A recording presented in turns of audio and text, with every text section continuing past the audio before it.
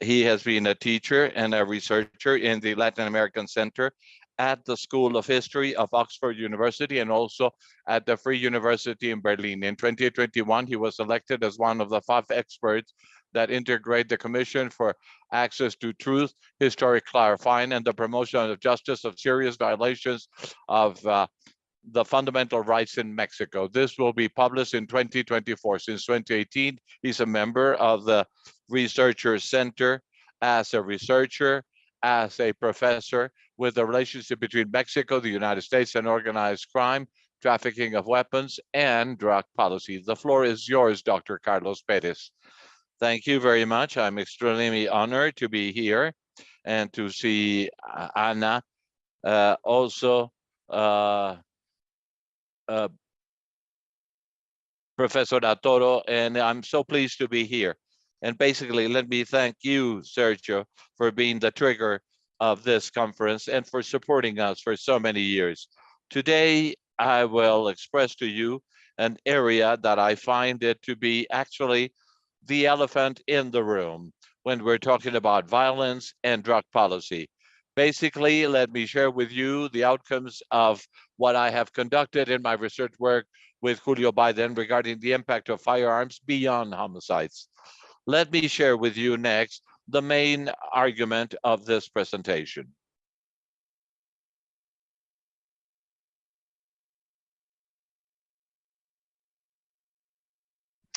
Could someone help me out, please? I had already tested it. Very good. Well, this is the core argument that I want to present you with. The impact of firearms in violence within our country goes far beyond the area of homicides. Even more, just to think about armed violence in terms of homicides is a methodological and conceptual mistake from my point of view, that it really makes things blurry. In Mexico, whenever we think about violence, we do measure our best indicator, and it's always homicides. Well, all of the research work in regards to crime and violence in Latin America and the world, what this is aiming to is that in every circumstance, homicides are an indicator of something, but as a whole, they cannot actually identify the concept of what violence is or what social violence is. Given the research work that we have conducted, while homicides, more so within societies with high indexes of organized violence, in these type of cases, there are peaks, there are ups and downs. So these homicides process moves really quickly, while the rest of the crimes, thinking about sexual violence, crimes perpetrated to pedestrians, these is always moving in a less obvious way, with less peaks and with far less problems. Homicides are behaving differently. We should have to have data about homicides are acting and how violence is reacting. And I mean, this has radical differences. This is the conceptual framework in which I will be sharing with you the following outcomes of my research work. When we think about violence, we normally think about homicides, and what Eugenio Biden and I think, we should start establishing different types of priorities that have to do with other violences, that have to do with the arm issue, and also the fact regarding the people that have been wounded by a bullet shot, but they do not die. Bullets that do not kill you, that is what we call the elephant in the room. What am I talking when we're talking about people that have been wounded with firearms? Survivors of a bullet impact that in most of the times have physical and mental consequences that prevent them from having a normal life. These people that have been wounded by a bullet are completely absent of the public discussion. They're totally absent of the reports and even of the academic discussions. And of course, they're also afar from any national record regarding health in our country. It's an enormous elephant in a room that becomes tighter and that leads us to consider this. Let me insist, those people that have been wounded by bullet, they're in existence for television, journals, and official reports in the academy. And well, it's urgent to consider this, and this is a core element of my presentation in the following minutes, not only given ethical considerations, but we have to care as a society the most vulnerable people, but it's also including public policy elements, because if we look at those people that have been wounded by a bullet, we're directing our attention to the demographic group that is the most susceptible of being a victim and also a victimary. Those that have been shot by a bullet, they're more inclined to be re-victimized, that is, to receive another bullet impact or to perpetrate future violence.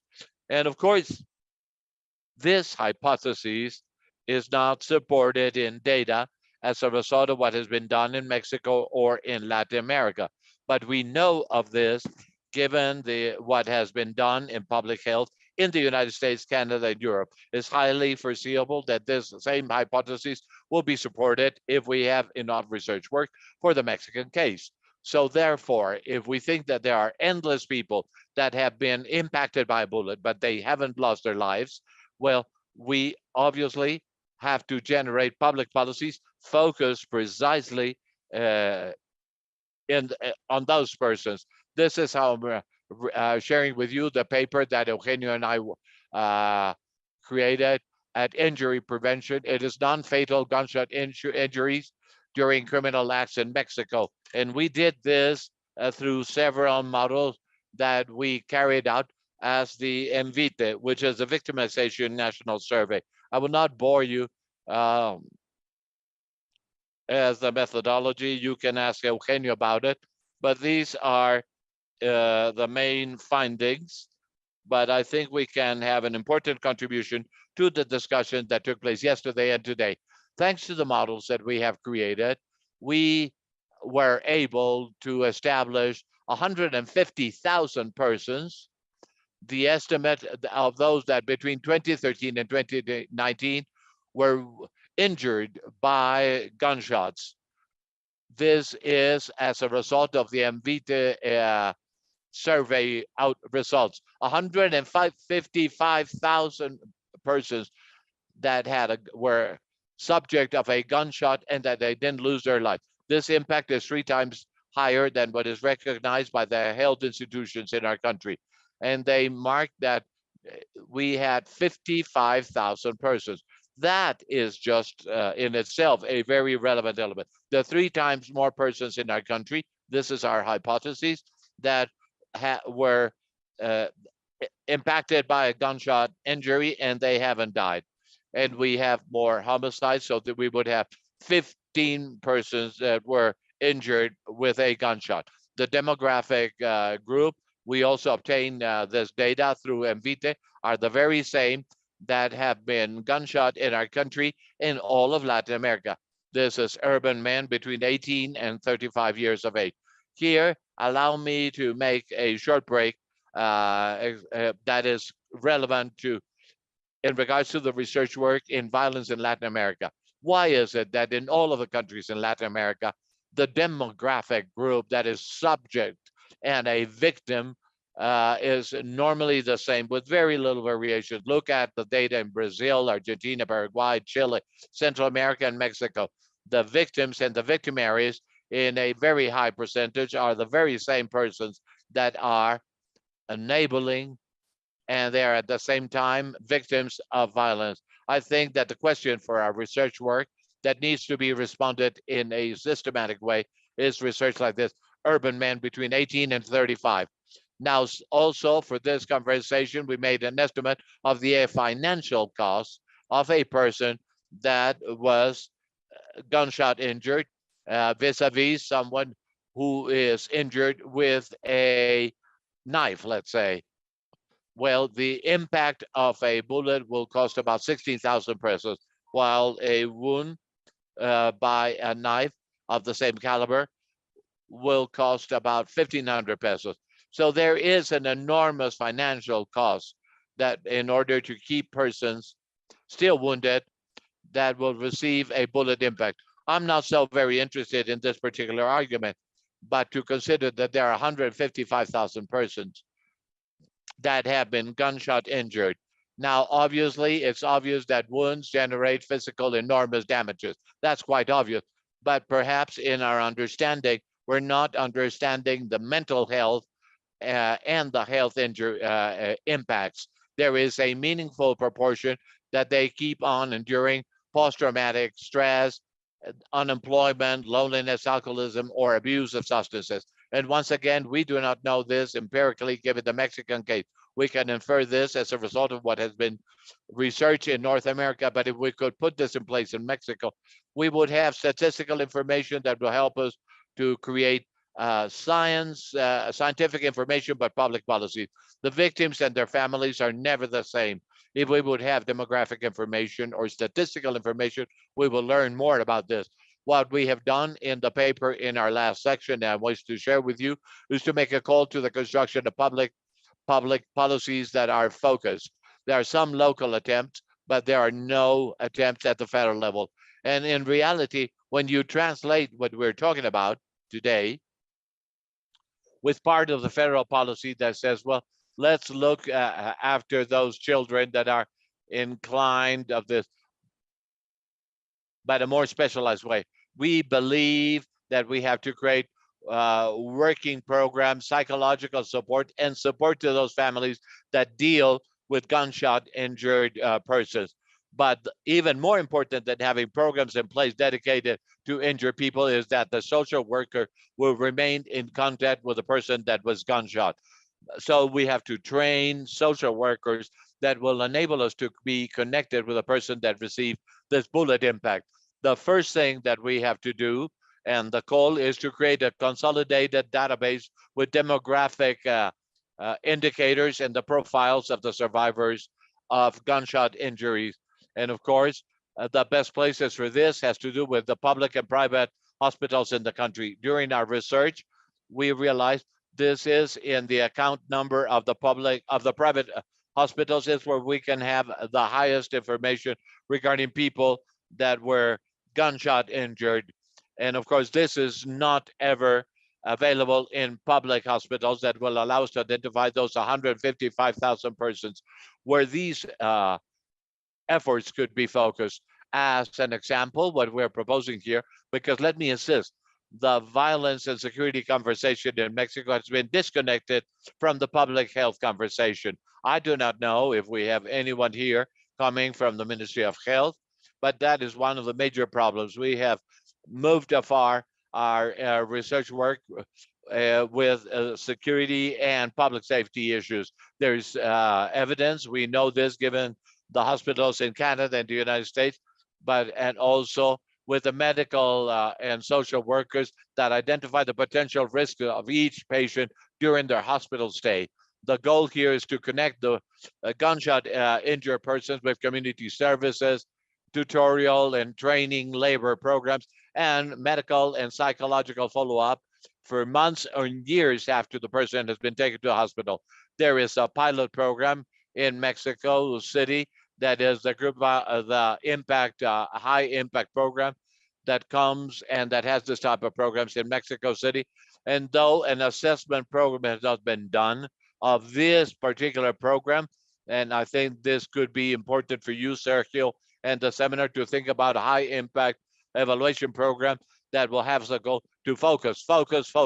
The idea here is common sense in the investigation regarding crime, which is 0.2% of the population is the people that are generating violence. The population in general is not generating violence.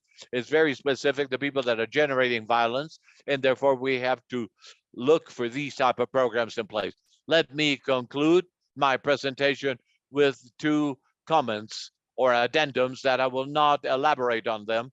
I can do it during the Q&A session, but in regards to this argument of going beyond homicides and then beyond the gunshot injured persons, and to share with you 2 or 3 findings in our research work that we have published, the availability of firearms and its involvement in the crime element. But we know violence is not necessarily a resource used in the legal market. In reality, illegal markets function better without violence than with violence. These are the outcomes that we have found. But nevertheless, it is also true that once that the criminal groups get a hold of a stock of firearms and violent infrastructure at their hands, these groups later on tend to have incentives for diversification. If they were dedicated to trafficking drugs, at the moment that they have firearms, they have all of the rational incentives to use all of this generated infrastructure to diversify crime and criminal activities. That's why we have to connect firearms and public safety in our country. If we avoid that these groups would get a hold of these firearms, it will be very difficult for them to diversify. That is the bottom of the idea of demilitarizing the organized crime. This is an idea that I shared with you in this paper and the availability in Latin American profiles, but we're generating the same evidence regarding the extortion crime. This is a paper that we'll publish next year. The second idea is an addendum to the core element of this presentation. The availability of firearms generates higher perceptions of lack of security. In the criminology journal, we publish this. People gather firearms, they purchase them, they acquire them precisely because they are afraid. But that acquisition of firearms, that it will create later on, are higher perceptions of a lack of security, lack of trust with your neighbors, the community, or the government officials. This is a call to a discussion in regards to violence that has to go beyond homicides, to a discussion that has to go far beyond. And let me insist, it is not only an ethical imperative to face violence, but we believe that it is also an intelligent public policy. Thank you very much.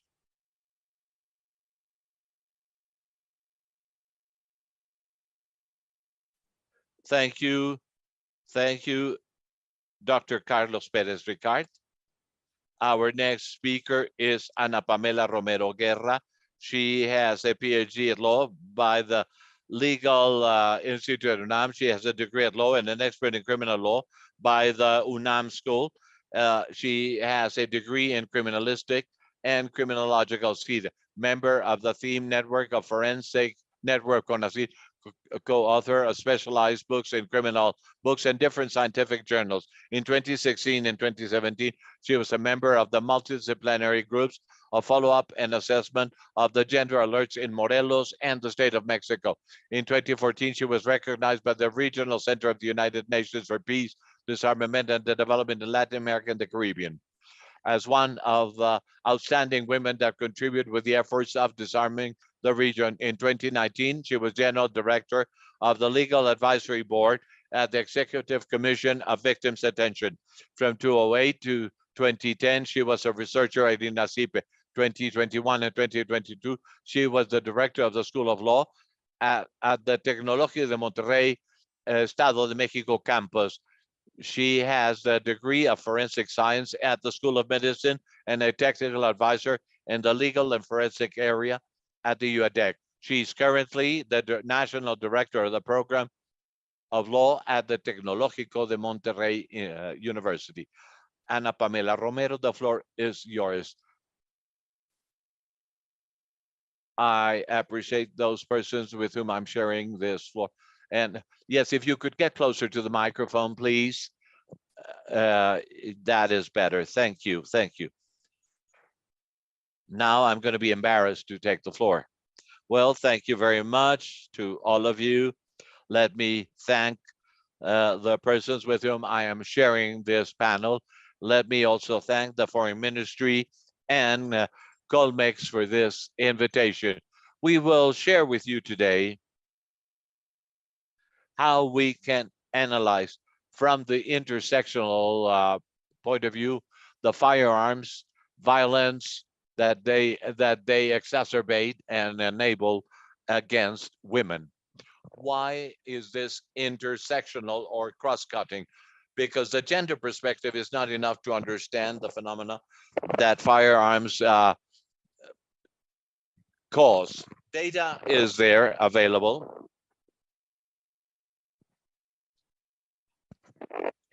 important research work, such as the one presented by Dr. Perez.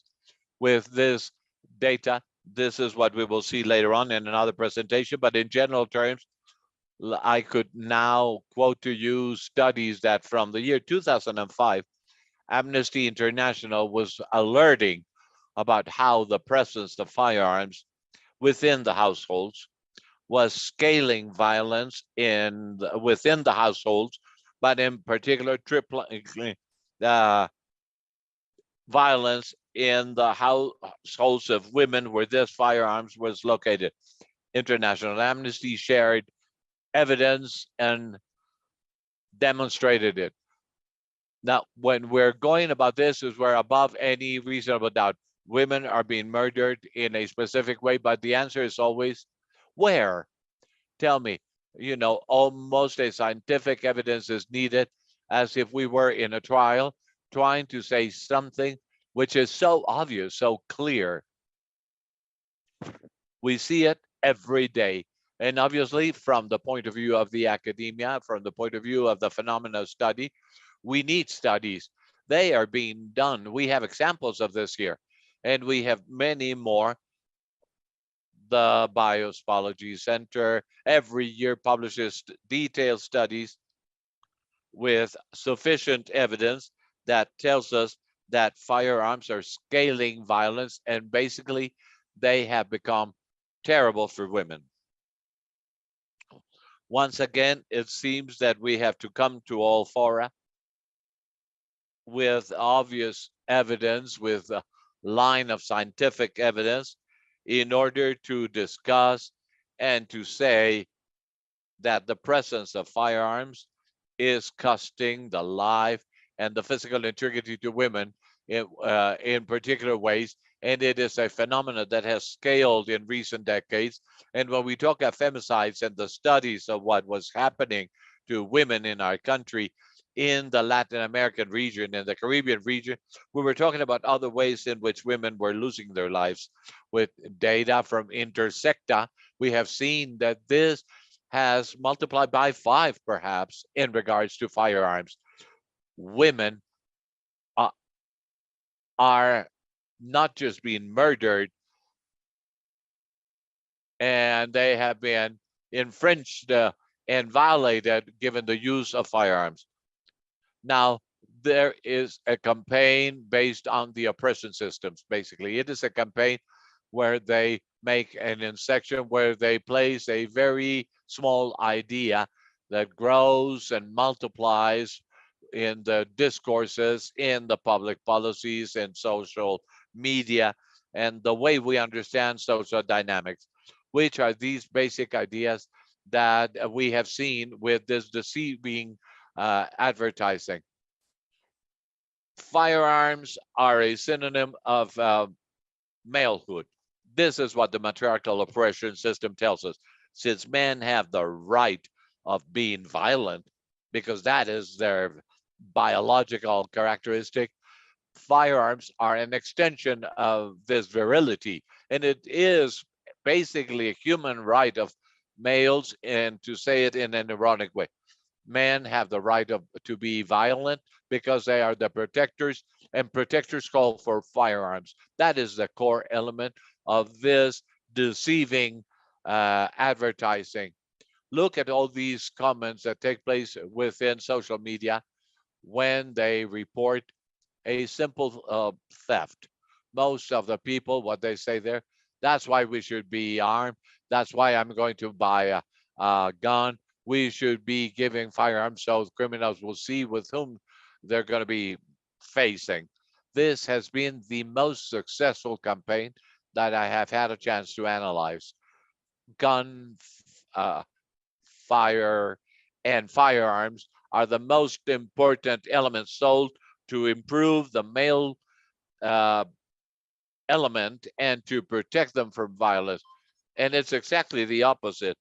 In accordance to what this data is telling us, is women are to be protected.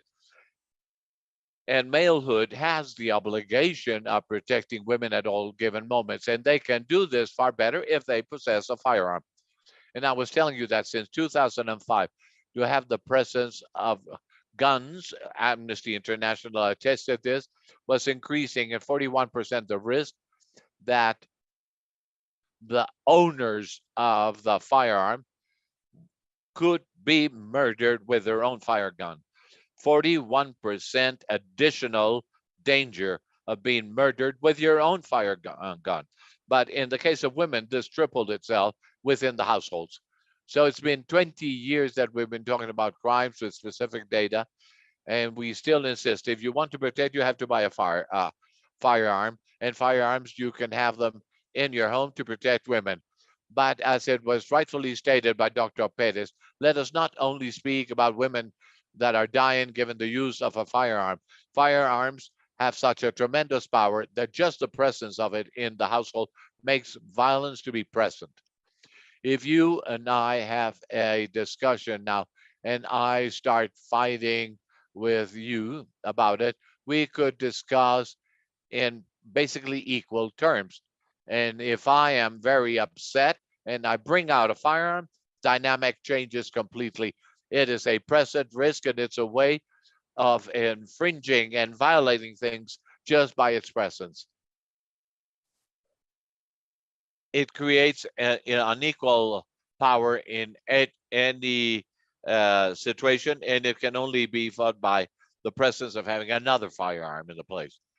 So deceiving advertising is telling us that we need to have firearms that will help us to protect ourselves and to protect women.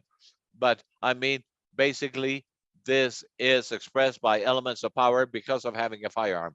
But it also is telling us that if we have them just here and we carry them, it's for our protection. We're not going to hurt anyone.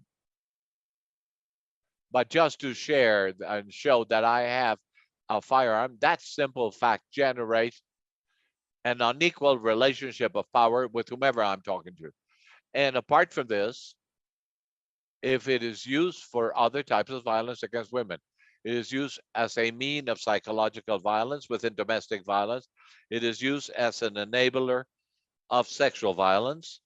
In many of the cases, they have found that the crime that was perpetrated, the criminal behavior that was perpetrated, was a house burglary, but criminals were armed, and if there were women there, that was easy, so they raped them.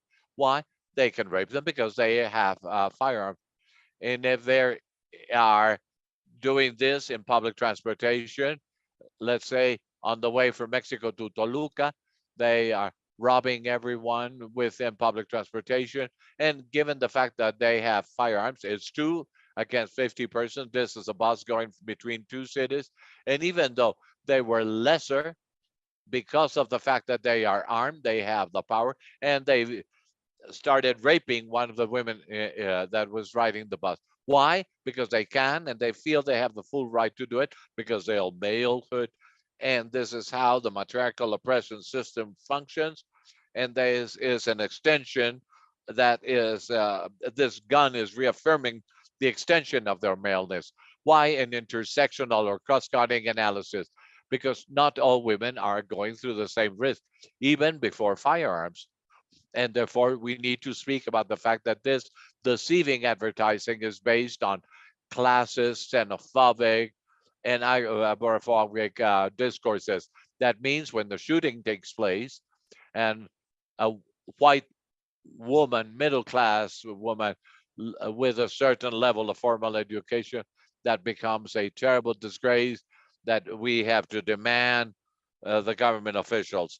But how many women in a street situation in poverty conditions related with organized crime, how many women that are sexual workers, trans women, lose their life constantly or are hurt, raped through the use of firearms, and nothing happens. We don't have this tremendous demands along this line. That's why it's important for us to continue producing data, studying to get to know this phenomena, and to have basically these disaggregated data. Who are the women that are dying? Who are the women that are being raped, violated, beyond their home. Which are the characteristics? Is there a specific age group? Is there a racial issue? Is there a poverty issue, class issue, formal education? We need to know this information, this data, in order to be able to counteract the negative impacts of this deceiving advertising campaign. What's the proposal? And a specific point that is related with the impressive work that has been done by presenting this legal claim against this firearms manufacturers in the United States through the Ministry of Foreign Affairs. The serious thing and the proposal. The serious thing is we're profiting with the deaths of women, and more so the death of women that are the poorest with less access to justice. And they're making money. As I was telling you at the beginning, we have the data, we have the studies. Companies that are selling firearms and that manufacture them, they know this data. They have all of the money and all the capabilities to read, to make a quick research, to approach experts, and recognize that what they sell, their product, is being sold irresponsibly, and that the campaign that they have created is costing the life to hundreds and thousands of persons, but in a very particular way, women's lives. Because also out in the streets, they have been an increase of violence perpetrated against women given the use of firearms, not only men, but they don't care. And not only they don't care, but they know that any step they take in regards to what we're proposing is a step back in their earnings. So they are profiting actively as we speak. They are making money through the violence that women are enduring within the streets, their homes, and all of the context of armed violence. And they just don't care. What's the proposal here? Not only to keep on creating scientific knowledge, but researching the crime with a gender perspective, intersectional analysis that will allow from the criminalistic research work to identify the context in which this violence is perpetrated against women with the use of firearms.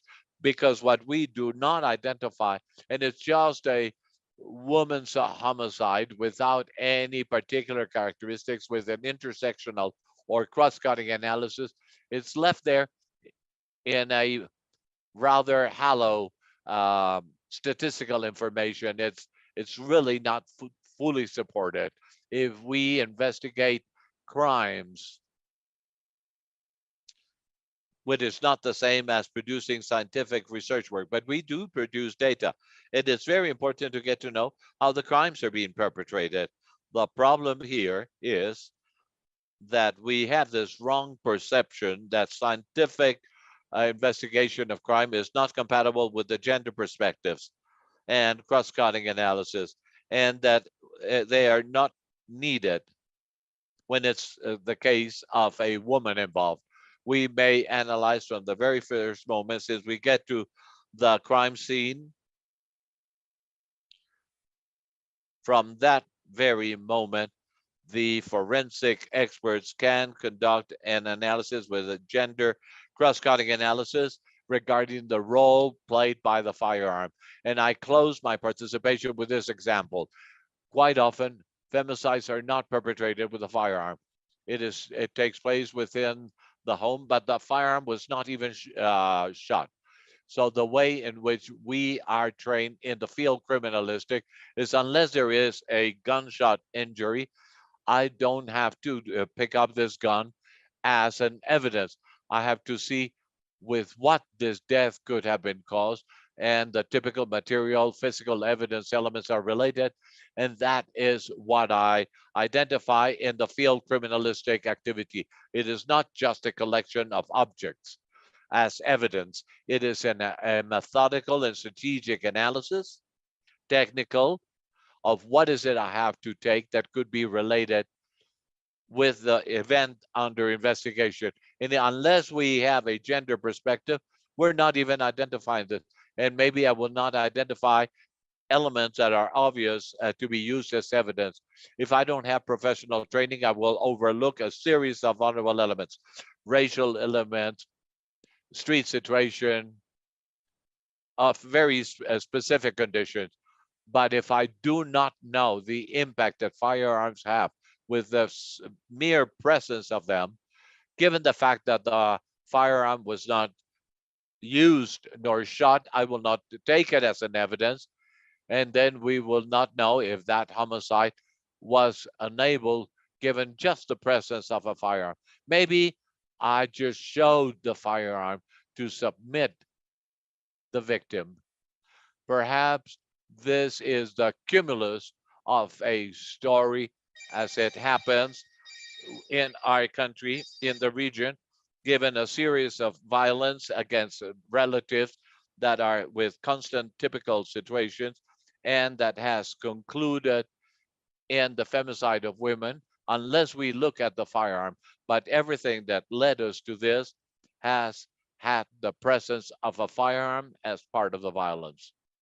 So if we leave this firearm and we leave the firearm there, we are leaving behind an important part of the whole story. We need to investigate the crime, understanding what happens with firearms. And we need even to expand this to the area of ammunitions. Ammunitions without, a firearm without ammunitions is useless. But we need to start talking about what happens with the ammunition trafficking, where they come from, why they're still being fed constantly. There are interesting works that the United Nations are doing through UNODC and other elements, but it's not only firearms, but ammunitions, and to see why they're here, how they're getting there, and why we're not knowing how to investigate ammunitions in the right way. We're not analyzing them deeply. And unless we know how to investigate crimes and we overlook the role that the firearm is playing in specific violence actions, then we're losing a very important opportunity, not only to approach to justice regarding basic and fundamental rights in regards to the victims, but we're losing the valuable opportunity of understanding what is happening, how the firearms are being used. And here, I would say, lies the key for this. We have to improve the crime investigation. Here, we will be able to approach reality, and if we're lucky, we will find creative and intelligent strategic ways, such as what has been presented by the Mexican government before the U.S. courts in regards to the firearms manufacturers, because firearms are a natural right that is protecting women of those persons that will break into our countries or places with all these xenophobic and racist points of view. And hopefully we will manage to eliminate the idea that this campaign has planted so deeply within most of the countries. Thank you very much.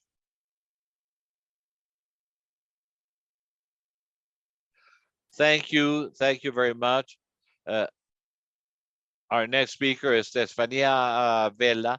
She will talk about guns and violence against women. She is a researcher and an activist in areas of equality, the right to know discrimination, and necessary public policies to make it accessible. She is the executive director of Intersecta, a feminist organization dedicated to investigate and promote public policies for equality.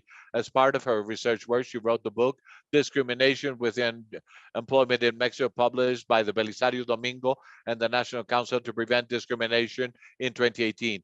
She also collaborated in the creation of the report, Keys to Understand and Prevent the Murder of Women in Mexico, with the sexual and reproductive area of CIDE. It was published in 2019. As a chair, she has given the sexual rights and reproductive rights at CIDE during 5 moments between 2011 and 2016. Within the CIDE, she was the academic coordinator of the Gender Diploma course, Sexuality and Law, given between 2015 and 2018. At ITAM, she taught the seminar Family Law in 2018. And together with Lucia Nunez, she coordinated the 2 editions of the seminar regarding criticism against feminist crimes at the Simone de Beauvoir. She has publishes at the New York Times, Nexus, Letras Libres, El Universal, Reforma, and others. The floor is yours, Madam Vela. Thank you. I thank you for being invited. It's a pleasure to be here at Colegio de Mexico. I'm still surprised to have this presential events. I still do not know how to calculate to come to these presential, and my apologies for being late. I would like to thank Colmex and the Ministry of Foreign Affairs for this event of 2 days to talk about a topic which is of relevance, of the impact that firearms have within the lives of persons in the country.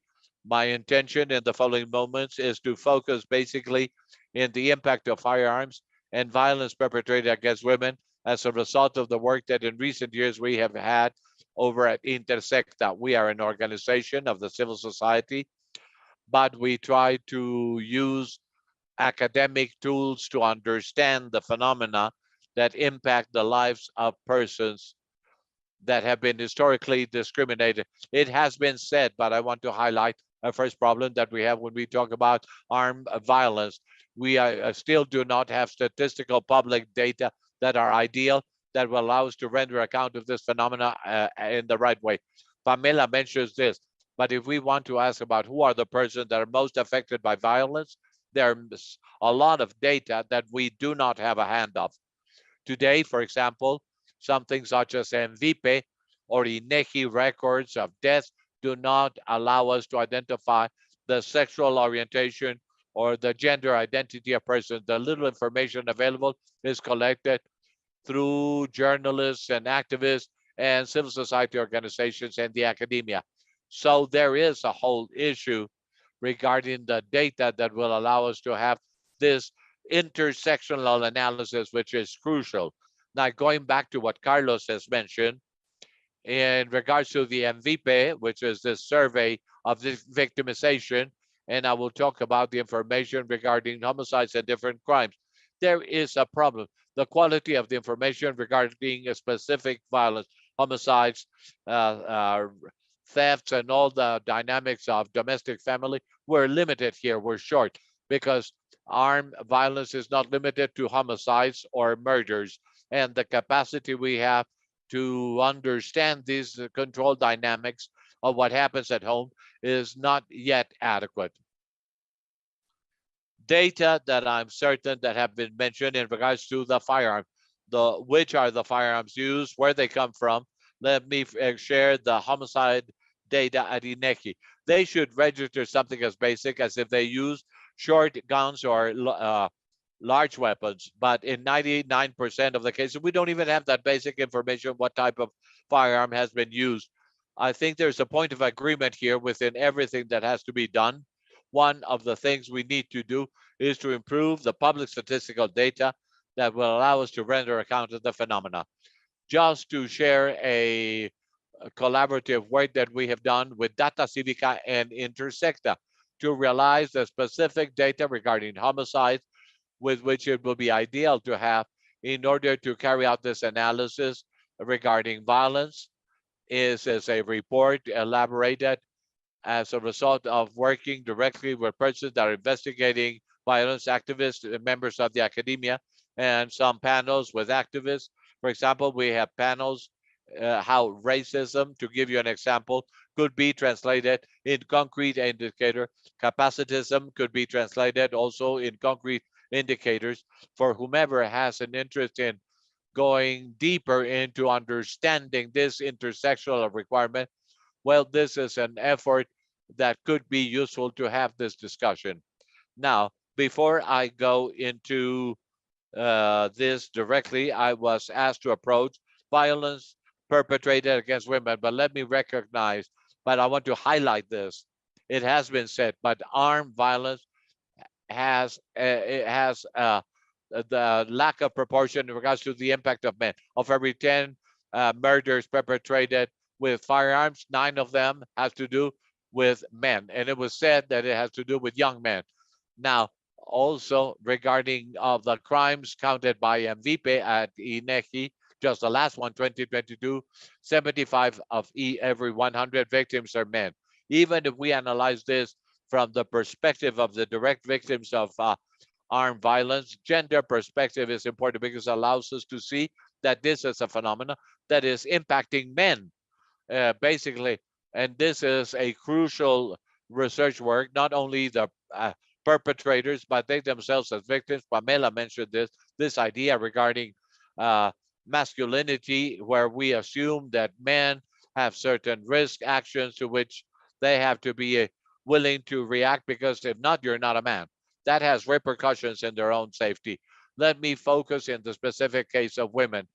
Let me refer to a study published in 2005.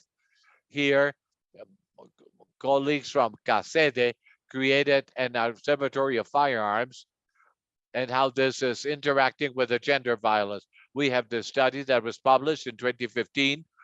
It is a study that approaches a short time, 2011, 2012, 2013. And it's very important because beyond homicides, and it tries to include information regarding other crimes with firearms that impact women. And it's also crucial to see how women are processed given crimes related to firearms. Another area in intersecta is the official imprisonment, that is a measure that has infringing, violating human rights by all international instances. And we have in our constitution, but I say this because it's been very interesting that much of this has been justified as what we need to combat the use of firearms, between quotations. So this is how we can realize how hard policies is one of the things that we should analyze. This has been mentioned by Pamela. The other element, which is important for the work that we do, is this study that is called Keys to Understand and Prevent Murders of Women in Mexico. And we use murders because we don't know how many women that are deprived of life are femicides or homicides. So these are women that lost their lives because they were killed. This is a study published in 2019, and it provides, by the use of the INEGI data, the patterns of murders of women between the year 2000 and 2017, where we identify the changes in the murdering patterns of how women are killed and the relevance that firearms have in these murders or homicides. What I have shared with you are updated data with a recent database. As a matter of fact, last week, INEGI published the last data regarding homicides. Why are we talking about homicides with a firearm perpetrated against women? Pamela has mentioned this. There is this idea that the ways in which men and women are killed are meaningful, different, in itself different. If you think about most of the femicides that have been brought to the media, most of them is not being perpetrated with a firearm. If we think about what happened previous to the pandemic, when we had the 2020 feminists, all of these were cases that had to do with strangling persons, choking them. Much of what has been said regarding murders of women, as homicides of women, highlight violence. And this has prevented for us to see with clarity the role that armed violence has taken in regards of homicides perpetrated against women. This is how men are killed, how women are killed from the year 2000 to 2021. You can see the orange color is those homicides perpetrated through asphyxia. This is through strangling. And in the case of women, it's much larger than in the case of men. This supported the idea that there are differences of how men and women are killed, but differences are not everything. There are many similarities. And what I want you to see is the purple color that has to do with firearms. You can see that the firearms are far larger in men than in women, but we can see how this has to, the purple has peaks, where firearms start representing more of the homicides perpetrated against men and women. But the change is more dramatic in women because we can see violence that is not impacting them as much or affecting them as much as it is now the case. But here we can see that the gender gap is closing. the same information that is focused in homicides perpetrated with firearm. Purple is women and green is men. You can see how the distance is closing. In the year 2000, of every 10 murders perpetrated against women, 3 were given the use of firearms, and now we have 6 of every 10 are perpetrated with the use of firearms. So that is the relevance that women, this has for women. It's not only the percentage, it is the index of murders perpetrated against men and women with firearms is a graph where more men and women are killed. But well, if you look at this, it seems that the women is a line, but you can see that the trend is quite similar. I mean, from being stable, we have this terrible explosion of violence. There's the first peak, it goes down, it goes up again, and we're now at that peak that seems to be, and this is interesting, the reduction in men is more dramatic in proportion than what is happening with women. Just this year, 2021, there was a reduction. But once again, this is telling us, and this has been said, much of the explosion of the murders in general have to do with all those homicides or murders related with violence against women in general terms. Now, the index of homicides perpetrated with a firearm in the main places where these are, which is out in the highways and the streets and within the home. For men and women, the highest is the blue, which is murders with a firearm out in the street. That is the enormous crisis that we see. But in pink, there are firearm homicides within the household, but slowly, and it is not stable. So this is the idea of how it is not only what takes place out in the streets, but how is this been translated into the household dynamics. This is something that we can see in the case of homicide. I cannot stop mentioning this, but men and women, given their age groups, and you can see here that in the case of women, the only age group for which firearms are not the most common way of murder are women above 71 years of age. But for the rest of the remaining groups, firearms are the #1 cause with which they are murdered. Even girls from 0 to 10 years of age are representing 3 of every 10. Obviously, there are differences in the age issue. What has been said here for young adults is terrible, but now we can see the impact here. This is for each of the entity, the percentages, and in the case of women for the last year, there are only 3 entities which women are not the state, Yucatan, Tlaxcala, and Coahuila, but it's the most common way in the 16 entities that represent more than half. And we have these cases of Zacatecas and Guanajuato that represents 8 of every 10. There are different federal entities, but that is a problem that is quite different in the different states. This study led us in Intersecta to look for different tracks. As you may see in the graphs in 2007, we have this breaking point, and we established a partnership with Laura Cuesta at CIDE. And when the study from CABLABE, she had published a research showing how the confrontations where the armed forces are involved became more common in 2007, and they were associated with an increase in homicides at the municipal level.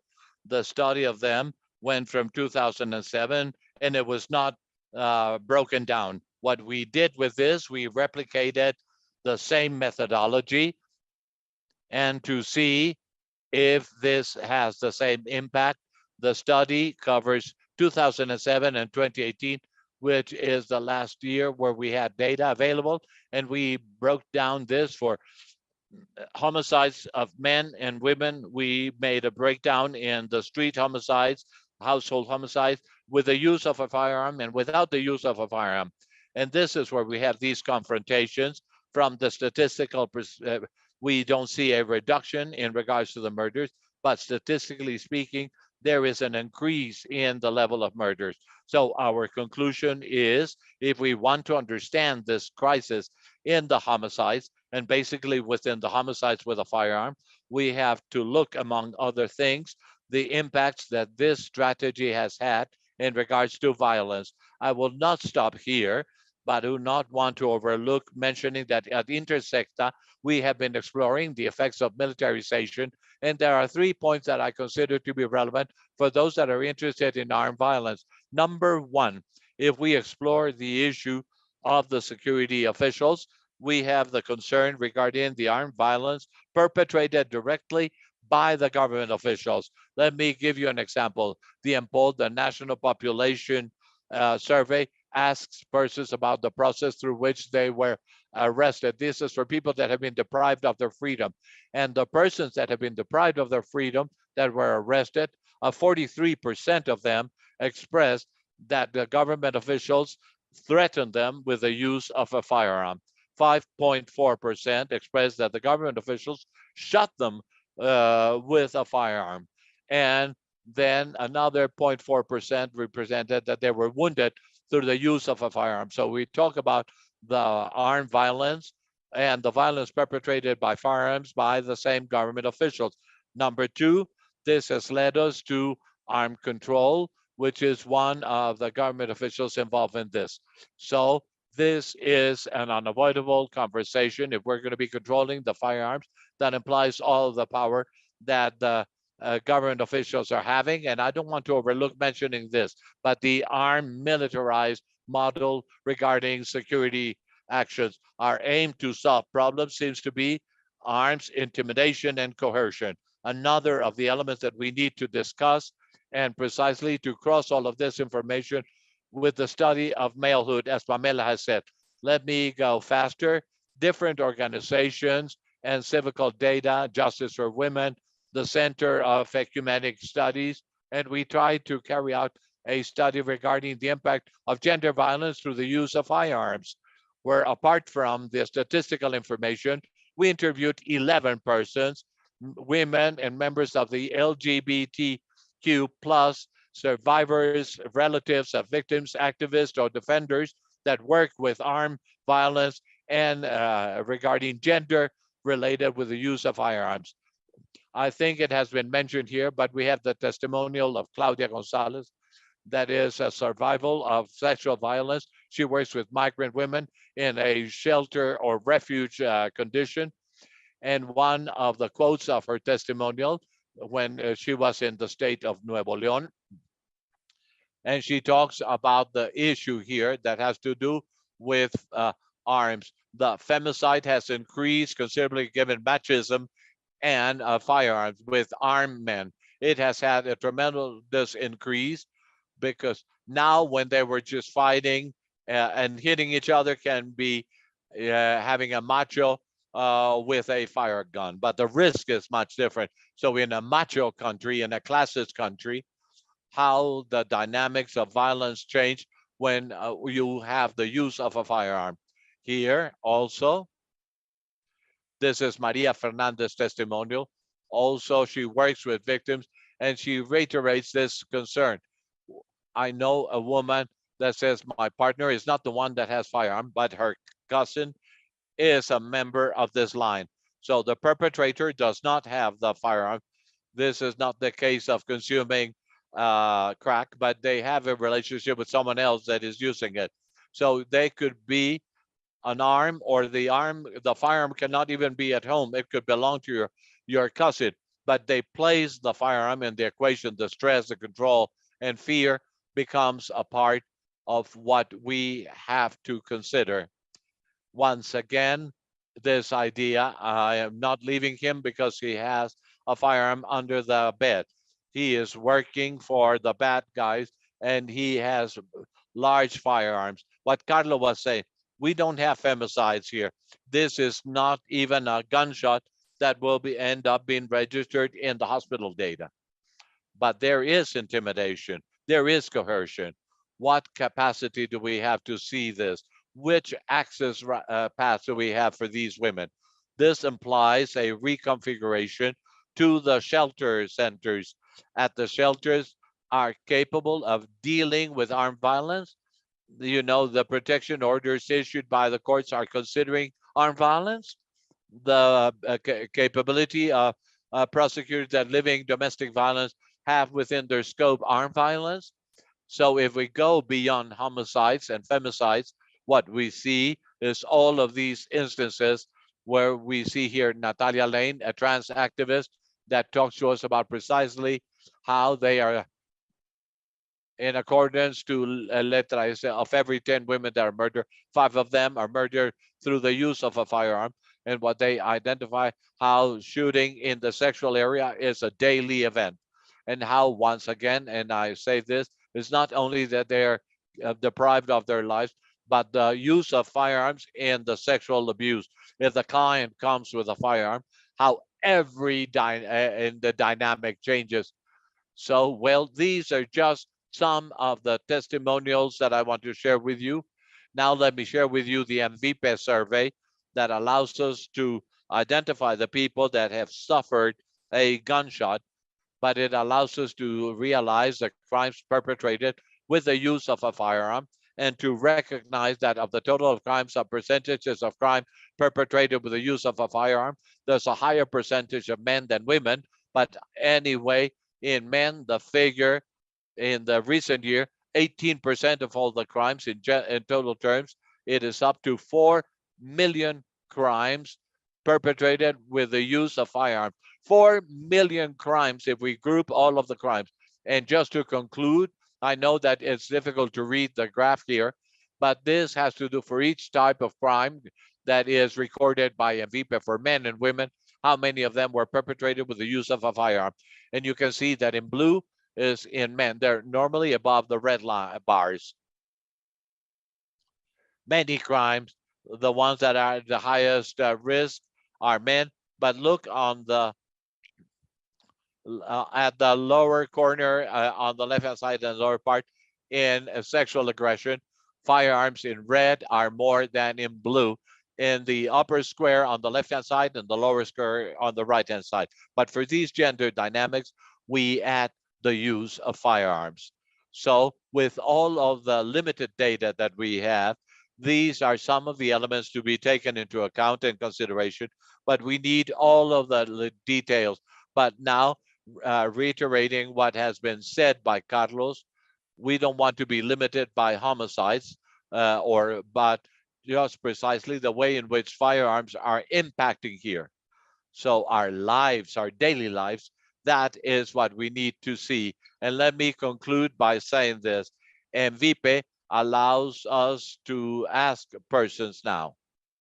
Now, have you realized when the crime was perpetrated? Did you see who perpetrated this crime? Was it a man or a woman?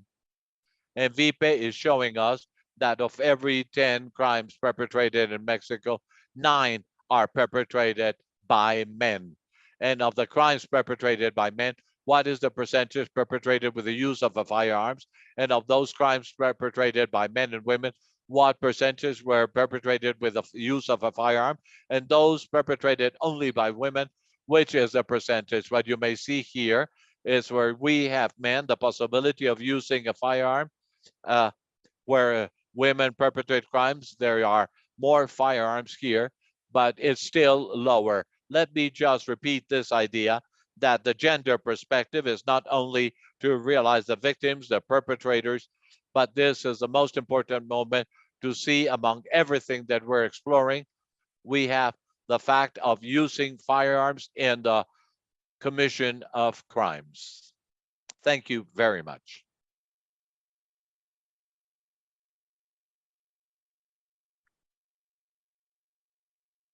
Thank you. Thank you. Let's go to our last speaker. Joni Cipollone will talk to us about narratives against trafficking of firearms from the United States and Mexico. Joni Cipollone has researched, written, and had advocacy regarding human rights and the demilitarization of policies in the United States for 40 years. He coordinates the project of Stop Weapons from the United States to Mexico. He was the head of the American Committee in California. His research is focused in the military assistance and the military bases of the United States, respect of human rights in Latin America. From 1989 to 2014, he coordinated programs in Latin America and research in the reconciliation process. He is a co-founder of the Colombian project of the peace group's Fellowship for Reconciliation. He studied literature at Harvard University, and he has written, Then There Was No One, Delays, Portraits of Guatemala, and then Portraits of Guatemala in 1987.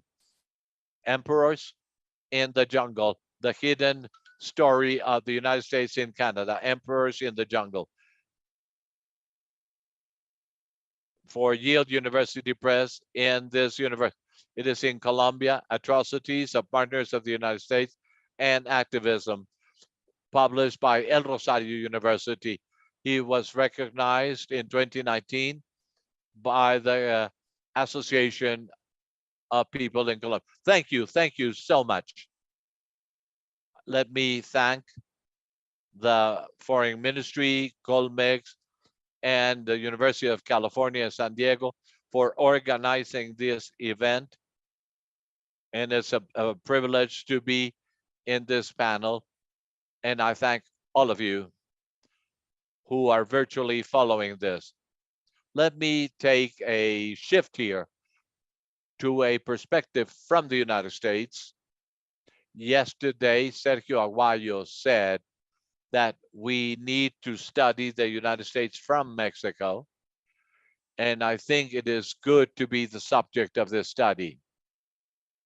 I hope that you can help us to understand each other better.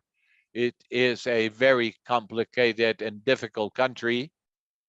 And I will talk to you not so much about the impacts of firearms in the United States, because Eugenio has talked about this and there are many studies, but I will center my presentation in the risk factors within the market of firearms policies in the United States and the risk factors that they represent, in particular for Mexico, but yet also for the United States of America. So then I believe that the legal claim presented by Mexico against the firearm manufacturer is focused in the fact of facing the foreseeable risks and certain market practices that are done by armories and by the firearms manufacturers.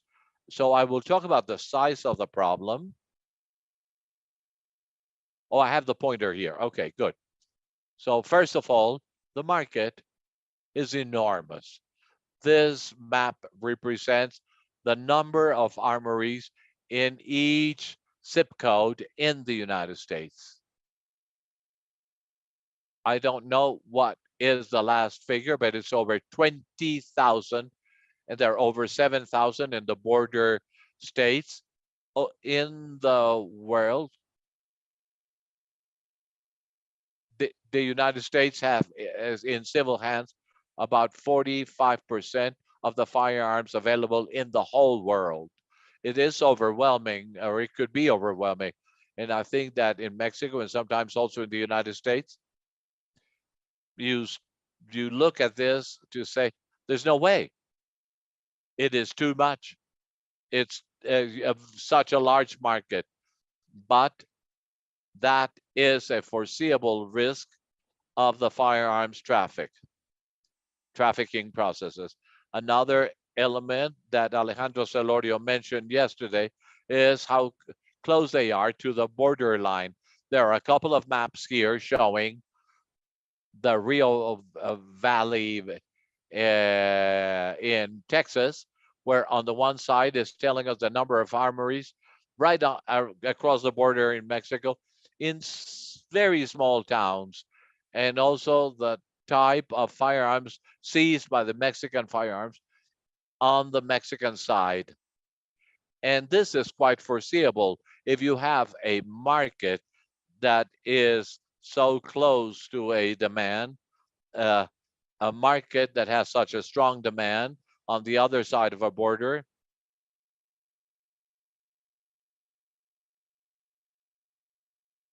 here, this is Laredo. This is an Academy Sports. That's a sports shop, and they sell ammunition. And this is, for example, a box with 400 bullets for assault weapons, just 2 blocks from the border. This is so common. This type of market that is so close to the border. It is a foreseeable risk. The military firearms sale. This is another point. So on the left-hand side here, this is a photograph at a gun show close to San Antonio in 2020. And the type that was selling this didn't even have a license to sell firearms. He didn't need it. So then he was selling them for $10,000. And I could actually buy it without any ID or whatever. And the other image is an armory very close to the border. And here at this corner, and we have a caliber 50 firearm. There are only 3 states in the United States that ban the selling of firearms that are of military use. So that is another foreseeable risk of the trafficking of firearms. Also here, we have chargers. We've talked about ammunitions. You know, the chargers that have high capacity, lots of bullets, lots of ammunition. Well, in a mass shooting or in an organized crime action, it's highly efficient to kill, but also to intimidate and to perpetrate any type of aggression. And they are also military tools, and they're quite available, highly available. That is another foreseeable risk. Another element here, and I know John Lloyd mentioned this here, is the individual purchase of a lot of weapons. On the left-hand side here, that is the front page of a personal record available in Amazon. If you want to compare this, it's only 80 pesos for practicing in a shooting polygon. I love one man and many guns. And the other one, the claim of Mexico against the armories in Arizona, is one of the examples of purchases by one person of lots of weapons. Of course, if a person is buying a dozen or 20 or 50 firearms in a short time, that represents a foreseeable risk for the trafficking of firearms. So here, there is an obligation of the armories in the United States that if there are multiple purchases of assault weapons or large firearms, they have to report this purchase to the agency in Washington. But it doesn't, the obligation of reporting does not go beyond this. Another has to do with selling firearms without reviewing criminal background. In a gun show here, this is the obvious example. In the study that Eugenio and Carlos published, we can see that every year there are over 2,000 gunshots, where in most of the cases, there is no requirement to have a criminal background checkout. So a man that has assaulted his wife or that has become a member of organized crime can buy firearms.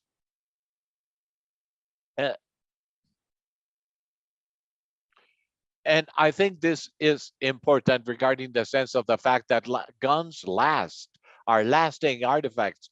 So I can be a legal person that perhaps I'm not even violent in a given moment, but if I put apart my firearm or if I give it to someone else, that firearm remains. So people change. People are not born criminals. They change. So it is very important to consider how firearms are here present to consider other strategies. Another foreseeable impact that has to do with the legal export of firearms. Well, we have in most of the states in the United States, we have this act. If you're going to buy a firearm, you have to go through a criminal background check before you purchase the firearm. But in the exporting of firearms from the United States to other countries, not only Mexico, but other countries, this requirement is not present. So then you could be exporting firearms to a private or governmental unit that has perpetrated violations of human rights, that has been connected with organized crime, that has deviated firearms, and you need not to detain them. So these 6 factors of foreseeable risks are all of them legal in nature. Within the United States, none of these practices is illegal. This is why there is a risk cocktail here, but it's really important to think about things that go beyond changing policies and even beyond litigations or court processes. We have to change the laws in the United States, but to change the laws in the United States, we have a rather paralyzed system, politically speaking, but then it is a long-term endeavor, and it calls to create political will from the bottom, from sectors that are quite diverse and that are of long term. They grow with time. Without this, I believe that the advances that we may have against the illicit trafficking of firearms from the United States to Mexico will be highly limited. I will stop for a minute here in one of these images, which is legal exports, because I know that no one else will talk about this here, but criminal background in the end user. We're talking about controls of users and criminal users. And let me share an example in Nuevo Laredo in the state of Tamaulipas. These are relatives of 8 persons that were massacred in 2019 by a unit of state policemen in Tamaulipas that had acquired firearms from 6 Hour in 2015 and 2017. They already had this assault weapons and commercialized from Sedena to these units. Then, after the fact that this unit was involved in this massacre, this is a copy of an invoice of the commercialized firearms by Sedena to the SSP, the protection unit in the state of Tamaulipas 2 months later, after the massacre. There was no control, even when a unit has been involved in a massacre, to stop the commercialization of firearms from the company in the United States through the use of Sedena, through Sedena, the Ministry of Defense, to those that have perpetrated these violations. There is a end user certificate that Sedena sends to the State Department, and in some cases to the Chamber of Commerce, that certifies who is the end user, because we have obtained hundreds and hundreds of copies of these certificates, and in all of them, with no exception, Sedena says is the end user. That's a lie. Systematically, Sedena is lying in regards to who is the end user for imported firearms to Mexico that will be commercialized to the policemen. What happens after this? Even after this, there's another massacre, once again, of the very same unit of SSP in Tamaulipas, and this time 19 persons, migrants from Guatemala, that were on the way to the United States. And in this given case, Sedena certifies the exporting company. Where are the firearms going? We have the evidence of the invoices, but there is also this certificate that is sent back to the company, but not to the US government, which is the institution, the entity that really has to be reviewing the licenses prior of sending the firearms. Okay, so then this is why we are proposing here that Mexico and the United States will call for actions from both countries. There is a control of the end users that will mandate that the institutions and the government to identify the real end users, and that will exclude units that have violated this. This is not unique to Mexico. It is a global problem, and it will have a positive effect at the global level. Number two, there is a perception that they will never forbid the assault weapons. There's never going to be an assault, another ban in regards to assault weapons in the United States, because this is something that has psychological impact that is very relevant. But the number of assault weapons used in violence events in the United States is very low. It's less than 1% of the percentage of victims. But in Mexico, it is a quite different role, because organized crime wishes to control territories, and to control territories or turfs, they use this tool, which is far more efficient than a shotgun. And then public's opinion in the United States has been changing. One believes that Texas is in favor, but in June of 2022, 4 months ago, a public opinion survey in Texas shows that there is a majority supporting a federal ban against assault weapons, which is higher than the percentage of approval of this at the national level. And this has grown in recent years. There is a Uvalde effect, because this was after the massacre perpetrated in Uvalde, Texas. But it's more feasible if we can manage to translate public opinion in political will at the governmental level, which is a very important element. This is also showing us that the Democratic Party, there is an overwhelming support to have a ban against assault weapons in Texas, and the same is at the national level. The third element that I want to mention here is in the United States, when there is a violent event, there is a record of gun violence archive, which is recording in real time all of the homicides with the use of a firearm in the country. And they use thousands of police sources and mass media sources, and it's been a very important element in regards to the coverage within the media.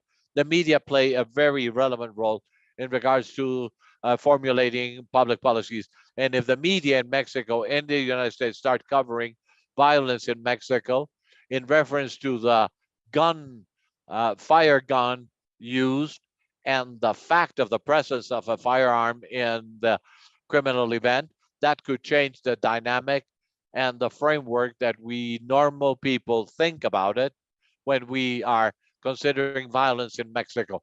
But, well, in Mexico, we don't have that type of records.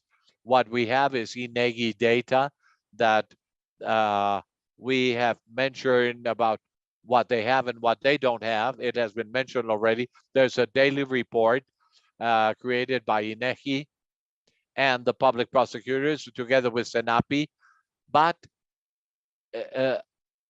they are not quoting nor the victims. SENAPI is not saying if it is related to the use of a firearm or not. And well, what I'm considering here and expressing is the idea of creating this type of records. Here, I believe that this would be a tremendous work, but I think it is feasible. And well, to conclude, let me report to you a summit for peace that many organizations are involved. There is a coalition that is Peace Without Firearms, coordinated by the Mexican Commission of Defense and Promotion of Human Rights, but with many other organizations of the academia, of different religious groups, churches, human groups, and also Intersecta is one of them, in order to organize proposals for this summit in February of 2023. There are also fora in the United States in September and February, with the idea of presenting a binational platform centered in how to face armed violence in both countries. It is the same firearms that are killing people, that are hurting people, that are manipulating people, they are violating people, and they are really taking away opportunities from people in both countries. So we therefore need strategies and proposals of public policies that could be practical, pragmatic, before the elections of both countries in 2024. The idea is to build this platform from the bottom and to present this platform to the presidential candidates here in Mexico and in the United States. So we invite you to this website and to also participate within this summit, because we think that only by working together with other countries, we can overcome this problem of the illicit trafficking of firearms. Thank you very much.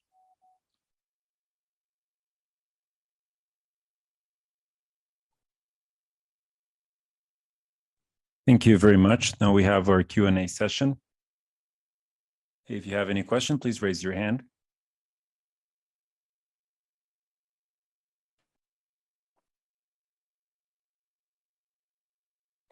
Well, my question goes to Dr. Carlos. We basically have been experimenting for 20 years in terms of armed institutional groups, from the AFI, PFP, the Federal Police, the Gendarmerie, the Unique Command, and now the National Guard. And their process of the mobilization are not very clear. Together with them, we have the recent incorporation of the Army and the Navy, and with the National Guard, this is the great debate that we have nowadays. Now, I'm stating all this context for one reason. You mentioned that there are 10 homicide and 15 wounded. This is the topic that you're touching on. It's not only about the lethality in terms of homicides, but also the permanent sequelae that people have to live with. Now, my question is if in the documentation information that you have, we know who pulled the trigger. Because if we know who pulled the trigger, and that's a person from the armed agencies of the government, any one of all the ones that I mentioned that we don't know very well how they are moved, or the ones that are currently existing, they do have a level of responsibility in terms of wounded and homicides. So the state of Mexico, the Mexican nation state, would have a double or triple responsibility for remediation of damages and for punishing the public officer, because it's a process that is very different than a wounded that is a gang member or a drug trafficker. And in the institutions of the Mexican nation state, although they do not exist per se, I would include the private security personnel that are authorized by the agencies in Mexico to know, out of all of these groups, which ones from the 10 dead people and the 15 wounded, which ones are responsibility of the state and which ones have to be treated differently. It's not that they are not going to be responsible for them, but in terms of how public policy is made, I think that's a great bias. One of them is if a drug trafficker would wound a third party, and this is closely related to what Dr. John mentioned. The people that were, unfortunately, in this case, not wounded, were killed, were state policemen in Tamaulipas. So to all the ones that I added, that I mentioned, we have to add the state police, the municipal police, and all of these institutions out of the 10 that people, like Dr. Estefania mentioned, the MVP would have their own limitations, but we could probably be more focused with that information in terms of making public policy to tend for those people that are left with sequelae or damages.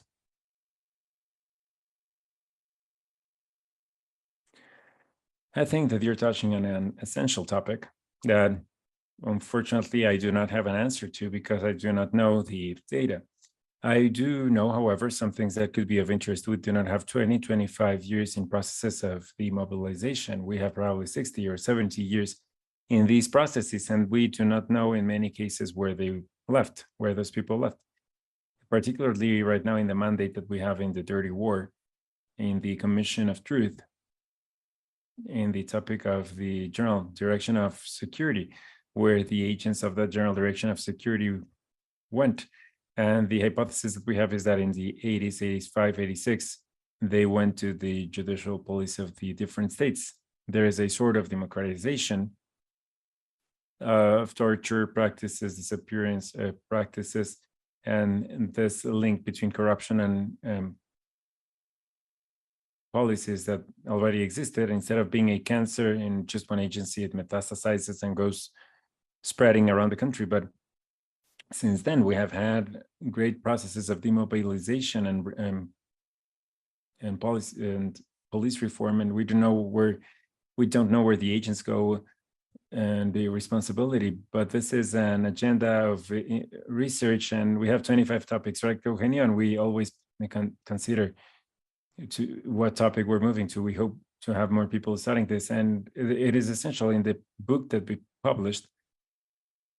With it 8 compared studies in 8 different regions of the world with 4 different teams of research per region to detect the common areas between Australia, parts of Asia, Europe, Central America, and South America. And in almost all cases, we found out that one of the 3 main topics in the region was private security and the regulation of weapons for private security members that usually go through circles, belong to the agencies of the state and stop being part of them. Then they become paramilitary or private officers, and we don't know where the weapons are left in the middle.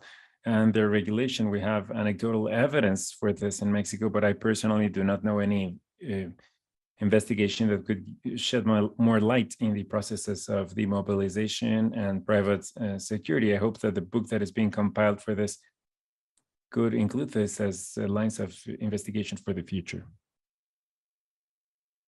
Thank you very much. Just one second. I think we had one question over here before. Yes, right here at the front.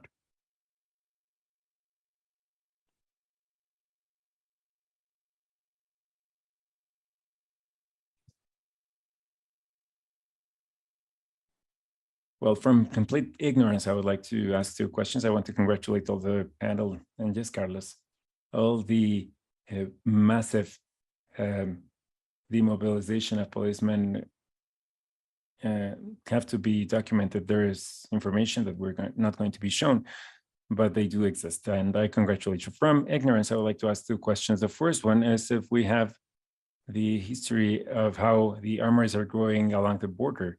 Since how long have they been concentrated there?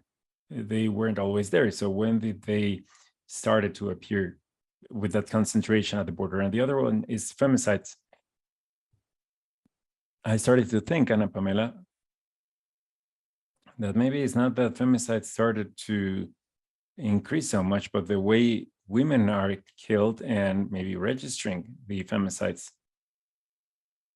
But if it's not the case, why is there an increase in femicides? Because it's my impression, knowing about the studies about violence in the Colegio many theses that women were killed with stockings and they were asphyxiated. But now if they are killed with firearms, we get more numbers of assassinated women, dead women. But why is this femicide increasing?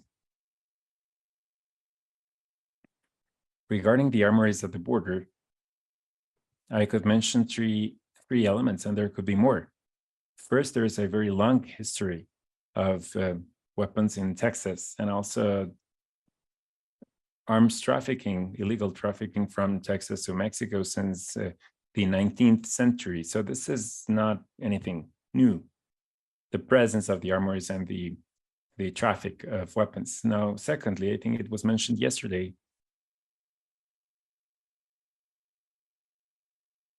the expiration of the prohibition of assault weapons in 2004 started all the market of assault weapons, assault rifles, and I think the entire market grew starting with this. And also the third factor would be the anti-migration discourse. And I think this narrative happens because I'm going to arm myself because the migrants are coming. Now, this year when the House of Representatives was considering a new ban on assault weapons, the Democrats would all support it, and the Republicans proposed an amendment saying that there was an invasion of migrants through the border, and the people at the border should be protecting themselves. So they would like to exempt 10 miles of the border with Mexico from that prohibition. So we want them to be armed. And of course, this would be a factor, a bigger factor for arms trafficking, because all the trafficking organizations would be very close to the border in terms of the offering, the supply. It didn't happen, thank God. But I think that this anti-migration discourse is raising fear at the border, and I think this is also a trigger. Thank you. I believe that maybe those are two phenomena that have been studied separately and they might be related. And I think that Estefania, since she's the expert and my reference, because I'm always basing my information of what I get from Data Civica and Intersecta, it is one thing that femicides increased, and we have enough evidence to analyze and review how there's been a shift and a change in the femicide phenomenon. But regrettably, in those registries, as Carlos and Estefania mentioned, it becomes complicated because we depend on the information that we get from fiscalias. And the fiscalias, or the attorney general's offices, are not necessarily the best, and this is counterintuitive, are not necessarily the best reporting information. And why is that? Because also the way femicide is classified continues to be a debate up to date. We still do not understand the difference between homicide and femicide. And we even see this in this excessive attention that the fiscalias are giving to the violent death of women. Statistically speaking, the violent death of women is when they do not die naturally. But violent death could be accident, could be homicide, could be suicide, or could be femicide. So what are they doing now? They are overcompensating. Now we're going to call everything femicide. And from the standpoint of the criminal investigation, it doesn't make sense to investigate crimes. We investigate facts that are relevant judicially. And in terms of evidence, we look for evidence to see if we can prove this penal classification or criminal classification. This isn't something that they have very clear at the fiscalias. Unfortunately, they are still saying, I'm going to investigate femicide or kidnapping or robbery. No, we are actually investigating facts. And the way the homicides are reported, well, there is a lot to do in that regard. I think that now that many interesting things are being proposed we should look at Argentina, who has a national observatory of femicides that is at the judicial power level, and they have been elevating the standards and the capacity of analysis and the demands to actually understand the femicide phenomenon and if it's happening or not, how it's happening, and to distinguish between the homicide of women and femicide. At the same time, what we see in the data of Intersecta and Data Civica and all the studies that we've been discussing, what has been increasing significantly is the way women are dying. As you mentioned, before they would be asphyxiated, or they would pretend it was an accident, they would push them from the stairs, or they would make it look like a suicide, or there were other methods. Why is it increasing? Well, there are many theses that have to be studied there, and I think that they are the ones that are being debated. One of the hypotheses is if we have more weapons, we have more that women, they are in their homes. It's easier to escalate violence with a weapon available, and it's much more lethal. It's what you mentioned before. If I have a blunt weapon, or if I have a fire weapon that is high caliber or long reach, the damage that I can cause is very different. We saw this when John mentioned this about Uvalde, Texas. It's impressive to see the damage that these kind of weapons can cause in seconds. This is a factor as well. And it's important to study this. What are those weapons that are reaching the homes?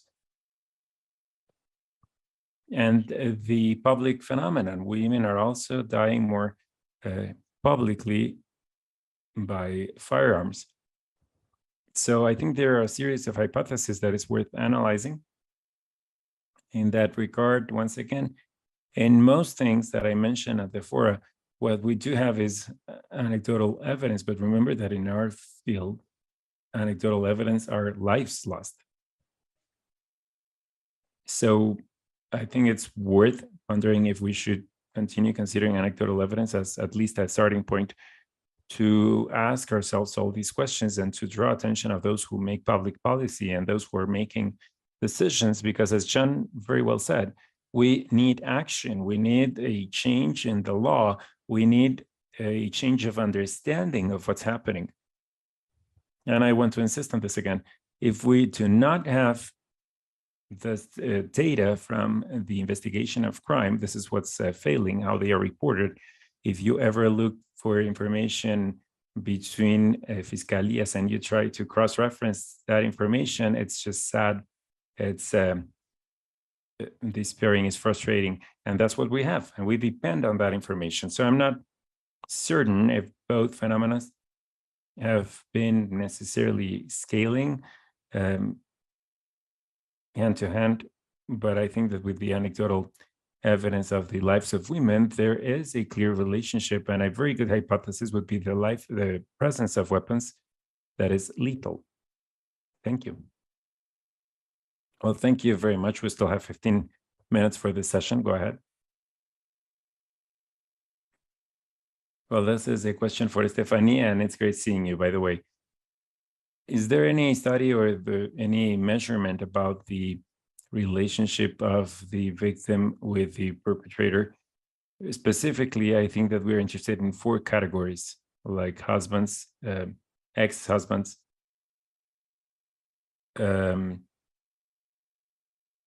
boyfriends or ex-boyfriends. And VP, I think, do not ask about that. They just ask if they're a neighbor or relative. Is there any other source to get that information for violence against women in Mexico? And if it doesn't exist, how can we make them include that at MVP? I think that's important.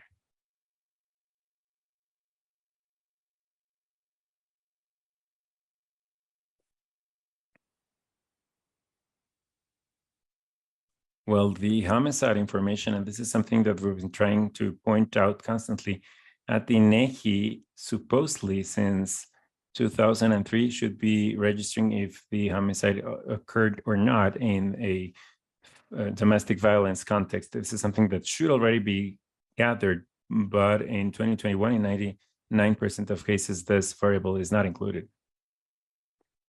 So this would allow us to show more context. You have the weapon and you have the relationship. Now linked to this variable, we have the relationship between the victim and the perpetrator, like a wife or husband or aunt or uncle or grandmother, grandfather. In 99% of cases, this is not registered. I'm pointing this out because this is an existing database with two variables that already exist and our work.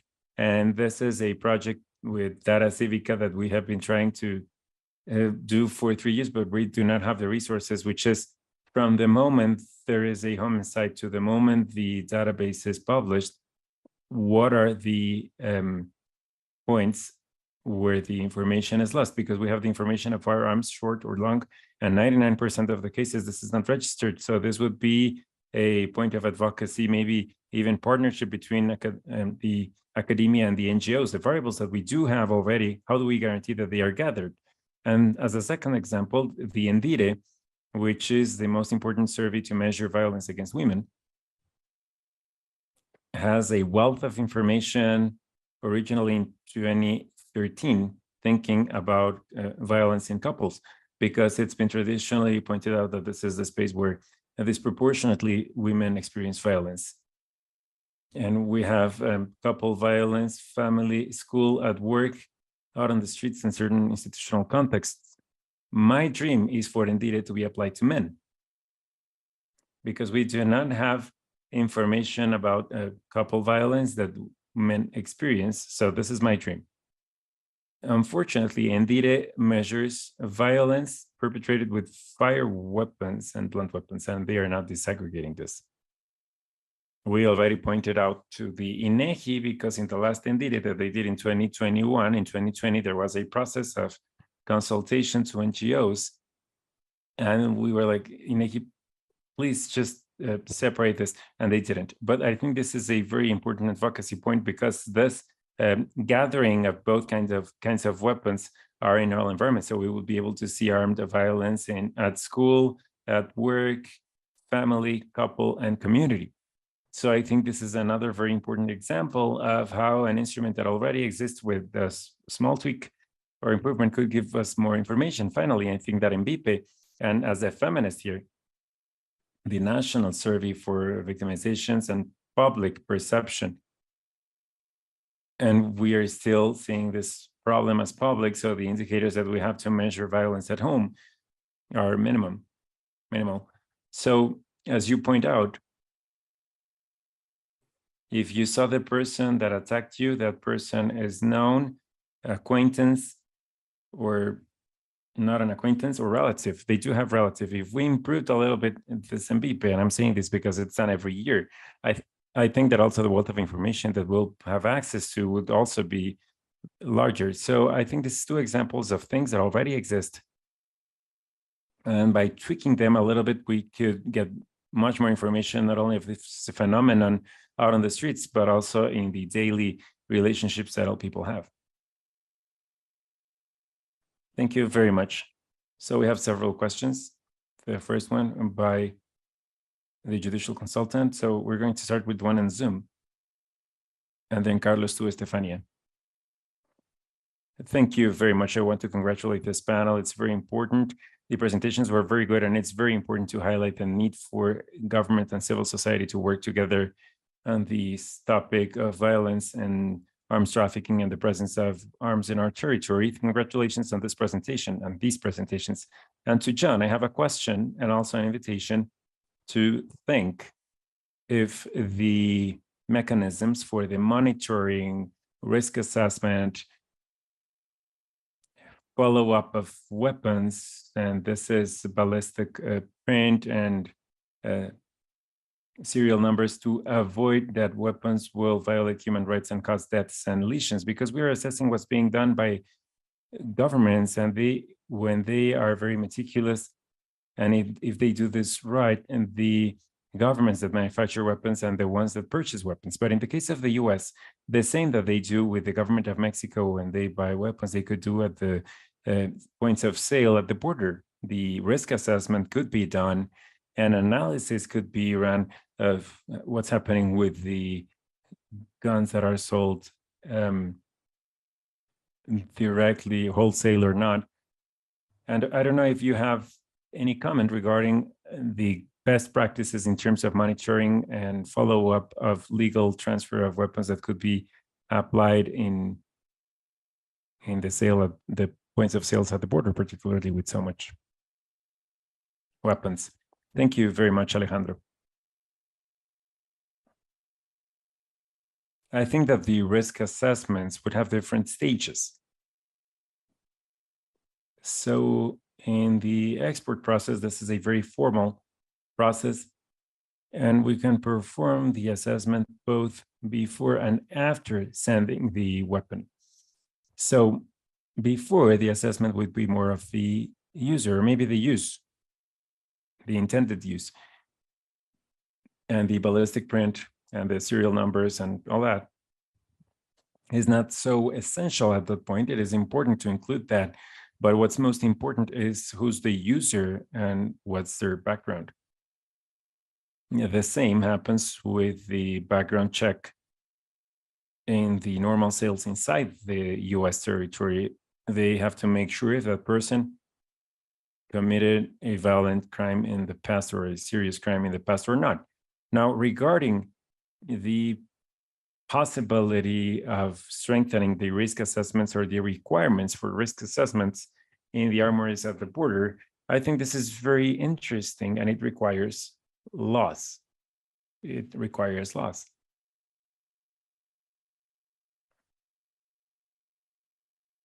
And also, fentanyl is not produced in Matamoros, at least not massively. It's not produced massively in Tijuana either. It is produced in a place far from the border and it's transported. The same happens with weapons. Maybe at the strip of the border, there is a more in detail check, but the market of weapons in Houston is just amazing, and Houston is not there. And also the diplomatic play between the US and Mexico. I hope that Mexico doesn't play the card of, okay, we'll continue checking all migrants and all the people that are arriving at the border. Yes, we are going to keep an anti-migration policy, but you have to establish an anti-weapon policy. I hope that Mexico does not equal the presence of migrants looking for refuge and looking for safety with weapons that are sold at the border and are intended to destroy and kill. So that, to me, is a little bit of the fear, the implicit fear of equaling weapons at the north of the border with the drugs or the migrants at the south of the border. Thank you very much. We have many questions. We have 4 questions, but we will only be able to answer one from Zoom, from Cecilia Farfan Mendez. And it says, thank you very much. This question is for Estefania and Ana Pamela. What would be the 2 urgent recommendations that you would make to the authority to include the gender lens in the measurement and response to violence?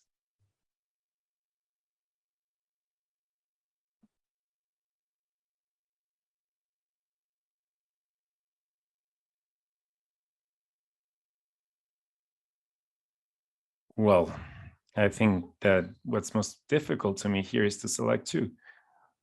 I would once again insist on improving the already existing data, like INVIPE, INDIRE, the homicide registry, and another one that I didn't mention, but that also has the potential to be improved, is the database of the Executive Secretariat.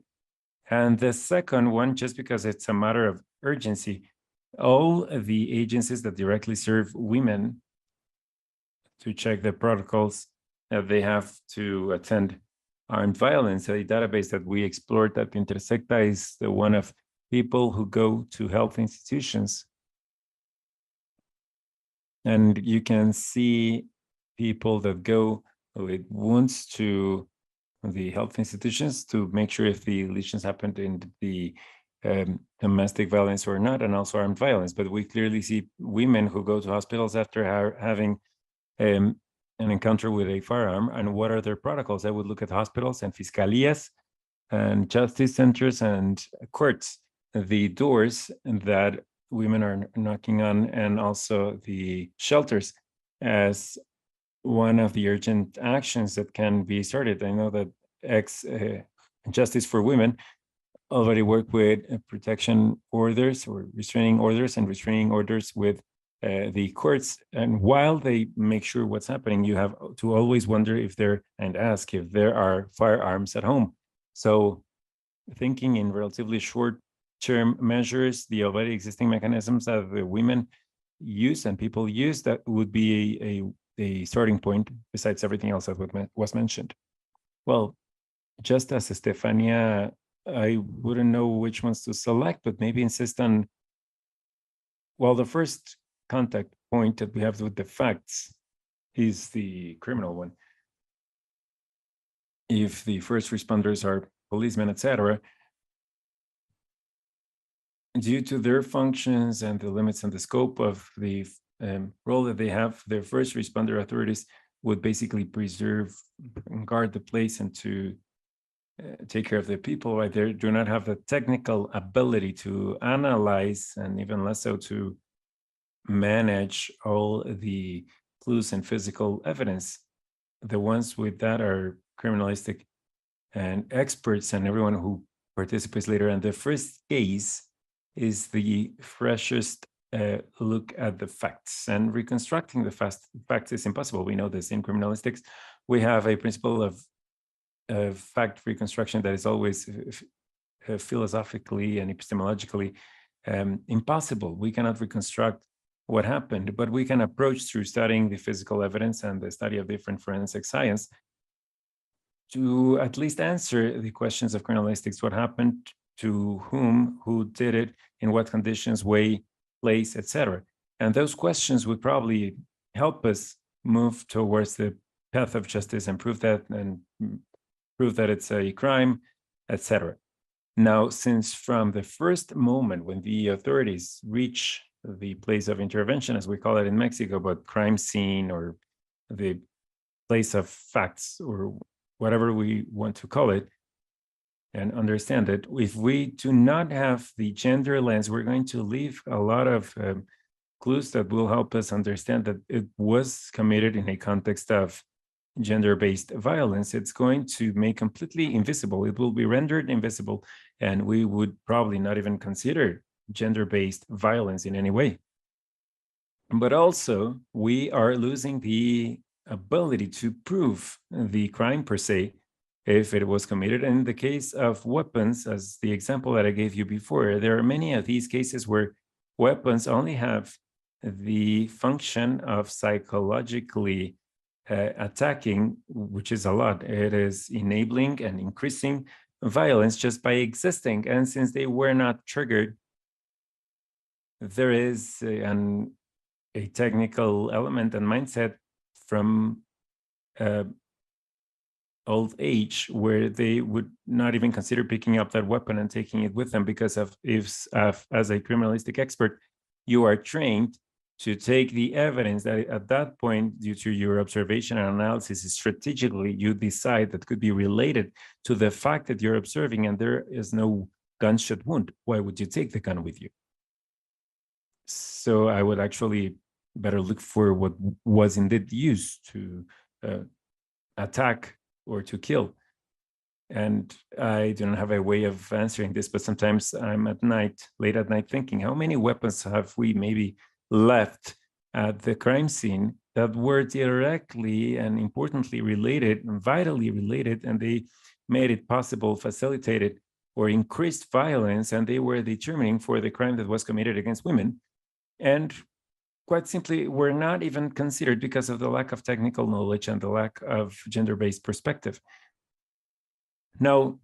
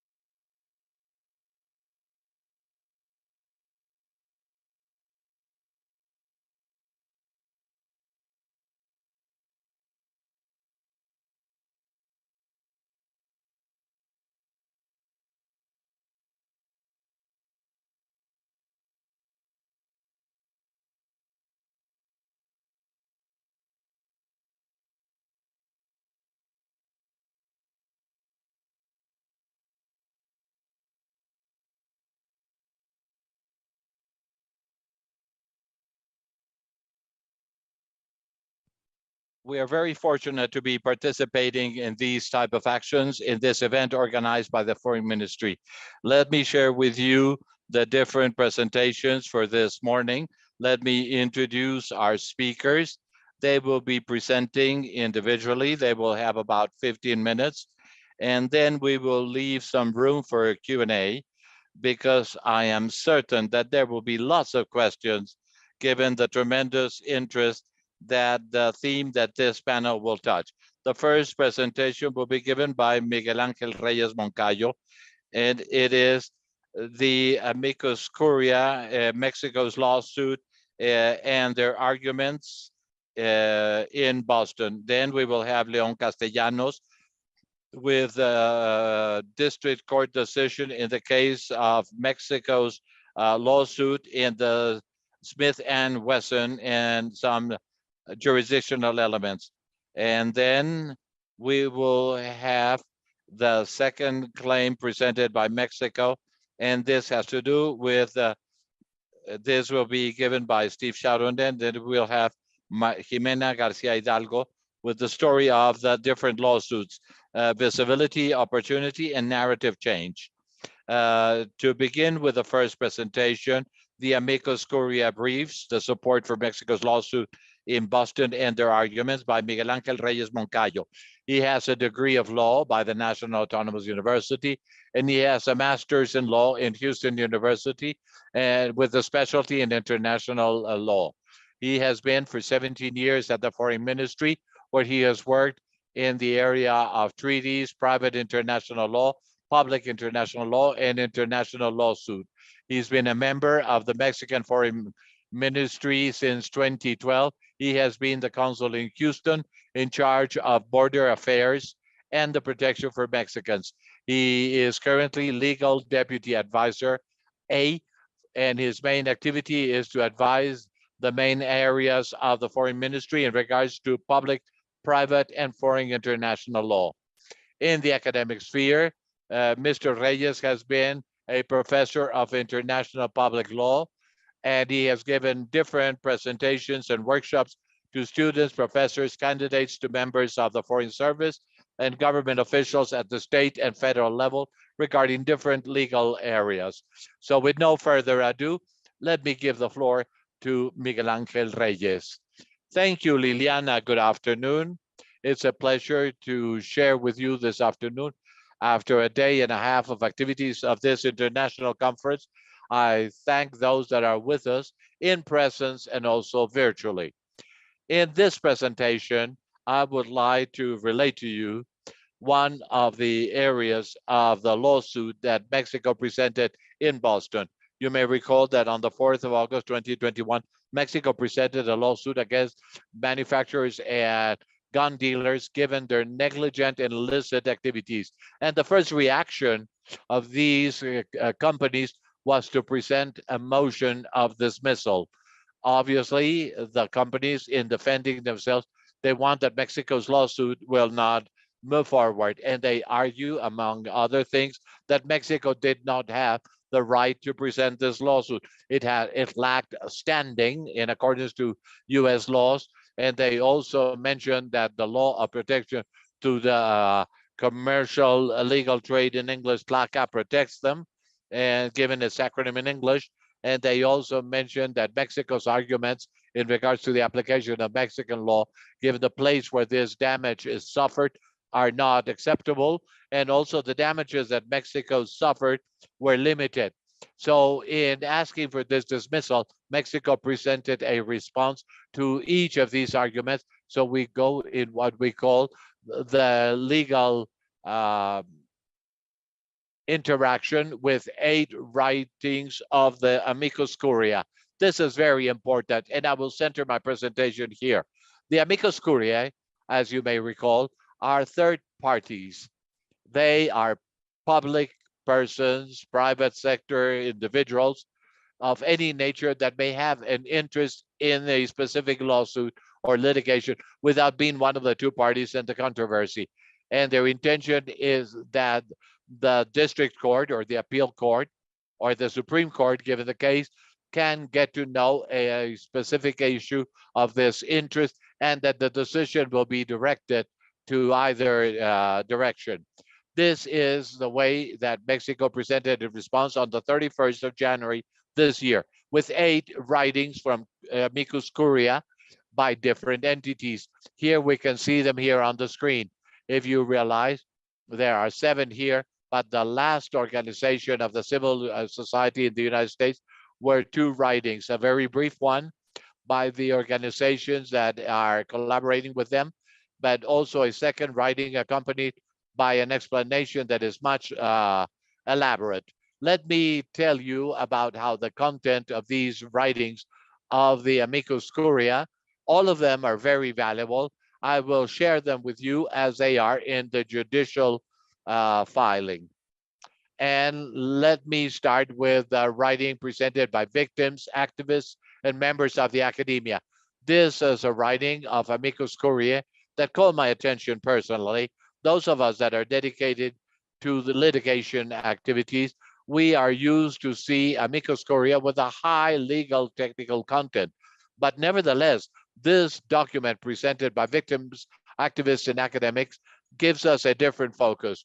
To begin with, it is signed by persons that lost relatives as a consequence of the armed violence lived in Mexico. We have a mother that lost her son, who is a former policeman in Culiacan. We have a woman that also lost 2 sons in 2008 in the state of Guerrero, and 2 other sons disappeared looking for their relatives. We have the case of one of the signers, which is Adrian Lebaron. You may recall the situation that his family lived in, the incident that took place in Sonora, the limitations between Sonora and Chihuahua in 2019, but we also have writings from persons dedicated to research work. Some of them are with us in this international conference, basically Carlos Pérez Ricard and Cecilia Farfán. And well, this writing of amicus curiae is quite interesting, basically because through their personal stories, victims and activists in particular are relating to us how is it that armed violence is lived in Mexico and their consequences. But another section of this writing of amicus curiae is complemented or supported with all of the reports and the investigation works that have been conducted by these persons that I have mentioned and some other organizations of the civil society dedicated to the protection of human rights, such as the Centro de Derechos Humanos Miguel Agustín Pro. Along this line, this writing of amicus curiae touches fibers that are highly sensitive because it gives a face to what we're living and the consequences that a person can have to live through as a consequence of armed violence. And also it expresses how we have had an increase with well-supported studies, the impacts that armed violence has in Mexico. This first writing of amicus curiae also includes a very good summary of the increase in the number of firearms in our country in recent decades, but also one of the areas that is reinforced in the studies of Dr. Pedro Ricard is how we have had the increase in the physical and psychological damages, not only the bodily damage, but how is perceived the consequences within the communities as a result of this armed violence. This is what contains the first document of amicus curiae. The second was presented by district attorneys from different counties. You can see the counties that are represented here. You can see them on the map, and you can see that we have counties that are split all over the United States, but there's some interesting points of agreement here. One of them within the state of Texas, one of the states that has more flexibility and openness in firearms trade, is represented by District Béjar, Travis, and Nueces counties that cover San Antonio, Austin, and Corpus Christi. But let me call your attention to another area that is relevant regarding this area. Please compare the map that you have in front of you with the map that was shown by Secretary Ebrard, given what has to do with Arizona. One of the signatories was the district attorney of Pima. Pima's county, right on the map, is one of the counties from where they are trading the largest number of firearms trafficked illicitly to Mexico. The map is showing us that the people at Pima and their government officials are certainly not happy with this phenomena. And this is one of the issues that will be approached by Councillor Shadowy, but this is one of the many legal suits and the many differences among the two legal suits presented by Mexico, the one in Boston and the one in Arizona. But the one in Arizona will be decided by a jury trial. And this is one of the features of Pima County. They don't want to have this phenomena. They also have to suffer the violence generated by firearms. And the arguments presented by the district attorneys have a particular focus. Quite interesting. It is not technical or legal. It is a focus of what they are living every day in combating crime. What the district attorneys are telling us is that they're talking to us about the impact that armed trafficking is having. And while they're being trafficked to Mexico, they increase the gun power, fire power of the traffickers. It brings trafficking of drugs into the United States. And this gives ways to fights within the streets in all of these counties. We have district attorneys that are in different states: Illinois, Michigan, Virginia, Texas, California, Oregon. And then the district attorneys, what they want to do is they want to raise their hand and say, within our communities, we're living the outcomes of the violence generated by firearms. They conclude with what we have mentioned during this conference, which is the more weapons, more violence. And if we lower firearms, we will lower other type of crimes.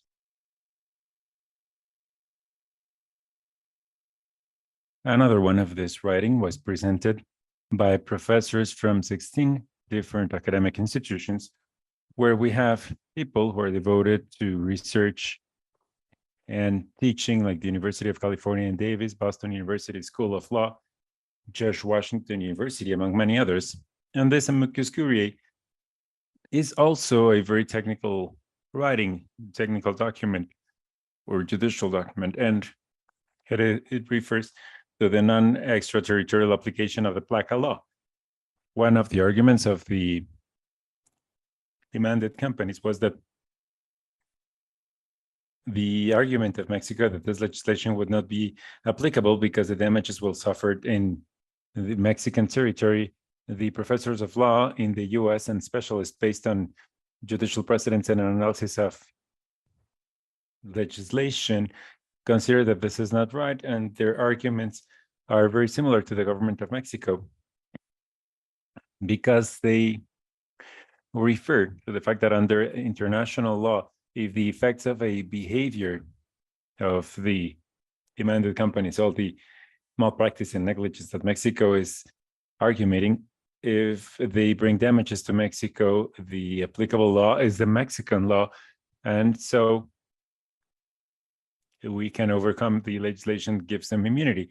What the specialists in US law also state is that the state of Massachusetts, where the federal court is placed, where the plaintiff and the lawsuit was received, not only under federal legislation, but also under the Massachusetts legislation, the specialists consider that the state adopted in principle that the law where the damages happen is the applicable law in the present case. So summarizing this document of amicus curiae of professors of the US, it's highly technical with a lot of judicial terms that intend to convince the law that the law that gives them immunity, the PLACA Act, does not apply to this case. The second writing that was presented, we're talking about the general attorneys of 14 states of the US. You can see them on the map, and you can see that they are states with a vocation of higher gun control as compared to those that are not in red. And these states are Massachusetts, California, Connecticut, Delaware, the District of Columbia, Hawaii, Illinois, Maryland, Michigan, Minnesota, New Jersey, New Mexico, New York, and Oregon. And the specific characteristic of this writing is also that just as the district attorneys, the general attorneys are authorities that suffer the violence. The people that are part of these authorities have to go out on the streets and fight armed violence with firepower that is equal to those corporations. And their approach on the amicus curiae writing refers also to the immunity law, and different to the amicus curiae from the US professors, the main argument of the district attorneys is that the PLACA Act has to be strictly interpreted because it is limiting the abilities of the state to remediate their citizens when they are victims of the damage of fire weapons or firearms. And what they tell us, in other words, is that the PLACA Act only allows, well, the immunity would only be overcome whenever there is a violation or a breach of a law. But they acknowledge there is a very long tradition in the US that the courts, when they know about a case, will concede the damages compensation. However, the district attorneys are not happy because they say that PLACA removes that right of their law that traditionally have been remediating our citizens, and it leaves that only to the legislative power. Why do we do this? Why is PLACA going to be interpreted like this? If we have a tradition, and not only a tradition, we could even have an inconstitutionality problem. The Second Amendment of the American Constitution, very similarly to the Mexican Constitution, appoints that anything that is not the faculty of the Federation is understood as the faculty of the states, and PLACA is limiting them. This is an argument that is more based on the federalist structure and the composition of the US political system to overcome PLACA. The next amicus curiae writing was presented by two professors of international law and compared law of European universities, the Geneva University and University College of London. And this writing also has a very large judicial content, and it's based on the fact that based on public international law and according to private international law, it is perfectly valid and acceptable for the Mexican law to be applicable because it was Mexico where all the damages caused by the malpractice of the companies was felt. And this is presented as their counterparties in the US is also showed saying that courtesy law and international law does not allow the Mexican law to be applicable, and they wanted to convince the Massachusetts courts of the opposite. And the next amicus curiae that was shown was presented by two countries and a civil society organization. It was presented by Belize and Antigua and Barbuda. And for the CELAC, the Human Security Network in Latin America and the Caribbean, which gathers civil society organizations in Costa Rica, Ecuador, Paraguay, Uruguay, Panama. And it represents not the countries, but the perspective of the civil society of those countries. And this writing also starts very interestingly with the first paragraph that tells us the interest of Antigua and Barbuda and Belize of showing this amicus curiae writing that the states have the obligation of protecting the lives and the well-being of the people that inhabit their countries. It couldn't be more objective than this, but this amicus curiae writing tells us about the problem that Latin America and the Caribbean is facing as a region as a result of armed violence. And it narrates, well, the most evident figure is the increase in the number of homicides in the region, but it tells us how the region, concentrating 8% of the global population, also concentrates 87% of homicides around the world. And it's a very unequal proportion. And it also tells us about the impact of the arms trafficking and the violence that it generates, and it causes the displacement of people that we can see with the migrant caravans and the people that are part of them. We can see some victims of this displacement, and it tells us how the distribution of humanitarian aid has been stopped or affected by violence and the losses in tourism. And the argument of this amicus is that if the judge concedes and stops the flow of weapons to Mexico, the whole region will benefit cascading down from this, because Mexico sometimes is a transit country of all these weapons to the south. And finally, we have the amicus curiae writing of civil society organizations in the US, which are 6. All of them very well known in gun control. We have Every Town for Gun Safety, for instance, which is the organization with the highest number of people in the US. In this regard, we also have organizations like March for Our Lives Action Fund, which was started after the Parkland, Florida shooting in 2018, or Newton Alliance, which was started after the Sandy Hook massacre in 2012. And this is an amicus curiae writing that is very technical, and it's based on showing and convincing the judge that the practices of these companies represent a public nuisance, which is one of the arguments of the government of Mexico, pointing that it's causing public nuisance and they should be considered responsible, overcoming all the immunity that the American legislation could provide them.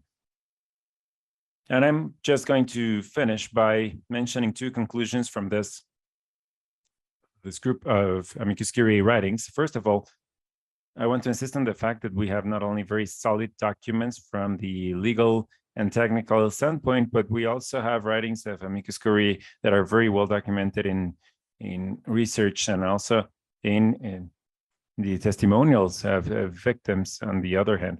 And this is a very clear show of sympathy to the cause. How many amicus curiae would the demanded companies receive? No one, not even one. So what comes next? Well, the litigation in Boston is in the appeal phase, and in that appeal phase, there will be time to present amicus curiae writings as well. The expectation is for us to have a great number of support, and this is a cause that interests all. And I would like to conclude with a small commercial of the amicus curiae writings, and in general, the demand that was presented, or the lawsuit that was presented by Mexico, can be consulted in a repository, diplomatic repository of the Ministry of Foreign Affairs of both demands. You have 2 links. The first one, the journal repository with the lawsuit writing, the press notes, as an exercise of transparency and accountability. And the second one is the one where you can find the 8 amicus curiae writings that I briefly mentioned this morning. So that's all for now. Thank you.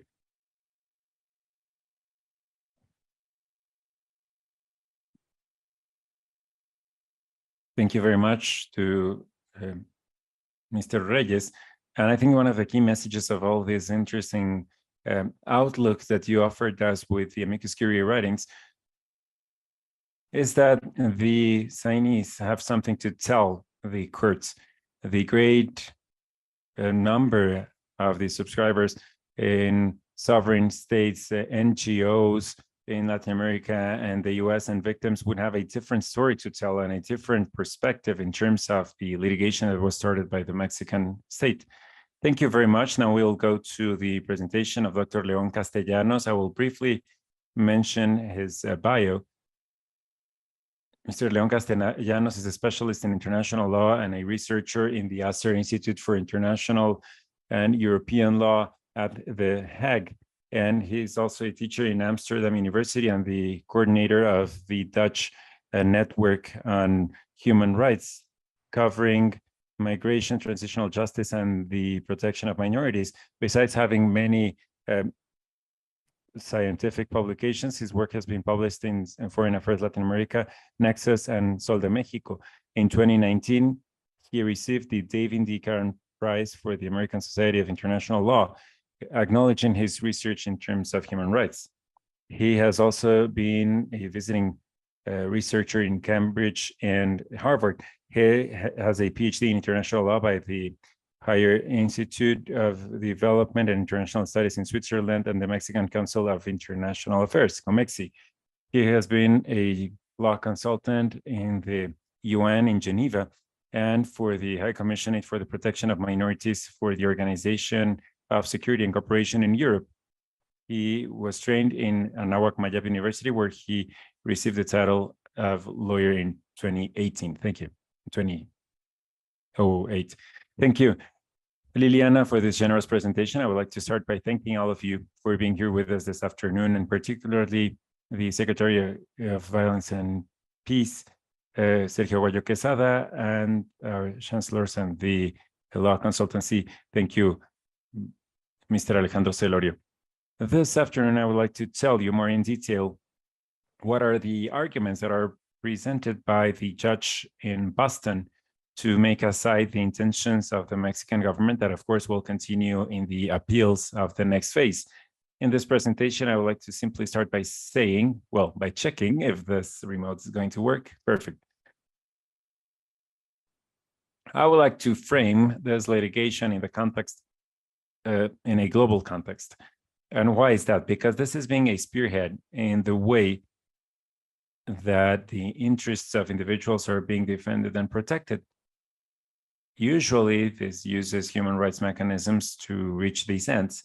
However, this time, we are saying that this is the case of a civil lawsuit. In other parts of the world, we see similar litigation. So before going into detail with the judge's decision, I would like to show you a brief global outlook about these trends. First of all, the civil litigation has been used to make the states responsible in terms of environmental protection. This is a very recent trend. As you can see, the first decision of the Administrative Tribunal of Paris in 2021 made the French state responsible for not applying their due diligence in terms of protection of the environment and the reduction of CO2 emissions. A very innovative decision, and it forces the French authorities to take measures that are aligned with international treaties and agreements for human rights that are related to the environmental protection. But now the bind here, the constitutional binding, is with a civil protection law. The second case is the Urgenda case of the District Court of La Hague. In 2015, a non-governmental organization called Urgenda sued the Dutch state for the lack of protection of the environment and also forces the state to stop the emissions, another civil lawsuit. Now we go into the responsibility of companies, which is also the case that gathers us today. Royal Dutch Shell, a huge multinational company with huge economic power at a world level that is in the Netherlands, but now is moving to London because they were the subject of this lawsuit partially, and the district tribunal made them reduce their emissions in 40%, including not only the ones related to the production of oil and other fossil fuels, but also reducing the emissions that stem from the consumption of their products. When you pump gas into your automobile, all those emissions have to be reduced in 40%. And second and third place, Octavic and Vedantak. This is a trend of UK companies and multinational companies that are receiving lawsuits that have activities in third countries. So Octavic, for instance, is in an African country, a mining company. Royal Dutch Shell, which is also bringing damage to a small town. And the plaintiffs go to London to find remediation, once again, via civil law. So we are seeing that civil law is being increasingly used. And why is that? Because human rights have the specific characteristic that they wouldn't always give legal binding to have access to justice. First of all, not all countries are part of all the human rights agreements, so not all of them would have the same obligations in terms of human rights. And secondly, the beneficiaries or the responsible for the obligation of those treaties are the states, not the companies. That's why we have a whole academic movement and a diplomatic and political effort to try and create a treaty for companies and human rights, but it's not done yet. So that's why I think it's very important to highlight why this kind of strategic litigation that Mexico is conducting now in Boston is framed within these trends at a world level. Very well. So now let's move to the decision of the District Court of Boston, Massachusetts, that was already mentioned by Mr. Miguel Reyes. And I'm going to tell you how this was presented, the route of the presentation. I'm going to tell you first about the process legitimacy of Mexico and the binding cause between the behavior of the demanded companies and the damages in Mexico. I want to tell you later how the judge is going to interpret and apply the scope and the effects of PLACA. PLACA being, as we mentioned, this act that offers certain immunity jurisdictionally to companies that manufacture weapons.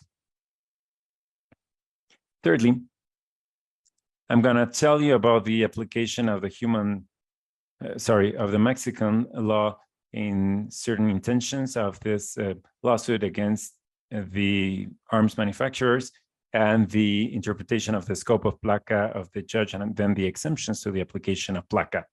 First, the procedural history. Mexico presents this lawsuit on August 4th, 2021. The demanded companies will ask to disregard this on November 22nd, 2021. Mexico presents the replication in January 31st, 2022. We're moving in this judicial chest, plus the amicus curiae writings that were mentioned, and also the demanded companies show their response in March 2022. This is all in writing. This is the in writing phase of the process, and then there is a hearing in Davos in April 12, 2022, and the decision of the judge was issued on September 30, 2022, a month ago. And we're going to discuss this in this presentation, the procedural legitimacy and the binding cause. Well, what do they say? They say that Mexico does not have the procedural ability. They do not have the right. Mexico doesn't have the right of being here in this court, presenting itself as a sovereign state. And why is that? Because Article 3 of the American Constitution requires that Mexico shows that there is a possibility that there is a damage that is being caused, and Mexico cannot show this because there are just many links in this binding cause between our conduct, our behavior, and the damage that is being claimed. And what would the judge say? The judge says, I do not agree. Mexico has the right of being in this court, and actually Mexico is proving that there are damages that are reasonably traceable to the behavior of the demanded companies for the effect of legitimacy. What would Mexico have to do to prove that they have the right of being in front of the court, that they have a legitimate intention, that the arguments that they are presenting could, if we go to the bottom of this, could receive a resolution? So the judge agrees with Mexico here, and that's why I'm showing this metaphor of the web, the spider web, because what's happening at the top, according to the judge, has a connection with what's happening with the rest of the system. This is very important because this would certify three things: the ability of being served by justice in this lawsuit. If the judge goes to the last instance, there will be a way of obtaining resolution and probably repairs for the damage that is being claimed. Second, personal jurisdiction is certified. They have the right of being at the court procedurally. And third, they are certifying, at least provisorily, this causal link between the behavior and the damage. And the last one that is very important here in procedural legitimacy, the judge is not discarding the demand because of forum nonconvenience. What is this? Well, this is a judicial element that the authorities would use to say that this is not the right instance to solve or to settle this controversy. I do not have what's required to solve this issue. In this case, let's say that the judge would use this. Mexico would be the right forum.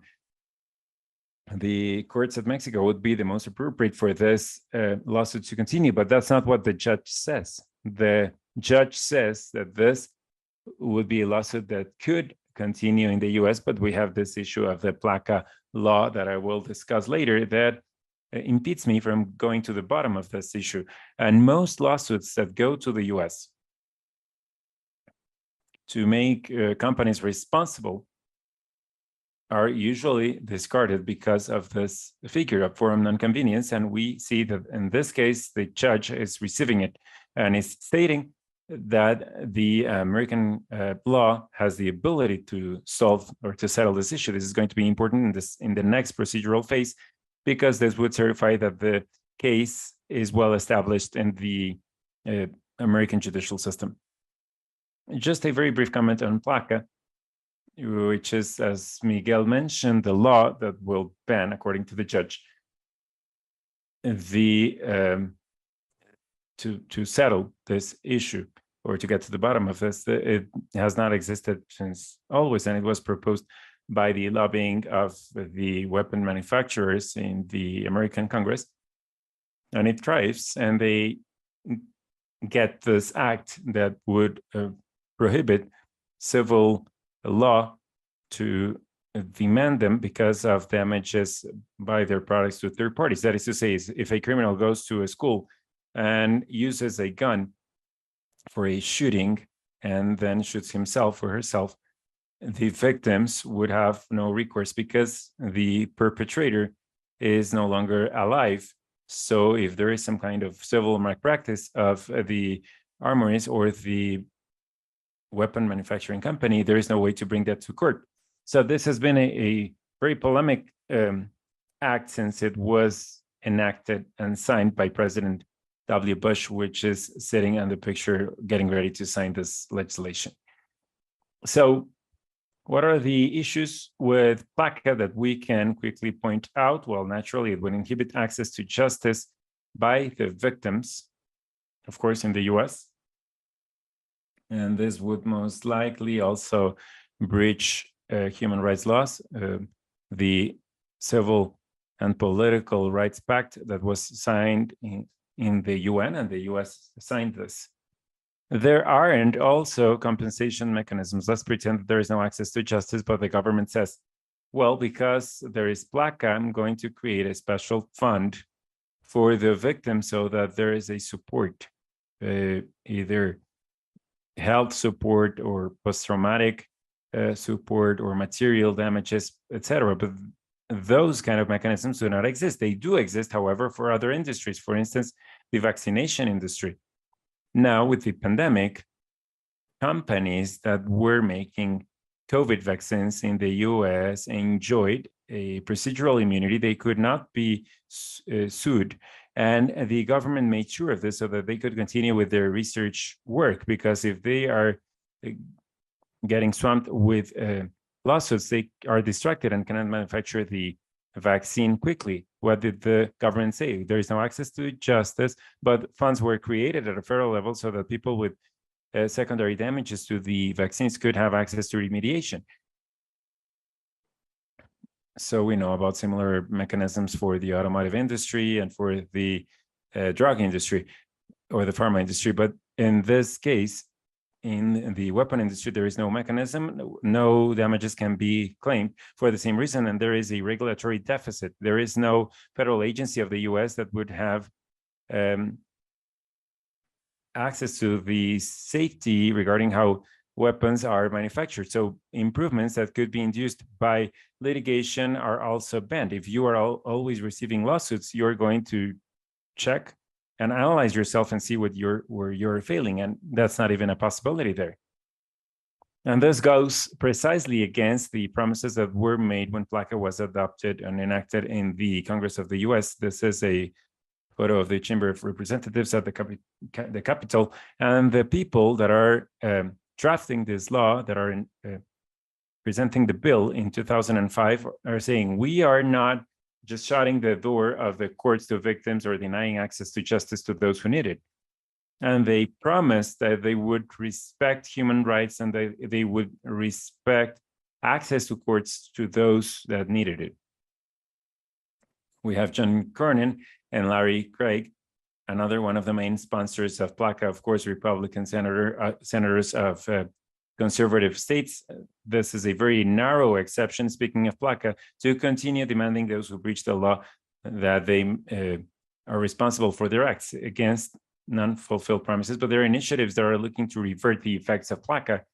And that's why Mexico's lawsuit is inserted in this, I believe, very important movement in the US to revert the very negative effects. We have new civil lawsuits in New York, Delaware, and California that are seeking to revert the application of PLACA. They were adopted, they are enacted, and they are current. And New Jersey is also considering in their state legislation similar laws to the ones that I mentioned. And there is a federal bill of law that is being presented and promoted by Aaron Skip from California to completely revoke the PLACA law. And this bill of law was part of a committee, the Judicial Committee of the American Congress, and it went to the plenary, and now it's being analyzed in the plenum of the American Congress. We don't know what's going to happen. We have legislative elections very soon in the US, and the political makeup of the Congress is going to change dramatically. So we'll have to very closely follow up the development of this bill of law. However, there is a very significant movement to revert these effects. And finally, the White House seeks to revert the PLACA effects. I wrote this with a colleague of mine at the Astor Institute about how PLACA is stopping access to human rights and these trends in the US, about how or why PLACA should be revoked. It was published in Nexus and Just Security. This is a reference if you're interested. President Biden as well put at the center of his objectives to revoke PLACA. If I could make an exception in the topic of weapons, I would allow people to sue the weapon manufacturers. So this is a national issue that is acknowledged at the highest level. So what would the judge say now going into the decision about the scope of PLACA? Judge Saylor said, PLACA is a statute that would subtract jurisdiction. That is to say, this issue would not allow me to go to the bottom of this issue, and I cannot even start seeing what's the intention of Mexico in detail. And I'm showing you this picture because he just stands there and he doesn't even cross the door. He just stays there in the dark and doesn't try to go to the bottom of the issue. And there is a privilege here to the conception of PLACA as generating an immunity of procedure. So the judge cannot even start the examination procedure, but there is controversy here. The judge doesn't mention this in the decision, but there are different interpretations about PLACA. There are judges that say PLACA would offer a procedural immunity, and other judges that say that this is a substantial immunity. What does that mean? That the procedure has to continue and PLACA has to be examined, or each intention of the Mexican government should be analyzed in the light of PLACA, each and every one of them, and there are like 10 objectives, and it just doesn't do that. The Second and the Ninth Circuit of the judicial system in the US already present sentences where they confirm PLACA as a substantial statute. If this judge had done this, they would have to cross the door and go to the light of things and analyze the intentions in detail, and he doesn't do that. Let's hope that the next person in the next instance will perform this substantial analysis. Well, related to this, the application of the Mexican law. Mexico allegates that the damages are happening in Mexico and that Mexico is suffering financial losses due to the expenses in public security, public healthcare, and economic losses in terms of the value of the territories where violence exists. And what is Mexico doing? Well, Mexico asked the judge to apply the law of Mexico for certain of the objectives because the damage is happening and being confirmed in Mexico, and the judge refuses to perform this analysis of law election. He says that PLACA is a statute that would stop me from going into this analysis with a very short and narrow conception and reasoning, I believe, where he doesn't even take into account the amicus curiae that were presented in January. What would have happened if the Mexican law were to be applied? Well, PLACA would be inoperable because of the following reasons. The scope of PLACA, according to the academic consensus in the US, is applicable only to the laws of the US. Here we have the text of PLACA that will ban the demands that are a consequence of the illegal or criminal use of a qualified product by the person that is suing or a third party. That means that the person has to commit a crime, and that crime is regulated by the criminal law of the US. So most of the scholars mention that the right way to interpret PLACA is that it's only applicable to the North American laws, to the US laws and the damages that happen in the US, but Mexico is claiming damages that happen in Mexico in Mexican territory, so PLACA should not be applied extraterritorially. This is a very significant item that is not developed by the judge and doesn't try to solve it. But we hope that this will be solved in the next instance.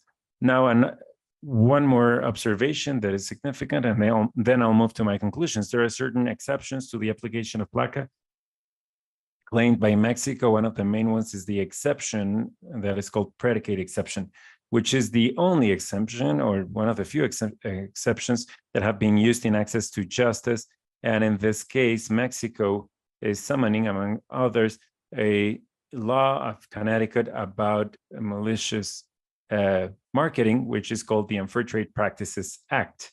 The judge, interestingly, states that this law is inside the exceptions. That is to say, there could be a sentence using this law to make the companies responsible, but then states that Mexico has no capacity or no issue in being at the court because there is no causal bond. There is a missing link between the actions of the weapon manufacturers and the damage that is being caused, and it's cutting the link of causality. But there is a huge impact because at the start of the lawsuit, he mentions that there is enough causal evidence to certify jurisdiction. And in this part of the lawsuit, he mentions that there is no causal bond.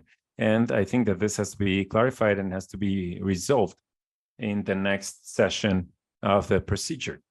Conclusions, I believe that this judge left many questions open that will have to be solved in the next instance.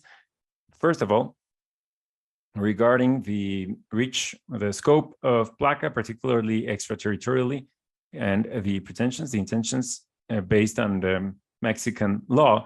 And finally, in terms of the causal relationship between the behavior of the demanded companies and the claims and the damages that are claimed. So let's see what happens at the First Circuit, and which is the next instance after this one, where the appeal recourse is being presented. And finally, there is this possibility, if the procedure continues, that this case would reach the Supreme Court of the US, ?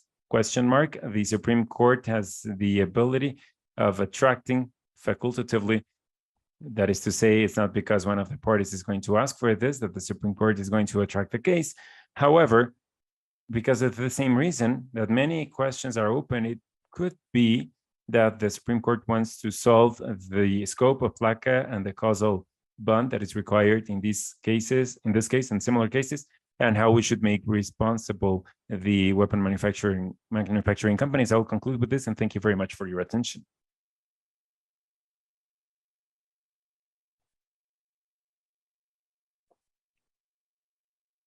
Thank you to Dr. Castellanos. I'll allow myself to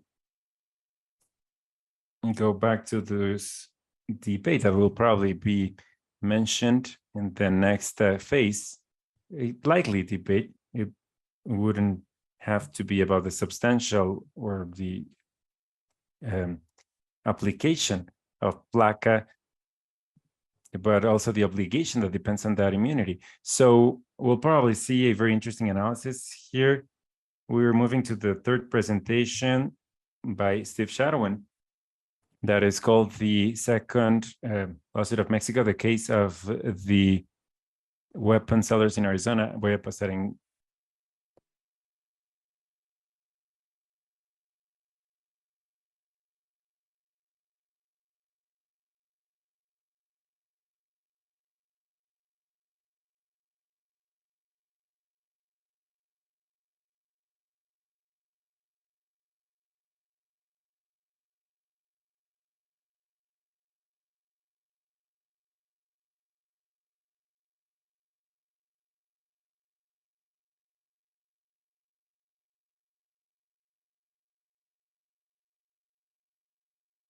rendition to Rwanda. Mr. Shadowin is Chair of the Board of Trustees of St. Edward's University in Austin. Thank you very much, Steve. Thank you. And thank you very much to Colmex for inviting me to speak here. It's quite an honor to be asked to speak at this eminent university. Also, thank you to my friends in the Foreign Ministry and especially to Secretary Ebrard for his leadership on this issue. I just want to do two things with my time. One, I just want to walk you sort of methodically through what is this new recent lawsuit that the government of Mexico has filed in Arizona. So give you a basic understanding of what that lawsuit is all about. And then second of all, to explain some of the ways in which that lawsuit is connected to and associated with the first lawsuit in Boston. How are they connected? So I want to do those two things. This is the name of the case. It's in the District Court of Arizona, which is a federal court in Arizona based in Tucson.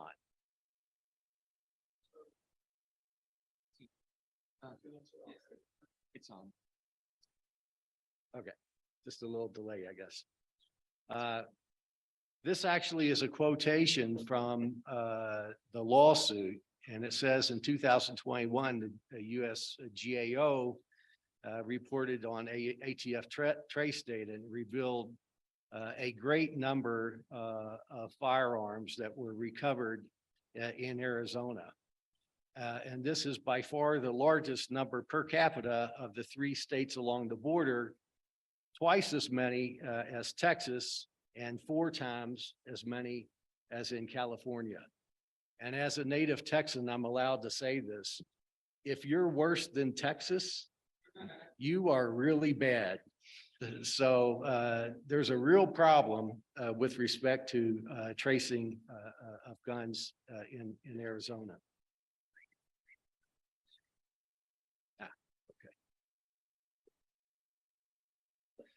And this is a map you've seen before over the course of these 2 days. This is actually in our complaint. And it shows that, so first we established Arizona as one of the worst states, if not the worst state in terms of gun trafficking in Mexico. And now we're focusing on where in Arizona is the problem. And there's other trace data from the ATF that indicates that Maricopa County, where Phoenix is, and Pima County, where Tucson is, are 2 of the real problem areas. And so what did we do? We identified within those counties who has a lot of trace data showing that a lot of the guns recovered at crime scenes in Mexico are traced back to these particular gun dealers. And so we've sued 3 gun dealers in Tucson, 1 in Phoenix, and 1 in Yuma. And these, unlike the lawsuit in Boston, in which the defendants are the manufacturers, these are actual gun dealers where you actually walk in the door and purchase the guns. and why these particular defendants. Again, this is a quotation directly from the lawsuit. For each of these 5 defendants, over the course of time, they are among the top 10 worst gun dealers in Arizona in terms of the number of crime guns recovered in Mexico, traced back to the dealers.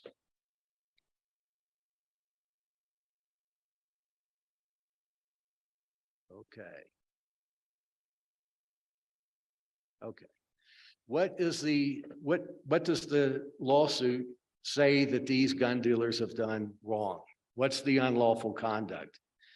You've heard a lot over the last 2 days about straw purchases, where someone who's not the true buyer of the gun, because the true buyer of the gun is not allowed to buy the gun because they have a criminal record or because they're not a U.S. citizen or for other reasons. And so they get someone else to purchase the gun for them.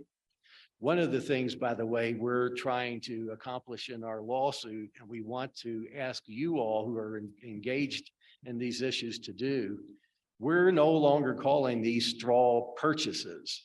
We think that's focused on the wrong end of the transaction. These aren't straw purchases. They're not just straw purchases. They're straw sales. We're putting the focus on the responsibility on the entity that is selling the guns. So we allege that these dealers do not properly train their salespeople to spot straw transactions, and they go ahead and sell the gun anyway. We allege that they engaged routinely in multiple sales. That is, someone will come into the store and say, I want to buy 2 Barrett 50 caliber weapons, and they go ahead and complete the transaction. We allege that they engage in repeat sales. That is, a person comes into the store on Monday and buys 1 Barrett, comes in Wednesday, buys another one, comes in Friday and buys, 3 AK-47s. That they know it's the same person, they see it's multiple and repeat sales, and they complete the transaction anyway. And then just in general, we say that they fail to do what every other seller in the United States is required by tort law to do, which is to exercise reasonable care. That is, they should be trained to spot suspicious transactions and then not to engage in them. And that's, we properly allege that given the ordinary technology that now exists, you should be able to spot these transactions. But I want to take one moment to have us all step back and talk about something that was talked about on the earlier panels today, and that is data. It's very important that we improve the data that's available and the collection and the analysis of the data that's after the fact. Where were the guns recovered that were used in crimes? Who was hurt? But the data I want to talk about right now is the data to stop that harm from ever happening to begin with. And I want to illustrate it by showing you a credit card. Now, when I came down here on Wednesday, I used this card for the first time in Mexico City. What happened? It didn't work because a fraud alert came on. Steve doesn't usually go to Mexico City. And I get a text message that says, if you want this transaction to go through, press yes. Press yes. By the way, all that happened while I'm standing at the counter, literally less than a minute that took for that transaction to be processed to my bank, run through an algorithm that says Steve doesn't usually go to Mexico City, send the communication back to my phone, have me enter the transaction, say, go ahead. All right, that's one way that data works. Another way that it works, and you may all be familiar with it, certainly people as old as I am, I lend my car to my son to go buy something, some fancy thing, and he goes and buys it. I get a fraud alert on that. Steve doesn't usually buy, $200 worth of sneakers or whatever it is that's being bought. That's out of his pattern. And it's individualized to me, an algorithm for me and my buying patterns. And that a fraud alert comes up, same thing. Now, why does that happen? Why does that happen? Because it's in the economic interest of two entities, right? The fraud alert for my son, that's in the interest of the bank, because the rules are, if there's a fraudulent transaction, the bank gets stuck with a bill. And so they put that algorithm in there. It's in their economic interest to stop that transaction. And so they stop it, or they at least put a hold on it until I okay it. What about the one, the transaction, how quickly this is? This has a chip in it. And so when I go to buy, boop, approved or not approved. Remember, it used to take a long time. They've now got it down to literally a couple of seconds. Why does that happen? Because it's in the economic interest of retailers in the United States and in Mexico to not have you standing in line, clogging up the line. They want people buying things in the store. They don't want people standing in line. And so it's in their economic interest to clear that transaction as quickly as possible. And what we have to do, the problem that we have and that data like that is available in all kinds of industries. Instantaneous transaction data at the point of sale. That is not, to say the least, that's not being used at gun stores throughout the United States. Why isn't it? Because it's not in their economic interest to do it. PLACA that Leon has talked about has said nobody in the chain of distribution in guns in the United States is liable for anything. And when that happens, that means that what the economists call externalities, the bad stuff that happens tangentially to a transaction, the cost of that doesn't get put on the manufacturer and the seller. They do not bear the cost of the harm that they participate in causing, and therefore they don't take the trouble to use instantaneous data that's available in today's retail world to make sure that the harm doesn't occur to begin with. Now, what does all this have to do with the lawsuit?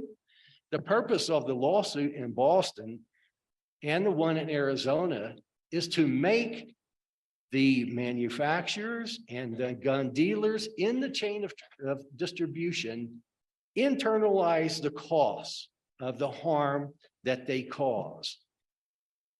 And that's not just a moralistic thing that we say, you caused the harm and so you have to suffer the consequences. No, it's an economic thing. We want you to incur those costs so that you will minimize them.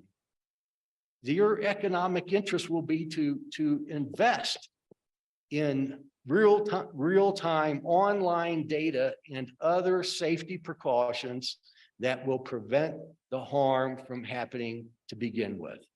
So that's a very long way of saying we're suing them for the failure to exercise reasonable care, which is not just training your people to spot straw buyers. It's also failure to use technology that exists to make these transactions much more safe. And let me, not that I want to beat this, but let me give you just an example. If you had real-time online data, straw purchaser Mary Smith shows up at Joe's gun shop and wants to buy a Barrett .50 caliber. And the person, let's say they're acting in good faith. They say, the clerk, is this a legitimate transaction or not?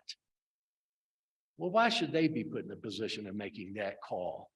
Why isn't there an online real-time database where he puts in the transaction and it turns out Mary Smith never bought a gun in her life, ever. Not a sports enthusiast. The algorithm says 10 red flags go up. Do not sell this gun to Mary Smith, or have some protocol to quiz her about who she's buying it for, what she's going to do with it. Mary, why all of a sudden this interest in .50 caliber weapons? You know, it would be very simple and a lot of bad things could be prevented. So that's the conduct that we allege is unlawful. What are the violations? What violation of law do we allege? I'll talk about this in a moment, but there's in connection with the Safer Communities Act that was just enacted by the U.S. Congress, there's a new prohibition on straw sales. There's a federal legislation against it. They are violating that statute when they make straw sales. There's a new U.S. prohibition on gun trafficking to Mexico. They're violating that prohibition. There's a federal statute called the Racketeer Influenced and Corrupt Organizations Act. It's participating in cartels and racketeering activity has long been unlawful in the United States, and the Congress has just now made some of these straw sale and gun trafficking violations. If you violate that, you may have also violated RICO. Aiding and abetting U.S. prohibitions on selling without a license. The straw purchaser, we know, is going to turn around and sell that gun to someone else. That someone else either is a member of a cartel or is going to resell that gun to a member of the cartel. Neither of those persons has a license to sell guns. And so when the gun dealer sells to that first person who they know or should have known is a straw purchaser, they're aiding and abetting the sale downstream of that gun by people who don't have licenses, and that violates U.S. federal law. They're aiding and abetting prohibitions on exporting guns out of the United States for the same reason. There's an Arizona prohibition on consumer fraud, and we allege that these gun dealers are committing consumer fraud by selling military-grade weapons into the civilian market. That's the theory that got the plaintiffs in the Sandy Hook litigation in the United States outside of under PLACA. And we have that allegation in our complaint in Arizona. Similarly, we say that these gun dealers are aiding and abetting the violation of Mexico's prohibition on importing guns without a license. And of course, we say that they're violating Mexican tort law. And if the judge doesn't think Mexico law applies, then they're violating Arizona tort law. But they're violating tort law, whoever law applies. What's the relief? What do we want? We, of course, we haven't calculated down to the penny or even to the closest $100 million, but we claim for damages. Just between us, the relief we really want is for them to stop doing what they're doing. We want it to stop. And so we're going to ask the court to appoint a monitor. We're going to say in so many words, we'll put it in nice legalese, they have to fire their sales directors. And the court has to appoint a competent, neutral sales director who will oversee their sales practices, oversee the sales at the counter, so that they can continue to make all the sales that they want lawfully to U.S. citizens, but they won't sell unlawfully guns that are destined for Mexico. Okay, what does this have to do with the Boston lawsuit? Both lawsuits are part of one single overall integrated legal strategy. And I'm not going to get into all the details of the strategy, but you can look and see what we're doing. The first lawsuit is against the manufacturers. And the allegation there is that the manufacturers are negligent for failing to discipline, monitor, and oversee the gun dealers. That there are certain problem gun dealers that the manufacturers know who they are because the manufacturers are in the chain of trace. When ATF traces, they trace it all the way back to the manufacturer, and those manufacturers know who sold that gun. And they know from the number of traces that they're getting for guns recovered at crime scenes in Mexico, who the problem gun dealers are. And the manufacturers fail to take any action to stop it from continuing or to discipline the people who've done it. The manufacturer's policy on safety is simple. We sell guns to anybody who has a federal license, period. And we say that's blatantly, crazily negligent. And that's the basis for the lawsuit against the gun manufacturers in Boston. The Arizona lawsuit is the next logical step. We said those guys failed to monitor and discipline the bad apples. Well, we're showing in Arizona, we're saying in so many words, these are the bad apples, or they're the ones in Arizona. Mr. Manufacturer, if you couldn't figure it out for yourself, we'll do it for you. Here they are. And now we're going to take matters into our own hands for the moment if you're unable or unwilling to do it. So that's the Arizona lawsuit. And of course, there are other players in the chain of distribution. There are gun shows.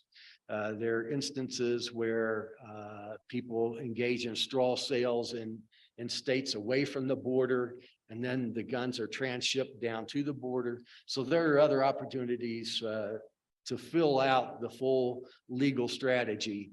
But the overall strategy is pick carefully our defendants, pick carefully the jurisdictions in which we bring the lawsuits, but to target every aspect of the chain of distribution. There's one other connection that's really interesting between the Arizona case and the Boston case, and then I'll stop. You may recall I said that there are some new legislation in the United States that specifically prohibits U.S. federal legislation against straw sales, against gun trafficking to Mexico. We believe that the filing of our lawsuit in Boston shined a light on those issues. And this legislation was just passed this past June. And I think it's fair to say without our lawsuit in Boston, that federal legislation would not have occurred. It was a real impetus for Congress to say, well, those guys, whether or not they have a good lawsuit, they've got a hell of a good point. So we got that federal legislation was enacted, and the Boston lawsuit brought that about. And we now in the Arizona lawsuit are relying upon the very legislation that the Boston lawsuit helped bring about. So that's another interesting connection between the two cases. And with that, I'll stop and thank you all very much for your attendance and attention.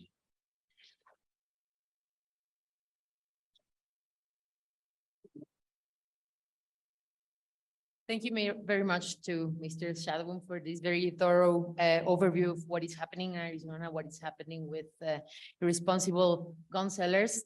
And one of your remarks serves as the perfect introduction for the next presentation. The importance of shifting even language to underscore the responsibility of the defendants. Yes, there are straw purchases, but there are also straw sales. So yes. So the next presentation va a ser presente. The next presentation will be presented by Jimena Garcia Hidalgo, the victories of litigation, visibility, opportunity, and a change in narrative. And I will very briefly mention the bio of Professor Garcia. She studied international relations in this college and master's degree of the same discipline in the Chinese University of Foreign Affairs. She worked at the Office of Hispanic and Migratory Issues of the Mexican Embassy in the US during most of Donald Trump's administration. From June 2021 to a month ago, she was part of the law consultancy group that is accompanying the civil lawsuits against the companies of the arms industry. And she's in the third stage of the contest to enter the Mexican diplomacy at the Instituto Matias Romero. Thank you very much. Good afternoon. I'm honored. Closer like this. Can you hear me now? Thank you. Well, I'm very thankful for the opportunity to be here. I'm very honored to share this panel with these experts. I'm also very honored to be a part of this conference that groups men and women who are interested in building a better Mexico and more peaceful Mexico, because at the end of the day, we are here because we are working for this task in defense of life. I'm going to talk about the victory of litigations in an environment that is very different to the legal environment, but not less important, although less tangible. The narrative environment. Those who study social reality will be more familiar with this issue, from philosophers like Ludwig Wittgenstein or sociologists like Peter Berger and Thomas Luckmann that have been studying the social construction of reality and what it means for each and every one of us to participate with our beliefs and everyday actions in how reality is constructed. It is fascinating to witness this. It is fascinating to see how this happens in different issues, but in this topic of the lawsuit,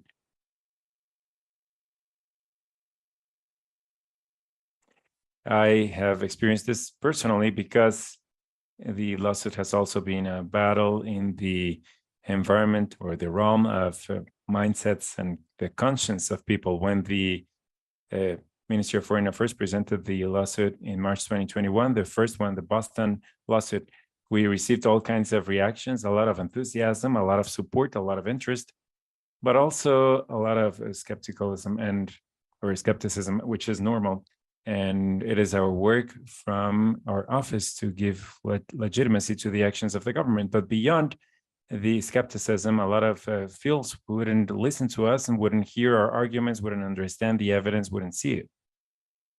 And this long journey that has represented the first stage of the litigation in Boston, and now the presentation of the second litigation continues. And there are still groups that keep saying that the lawsuits are just a mere strategy of public relations, and that they are just a symbolic act to influence the public opinion and nothing else, that they do not intend to move forward, and even less so, they do not intend to win or have definitive results. I personally believe that these positions are deeply enrooted in a mindset that is related to the characteristics of the origin of Mexico and how we started to become a modern nation. And there is a lot, as I mentioned before, a lot of disdain towards the government, with reason sometimes, and a lot of distrust. But particularly what I identified was the inability, a huge inability to imagine that Mexico would be capable of innovating or being at the forefront of something, or proposing and with dignity occupying its place in the world. I have the fortune of witnessing personally how this is changing, and mainly because of the progress of the demands and their achievements in the judicial context. More and more people and groups are convinced of this cause. And we're moving forward in promoting the corporate responsibility of weapon manufacturers and fighting peacefully in this way the arms trafficking and the violence that is caused by these items. I'm going to narrate during my presentation a little bit of how these changes have been happening. This has been a process of months, sometimes uncertain, with a lot of satisfaction, a lot of frustration sometimes, but it's been worth the while in every instant. For the students or the scholars that are watching us, I think that it could be studied from different perspectives, particularly from the perspective of epistemic communities, their formation and development, the paradigm shifts from a more philosophical standpoint, and the construction, the social construction of reality, of course. Now, the launching of this lawsuits brought a lot of expectations. It drew my attention that in the US, since there is already an epistemic community that is built around the violence of firearms and gun control, they understood us very quickly. People knew what we were talking about. They understood the legal arguments, what it was about, what we were intending to achieve, and the support didn't take long to be shown, particularly in the social media. It was very emotional to see messages from communication outlets and also everyday people saying that it was time for Mexico to present this lawsuit. If in the US we cannot do this because of PLACA, Mexico can do this, and we are looking forward for this lawsuit to move forward and to bring achievements. And they were even asking how they could join our efforts.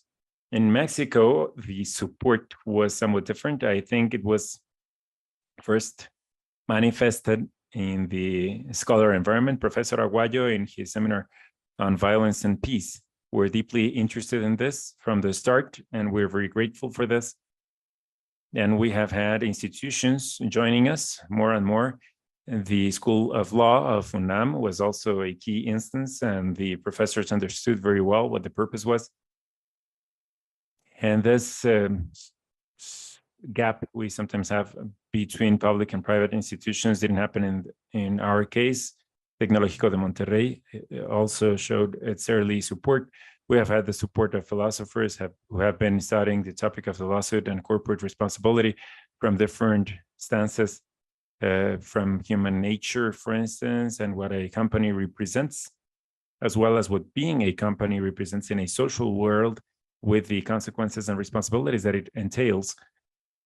But I think that what I would like to highlight the most is the support of students, a group that historically has been always at the forefront of social movements and fair causes, which was very moving to witness that it was no exception this time.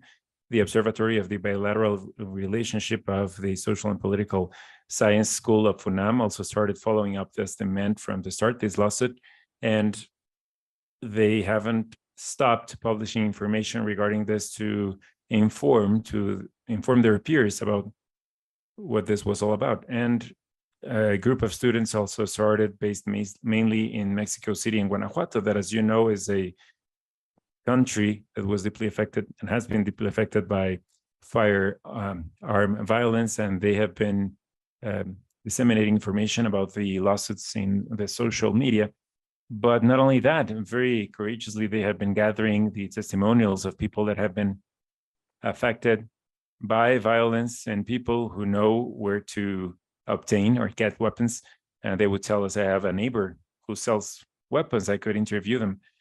And we have been witnesses of a lot of courage, a lot of determination by the students, and we are deeply grateful for this. They have also been gathering their own feelings and how being young affects them, knowing that they live in a country that doesn't guarantee their safety.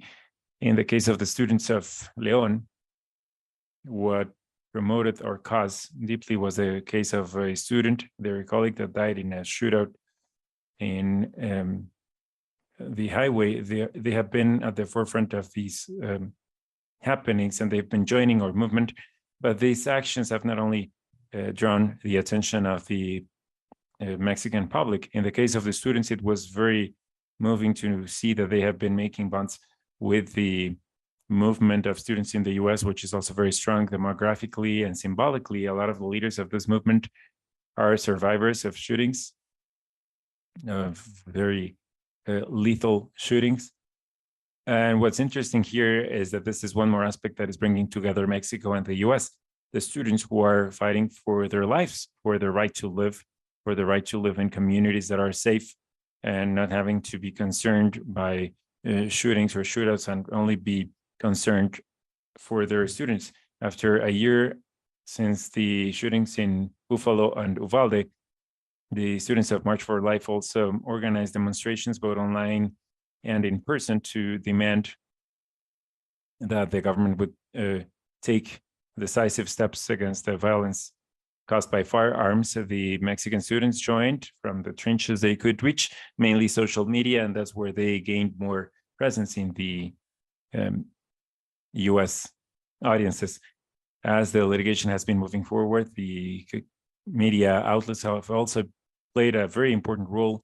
We have seen how the coverage has been changing significantly. A year and a half ago, not a lot was said about firearm violence. And what we are seeing in Mexico is getting a lot of names. Sometimes we call it just violence or drug trafficking or insecurity, or maybe it seems like society doesn't know very well what's happening to us. But with this lawsuit, we shed some light on the phenomenon of firearms that do not just spontaneously generate themselves, and the media outlets are more and more aware of how to call these specific situations like drug trafficking, weapons trafficking, or arms trafficking, and corporate social responsibility, and understand better and better the litigation process. In February this year, through civil society organizations, we managed that the Arms Control Association, one of the main groups in the US that deal with this issue, acknowledged both Chancellor Ebrard and the government of Mexico as People of the Year due to this lawsuit, but particularly because of the innovation that the judicial arguments represent and the position of Mexico as a sovereign state. It also drew a lot of attention. It opened a lot of doors to us, and it brought this initiative to the knowledge of more and more people. Going back to the topic of colleges and universities, not only in Mexico, in the US, the universities have also been very receptive of our cause. Our legal consultant has been presenting in Houston, in Duke University, and we had a panel with brilliant lawyers at Harvard as well. Also, the University of Georgetown has been studying this topic in terms of international universities, thanks to the presence of Mexicans in Oxford. At the start of this year, we also had a conference there. The Asser Institute at The Hague, of course. And this is all showing how little by little the arms trafficking subject and social responsibility, corporate responsibility, besides the judicial elements of the lawsuit, have become a topic of international attention, and a topic that at the start would raise a lot of suspicion or wouldn't be well understood. But now it's bringing interest and curiosity of more and more people. More and more people know about this, and particularly more and more people and groups are seeking to join us. And finally, the decision of Judge Saylor, as Dr. Castellanos mentioned, is also happening in an environment of discourse and narrative fight.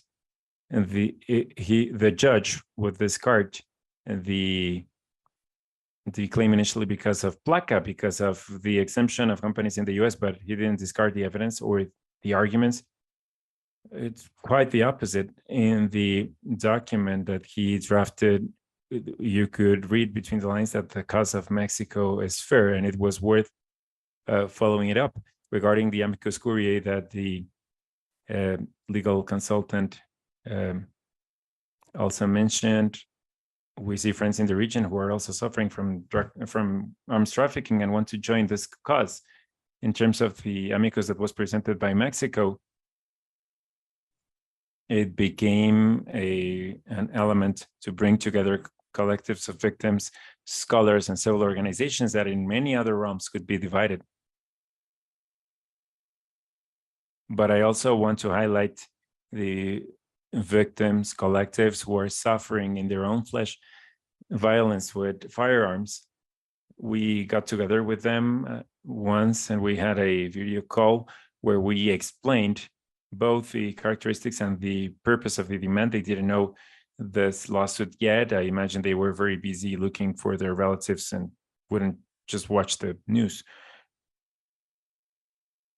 And they asked us why it wasn't presented before, that we were arriving late. I can't imagine how many relatives were lost in those years where arms trafficking was taking more and more lives in Mexico. And this reflects a crucial factor that the lawsuits in Mexico, together with corporate social responsibility, are a factor of unity. Because all of us, regardless of our features, origins, philias, phobias, and loyalties, want to reduce violence caused by firearms. And it's also a matter of paradigm shifts, because a very recurrent reaction that we had at the Ministry of Foreign Affairs is that sometimes people wonder, why are we suing the US? Maybe they are going to sue us as well. But this lawsuit is not against the US. Or why are you doing this? If the industry is so powerful, you will never win. But these lawsuits are not about this. They are not about blaming or public relations actions or symbolic actions. It's an initiative to articulate wills and to bring together people and groups who are interested in our time, the times that we are living, not to be different from others only due to an increase in violence and chaos. I have the pleasure of seeing that the interest and the support continue to be gathered around the lawsuits. The Mexican Congress recently also issued documents expressing their support. Also, the National Commission for Justice considered that in such a divided and chaotic world, where there is a lot of rage and aggression to otherness, our right to live and not lose relatives and friends and colleagues due to firearms violence and the negligent actions of a company is a fair cause, an important cause for the 21st century. Thank you very much.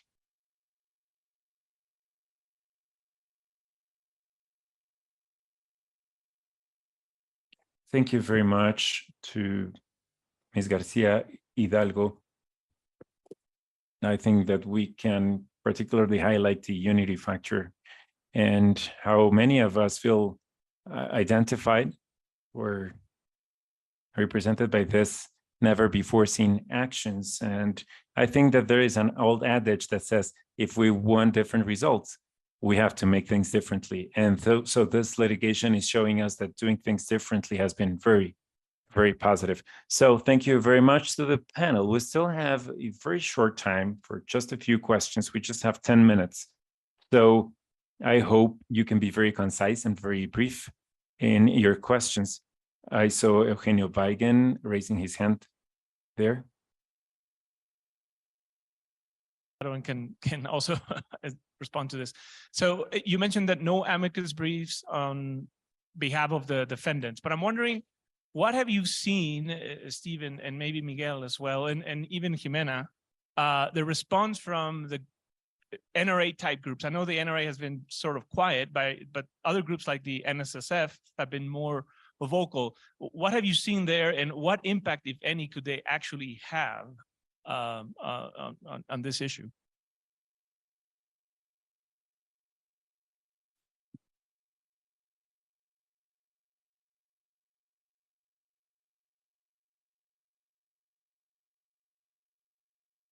I actually was a bit surprised at how relatively restrained the reaction on the other side was.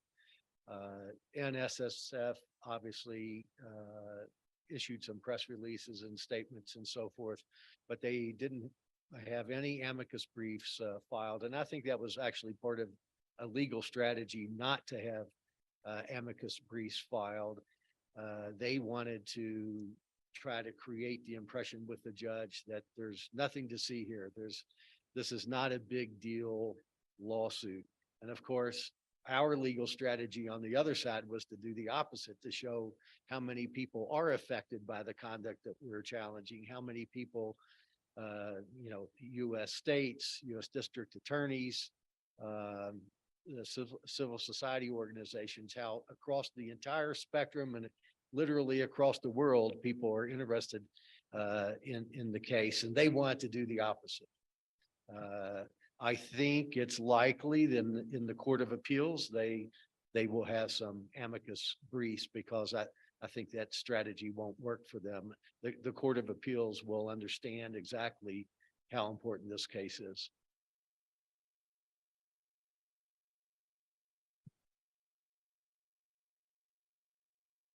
Por favor.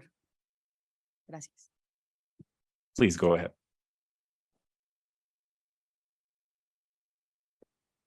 I believe this is an extremely interesting strategy to present the lawsuits also in different places.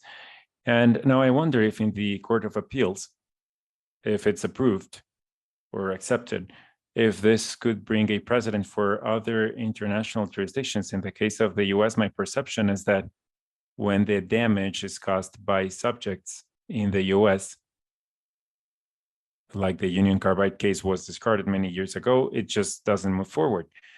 When the damage is caused to US citizens outside, like the cruise ship in Italy, it is accepted. So it could maybe open the door or create a precedent in international jurisdiction. And I would like to know if in Arizona, it's easier to establish the links than in the case of the Boston lawsuit, that it might be more complicated.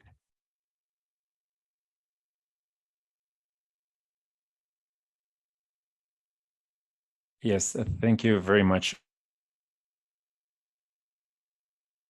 ¿Me podría aclarar simplemente But could you maybe clarify what you referred to in terms of international lawsuits, in terms of damages?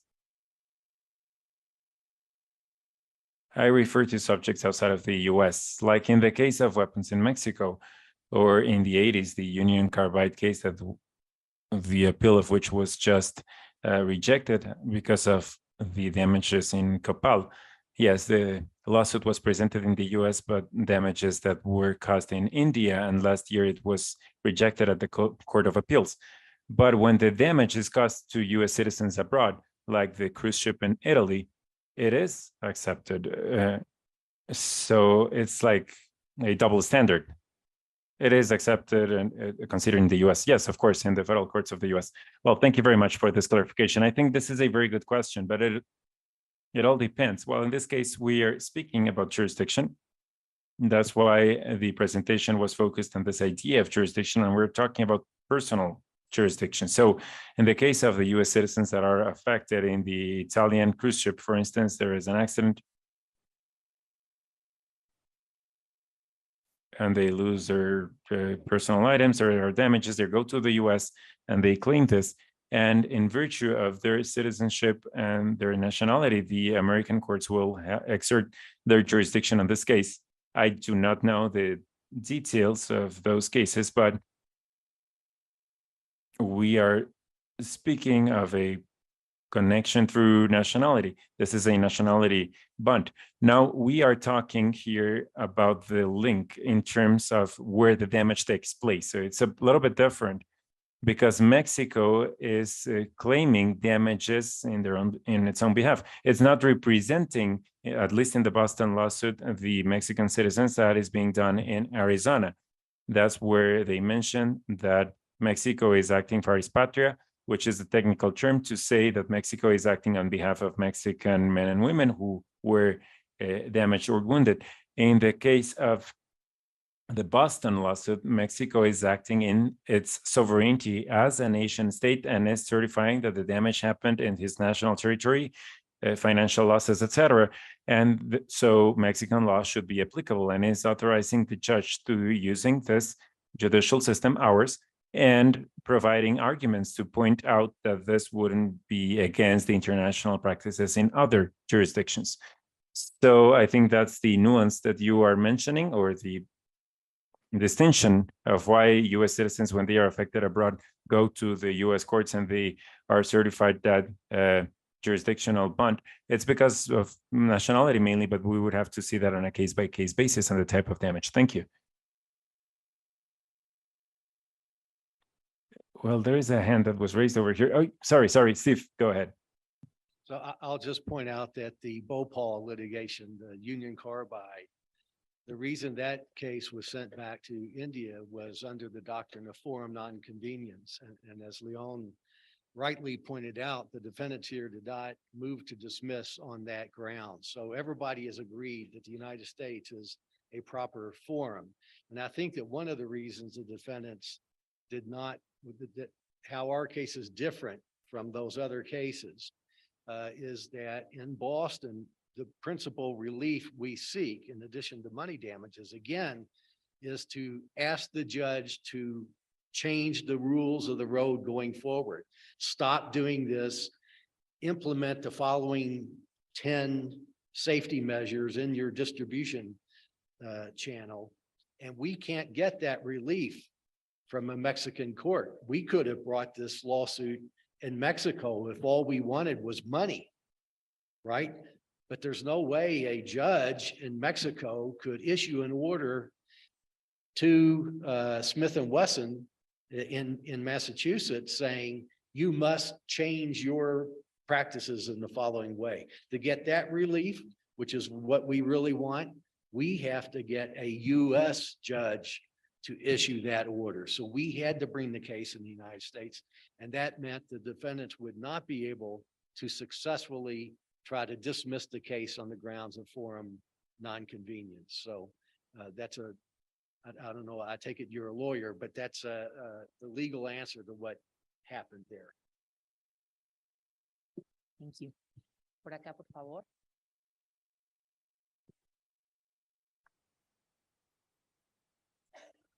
Hola, Hello, my name is Santiago Yarawan, and I have a question to Dr. Castellanos.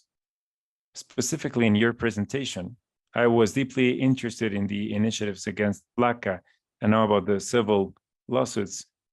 I would like to ask you, what are these actions based on, or what they refer to? I suppose they refer to the exceptions that you mentioned at some point in your presentation, but I would like to know the full answer in light of the prohibitive character of PLACA about the complaints of a civil person against the companies. Thank you. Thank you very much. Antonio is your name, right? Santiago, I'm sorry. I thank you for your question. I believe that your question is heading to the fact of why do we have this critical mass of initiatives to turn all the effects of PLACA. In 2020, there were over 20,000 deaths caused by a firearm in the United States for the very first time in history, a record number that has been going up with years as they go by. Most of these casualties are young people below 18 years of age. So I do acknowledge the relevance of what our colleague Jimena just mentioned in regards to the fact that young people and students do have a voice and should have a voice in these discussions. And that's why I'm so pleased that all of you as students are represented here. A tragic figure. And then we have Sandy Hook, Ubalde, Highland Park. So it has been a very considerable increase for the visibility of the magnitude of this pandemic in the United States. It's not something we have it in Mexico and we live it through it. But as it was mentioned in the previous presentation by John, we can see from here what is happening there. And we're talking about cycles that are related with each other. Now, the initiatives in concrete are trying to create judicial actions that will allow the victims and their relatives to have access to the courts. And why is this? Because there are no remedies or legal remedies for them to have access to justice. And there are several organizations among some of the persons that are making presentations here, representatives of different institutions that are acting to bring this and to consider the exceptions to PLACA. So we have legislative initiatives at the state level and a major one at the federal level. So then I believe it is a movement that will not stop. I think it will continue with Mexico's legal suit. This has a different dimension And these two dimensions are complementing each other. It is important that we will also be fully aware of the cycles that are taking place on the other side of the border, because we can have mutual understandings, partnerships that will be broader in order to allow us to understand this particular problem. Well, I thank you, Dr. Castellanos. I will take one last question. We've gone beyond our time. My colleague that was the moderator of the previous panel has requested the floor. My question is for Mr. Shadowin. And the institutional weakness of the ATF. Is there any way that we can, like, yes, is there some liability in the slowness with which the Mexican authorities can trace a gun and therefore a crime? I mean, I know that the lawsuit is not against the US government and therefore not against US dependencies such as the ATF, but if we take into account that the NRA is behind this lobby process that pushes PLACA and therefore the ATF slowness, then what can we do to prevent, the NRA from pushing that that kind of I don't know how to say it, like lobby processes that actually have effects in the way that Mexicans can trace a gun and a crime? Thank you. Is the question directly on tracing, or is it more broadly on PLACA?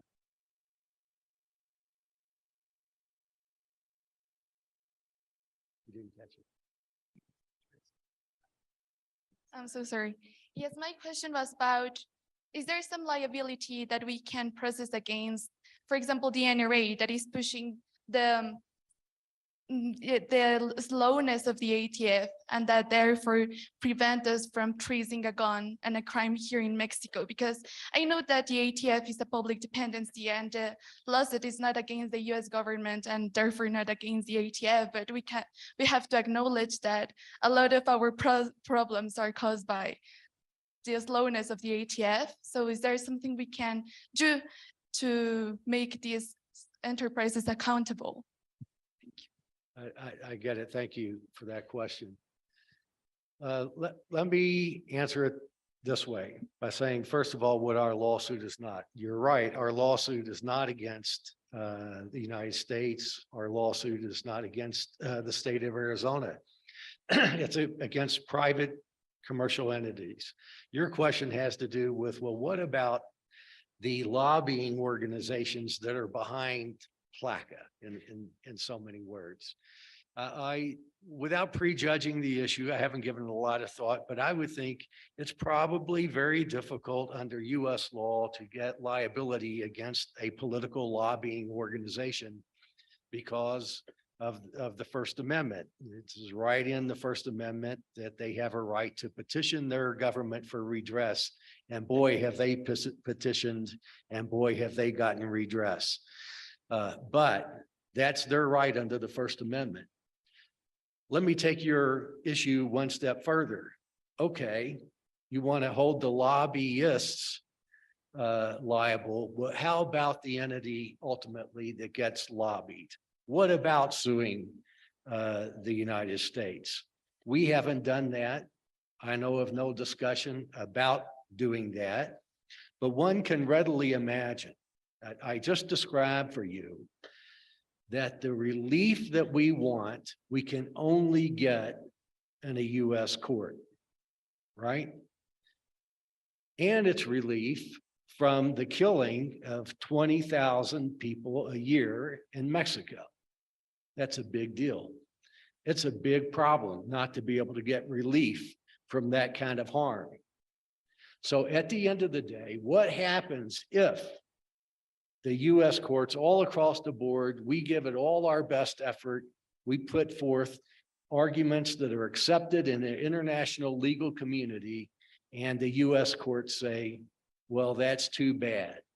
No relief in the only domestic court in which the relief that you desperately need can be had.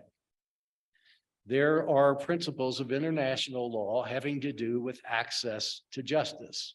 Can one nation close its courthouse doors to citizens of another nation who are hurt in their own nation, have a legal claim under the law of their own nation, but the defendant happens to be across the river in the United States? That would be one heck of a international claim. We're not there yet.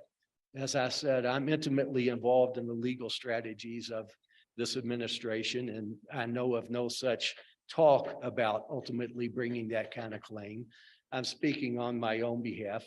One can readily imagine that if the government of Mexico, acting as reasonably and responsibly as it has, bringing its case to literally the backyard of Smith & Wesson in Massachusetts, saying, okay, it's your home court, we'll play in your home court.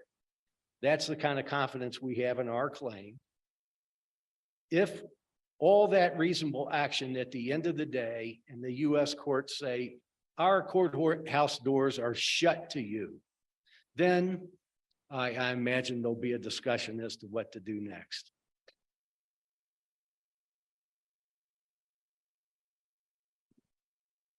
Muchísimas gracias a Let me thank the panel members. Let me thank the audience. I thank you for your questions, and those of you that have been with us following this conference online. Thank you and enjoy your meal.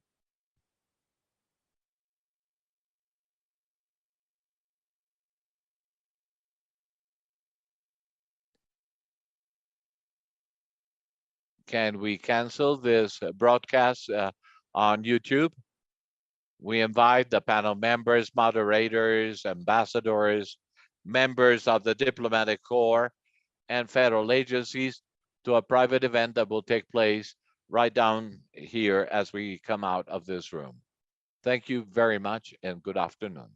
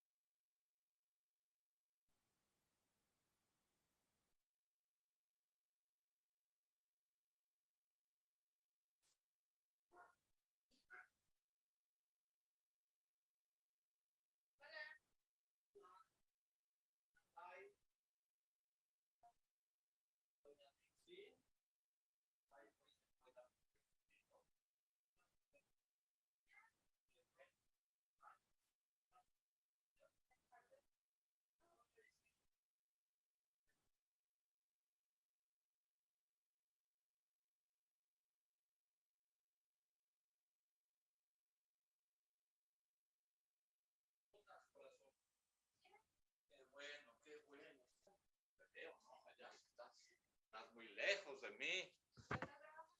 Y empiezo ahorita dentro de 12 minutos. Hola. ¿Cómo estás? Bien, bien. Sí, apenas terminé de estar un ratito y dije, bueno, ahí voy otra vez. Oh, qué bien te queda esa. ¿Verdad que sí? ¿Cómo me veo? Súper bien, ¿verdad? Esa era de mi hijo y eso es lo que hace mi hijo en Google. Ah, sí.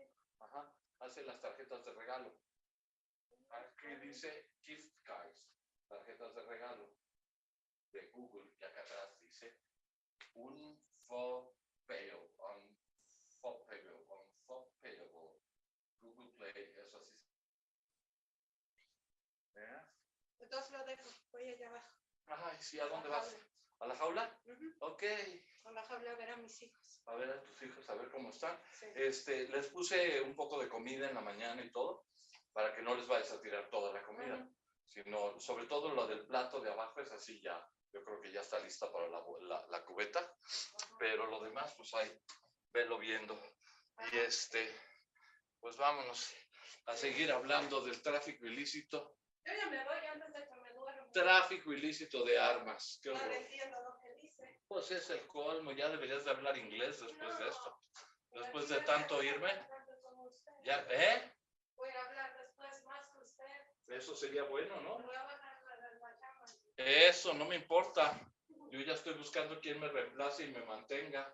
No, yo me lo mantengo. Ah, chingado, eso. Usted Ya perdí. tiene que hablar conmigo, yo me lo mantengo. Ya perdí, mi modo. Bueno. Ok. Aquí ando, ¿eh? Oye. Daisy.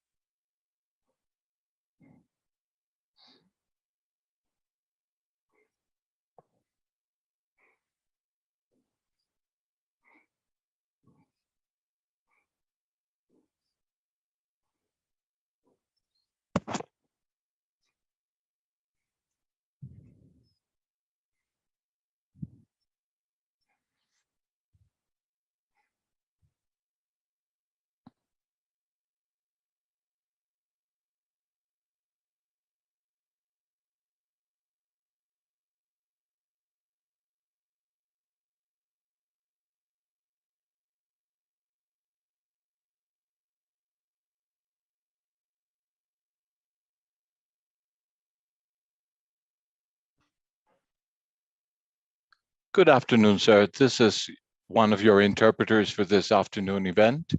I wonder if you can hear me in the coming out in the English channel. I can see that your cam is on.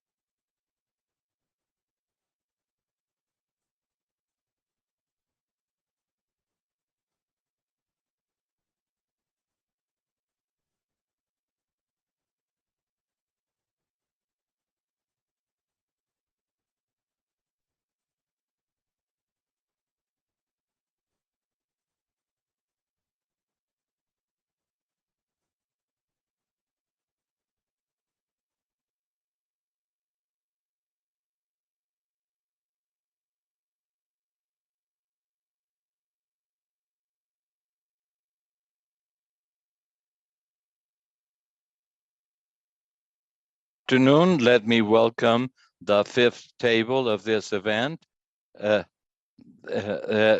Lethality, the Trafficking of Firearms to Mexico. My name is Alejandro Alday. I am the director of the Instituto Matias Romero of the Foreign Ministry. And let me thank the Seminar on Violence and Peace, Dr. Sergio Aguayo, for having been invited. Also, Alejandro Celorio, our legal advisor, to be a part of this panel number 5 of an event that has been extremely successful with these areas that are of the utmost interest for the discussion to a broader public than those that are working within the different environments where the main topic has been touched, that is related with the illicit trafficking of weapons to Mexico. Within this panel, we are going to be talking about a very important area. It is a critical topic, as you may see within the heading, which is the area of the obligation to protect human rights and the perspective on arms trafficking, and how there's going to be a reparation to the damage caused, the harm, because the area of human rights has traditionally been seen as a space of responsibility or liability of the state agents, but it has to do with the development not only of the treaties but also the doctrine involving human rights, and it's not taking into account the liabilities and responsibility of other participating actors. So within this area, we will have panel number 5, and it's entitled Human Rights and the Business of Lethality, and how we can do all of the actions to repair the harm within this area. I certainly welcome the speakers of this particular panel. Let me greet, first of all, Humberto Cantu. He's right here with us. I will be introducing our speakers as they start participating. We have Tilo Maru. We also have Marina Aksenova and Dalia Palombo. So we certainly have 4 presentations that I'm certain will provide us a lot of room for thought, and we will be discussing all these areas related to human rights in connection with the main topic of this event. First, let me give the floor to Thilo Maron. Let me introduce him. He is connected remote. I cannot see him, but I hope you can see him. He is a professor of the law school of the Cupid-Katz University of Heidelberg in Germany. He has his PhD at law in 1994 with legal basis for the rejection of Germany to chemical weapons use. He is a professor of philosophy at Wales University, based on a thesis regarding the formation of an identity regarding security and defense. He has worked as a researcher at the Markheim of Compared International Law over in Heidelberg. He has also been an assistant professor at Johann Golfand University, Goethe in Frankfurt. And I will add to a very large resume that he has is that he was awarded the Bernard Hingler Award to the best participation in the field of freedom and totalitarianism and the history of political ideas since the 19th century and its evolution. Since 2016, he is the head of the group of researchers of international law at the Peace Research Institute in Frankfurt and a member of the Leibniz Association, and which is one of the main peace research institutes in Europe. And since 2017, he's also the chair of the International Humanitarian Commission of Investigation and Research. As you may have noticed, he has a tremendous level of expertise in the field of law, and we give Mr. Maron the floor. Thank you. It's a pleasure to have you with us. Thank you very much, ladies and gentlemen. I'm happy to be with you, and I want to thank you for inviting me. The topic of my presentation is the obligation to protect, and it deals with the human rights perspective on arms trafficking. To begin with, my focus will be on the supply side of the business of lethality. Reducing arms trafficking requires to equally address supply and demand. If we focus on the demand side first, law basically can address the right to keep and bear arms. It can address the regulation of firearms activities. It can actually apply to the context of organized crime, and addressees of such regulations may be public and private actors with distinct responsibilities, each of them. Turning to the supply side of this actually means to look at the international regulation of arms trade and of weapons use. And the context is slightly different. It's not only organized crime, but it means to address business interests. The addressees may be private actors, But I will focus in this context on the responsibilities of public actors and their role in this particular business of lethality, actually to reduce the lethality of such business and to reduce arms trade. If we take a human rights perspective, what does this mean? It means to change the perspective, because taking a human rights perspective means to empower the victim of arms trade, of the use of weapons. And it also means that we actually move from an ex post perspective, which would actually focus on accountability and responsibility, to an ex ante perspective. So my interest is not so much in actually ensuring liability or criminal responsibility for activities in the context of arms trade, but my perspective is actually to prevent this from happening, arms trade and the abuse of arms. And this basically means to take an ex ante perspective. What does it mean to curb arms traffic at source? It basically means that we do not only have to think about human rights in the country where weapons are used, but we actually have to transnationally apply human rights. This means to take a look at civil rights at source and at international human rights. This entails the obligation to protect. As we know from various contexts, the obligation to protect is not undisputed. It's a complicated effort to actually use human rights texts to interpret them in a way as to derive the obligation to protect from them.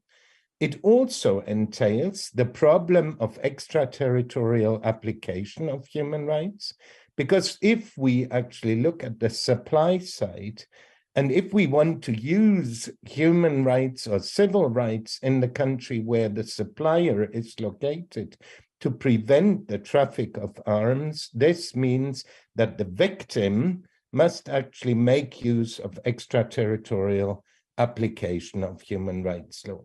And finally, in this context, it is important, I believe, to focus on the relevance of strategic litigation.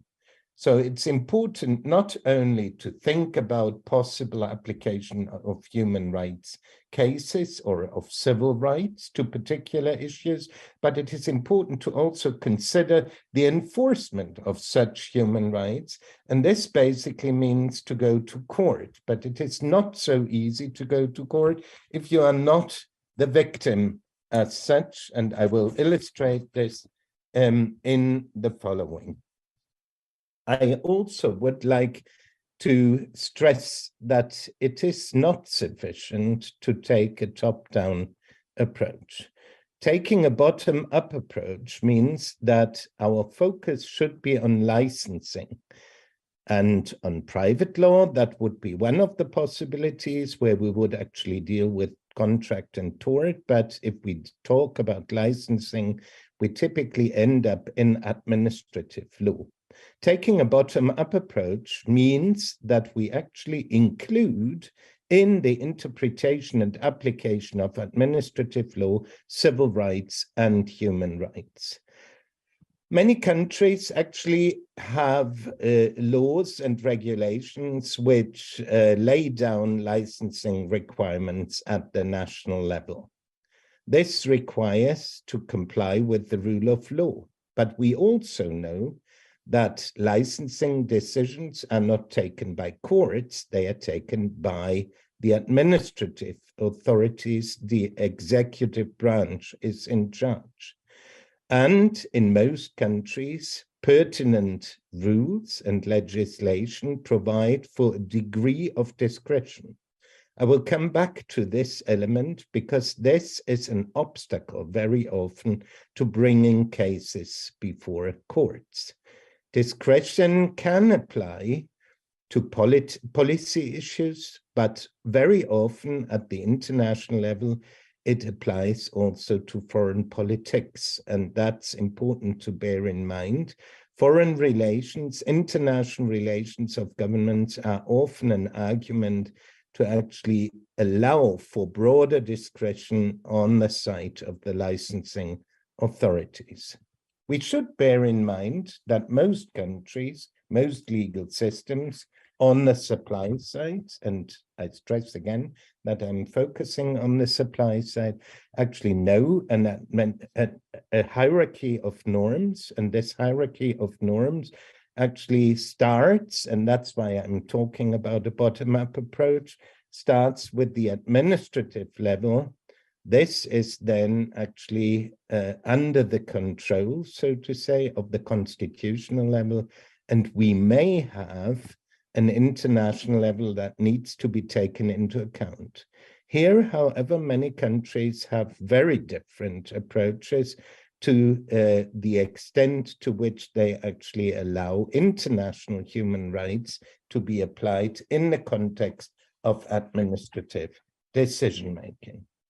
So this is basically the starting point for me, that I'm looking at the supply side and looking at administrative law through the lens of constitutional law and international law, meaning through the lens of civil and human rights. If we take a minute to actually look at the obligations imposed upon exporting countries, there are a number of different norms, and the interesting question which I would like to address here is to what extent these norms, international rules, are suitable to actually be taken up from the perspective of human rights.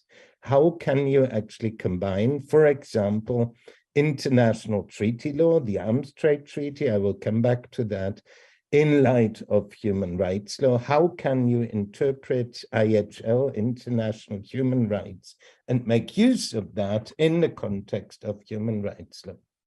I will start with armed conflict situations, and I will focus on Article 1 of the Geneva Conventions. This is a key provision from my perspective when it comes to the export of small and light weapons, not only of these, but we are focusing here on small and light weapons. Article 1, common to the Geneva Conventions of 1949, provides that the high contracting parties undertake to respect, and now the important part of the phrase follows, and to ensure respect for the present convention in all circumstances.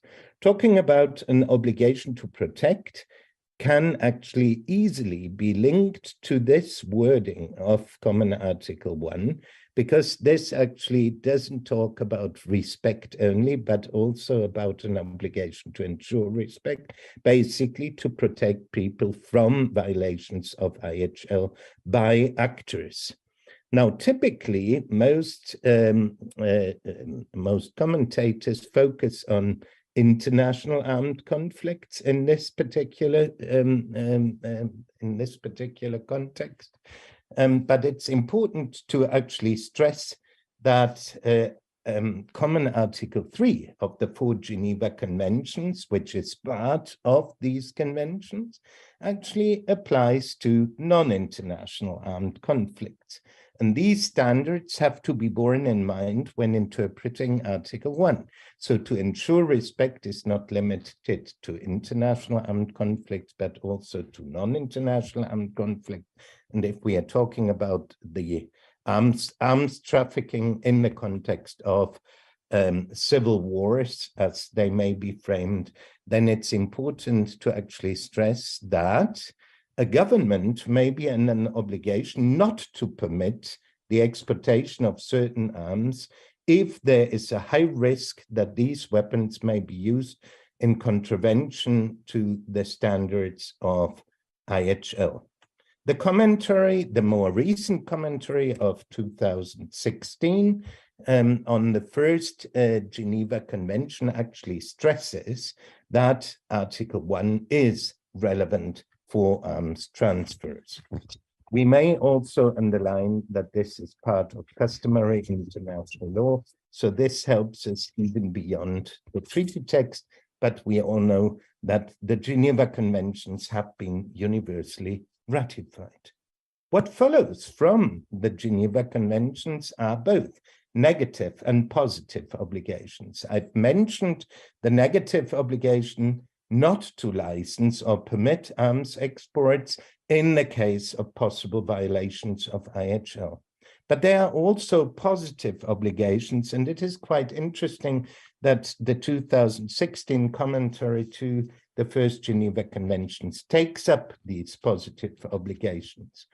They may actually be an obligation to take appropriate measures to work towards compliance with IHL, and this may actually include countermeasures. There's also, in the case of arms exports, the obligation to trigger arms embargoes. That may be one of the possibilities, or trade restrictions, or the reduction or suspension of cooperation agreements. It is also possible to attach conditions to arms deliveries or to limit or deny them. I think it is important, actually, not because we are speaking here in very general terms, not only to stop looking at the general context, but actually to break this down to the very specifics of arms control in the context of small and light weapons, basically meaning that the trafficking of certain weapons may be or may have to be stopped in light of potential violations of IHL. Now, one of the problems is that this is not an absolute obligation, but it is an obligation of due diligence. So the states, the supply side we are talking about, are under an obligation to exercise due diligence in assessing possible situations where arms which are exported or may be exported may contribute to violations of IHL, and we are particularly interested in non-international armed conflicts. Now, the story doesn't end here, because we have customary international law that goes beyond this. We have a prohibition to aid or assist in the commission of internationally wrongful acts based in customary international law. And the starting point, which we typically refer to as Article 16 of the ILC draft articles on state responsibility, which you find on the slide before you. What is interesting in this particular context is whether this customary international law rule may also be applied when arms trade concerns non-state actors. It is not quite evident from what we see here, because the draft articles on state responsibility talk about the assistance provided to states in the commission of an internationally wrongful act. But I would actually stress that there is a possibility to extend this also to non-state actors, because in the particular context of a civil war or otherwise, they may likewise contribute to serious violations of IHL or other rules of international law. What is interesting here in this particular context is that the applicable standard doesn't mean that the exporting country or the country which actually would give a license or permit the exportation doesn't have to know the specific details of the potential violation. It is sufficient that the country has knowledge of the circumstances. And I think that is also important if we want to use that in order to curb arms trafficking. Let me briefly, since I'm coming from Europe, address rules which the European Union has adopted. And this is indeed, in many respects, an interesting document because it bridges gaps between politics and law. It's basically a foreign policy decision, the EU Council Common Position of 2008, which actually establishes common rules governing control of exports of military technology and equipment. But it is, interesting enough, binding upon member states via the provisions which I've listed here. I don't want to go into details here because this will just take up too much time. What is interesting from my perspective is that the obligation which follows from the common position is to establish an export control system that actually provides respect for a number of criteria which are listed, and the criterion which I consider most important for our current context is criterion 2, which deals with respect for human rights in the country of final destination, as well as respect by that country of international humanitarian law. It's a very broadly framed criterion, and I think if European Union states were to take this seriously, this would probably mean to a certain extent that a number of exports of small arms and light weapons would have to be curbed or would have to be prohibited. Let me point out one issue which I will come back towards the end of my presentation, and that is the fact that many European manufacturers have actually sought to escape some of these rules by establishing subsidiaries in the United States of America. So we have a problem here that the extent to which this common position actually ensures that subsidiaries established by European manufacturers in the United States are subject or not subject to the rules that are provided in this common position. Let me finally briefly mention the Arms Trade Treaty. You've been talking about this, I assume, not just throughout the conference, but also over your lunch breaks and coffee breaks. I think it is just important to actually stress that the provisions of this treaty can be applied to administrative licensing procedures, and it is very important that by including them in our application of administrative law and combining them with human rights, I will talk about the right to protect life or the obligation to protect life in a minute. This is, I believe, a tool which has not adequately been made use of in the prevention of illicit or not welcome exportations of small and light weapons. I will now focus on the right to life and the obligation to protect, and I think that this is a key instrument for possible strategic litigation, but also for individuals who have been suffering from the use of weapons that have been used to on the basis of arms trafficking to their disadvantage. Licensing, I believe, serves to protect the right to life.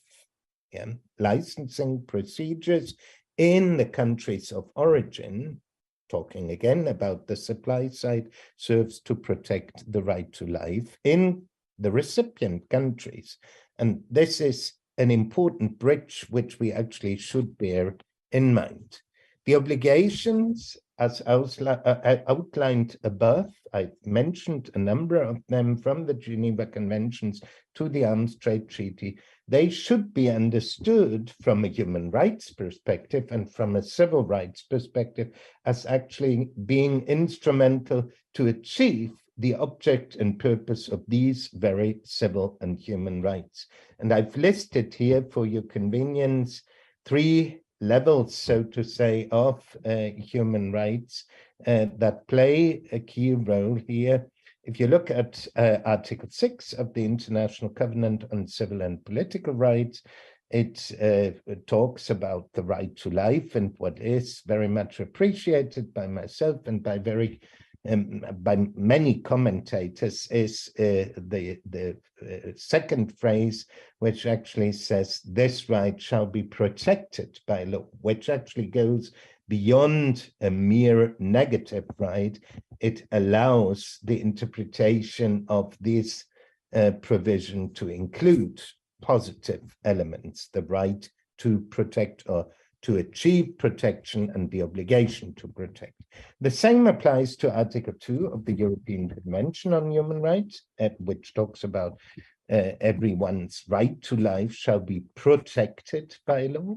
And again, you will find very similar wording in the German Basic Law, which uses more general terminology. But if you read that together with the provision on human dignity in the German Basic Law, you will actually easily come to a conclusion that this entails the obligation to protect. I will illustrate that more in more detail on this slide. I believe that the obligation to protect, if we think about it in, let's say, explanatory terms, is a compensation for what we often call the state monopoly on the use of force. I know that this is very much European language. Max Weber actually developed the notion of the monopoly on the use of force, and that this idea or ideal does not necessarily apply to all countries, but the ambition is there to have a state monopoly on the use of force, and the obligation to protect is basically a compensation for that. We could, however, also argue, if we follow a value-based model of human rights or civil rights, that the right to life must be applied beyond a purely negative perspective, because it is a key value for our legal systems. And this applies to basically all countries across the globe, even though we have huge differences in the practical application and implementation of such rights. Now, what have the three instruments which I've mentioned on the preceding slide actually taken in terms of, let's say, doctrinal approaches to the obligation to protect? I think you all know that Article 2, Paragraph 2 of the International Covenant on Civil and Political Rights actually includes an obligation to take necessary steps to give effect to the rights recognized in this covenant. I think this is important. It is often, let's say, not denied that this obligation is included in here, but this is often pushed aside by governments who actually don't think that there are positive obligations imposed upon them on the basis of civil and human rights.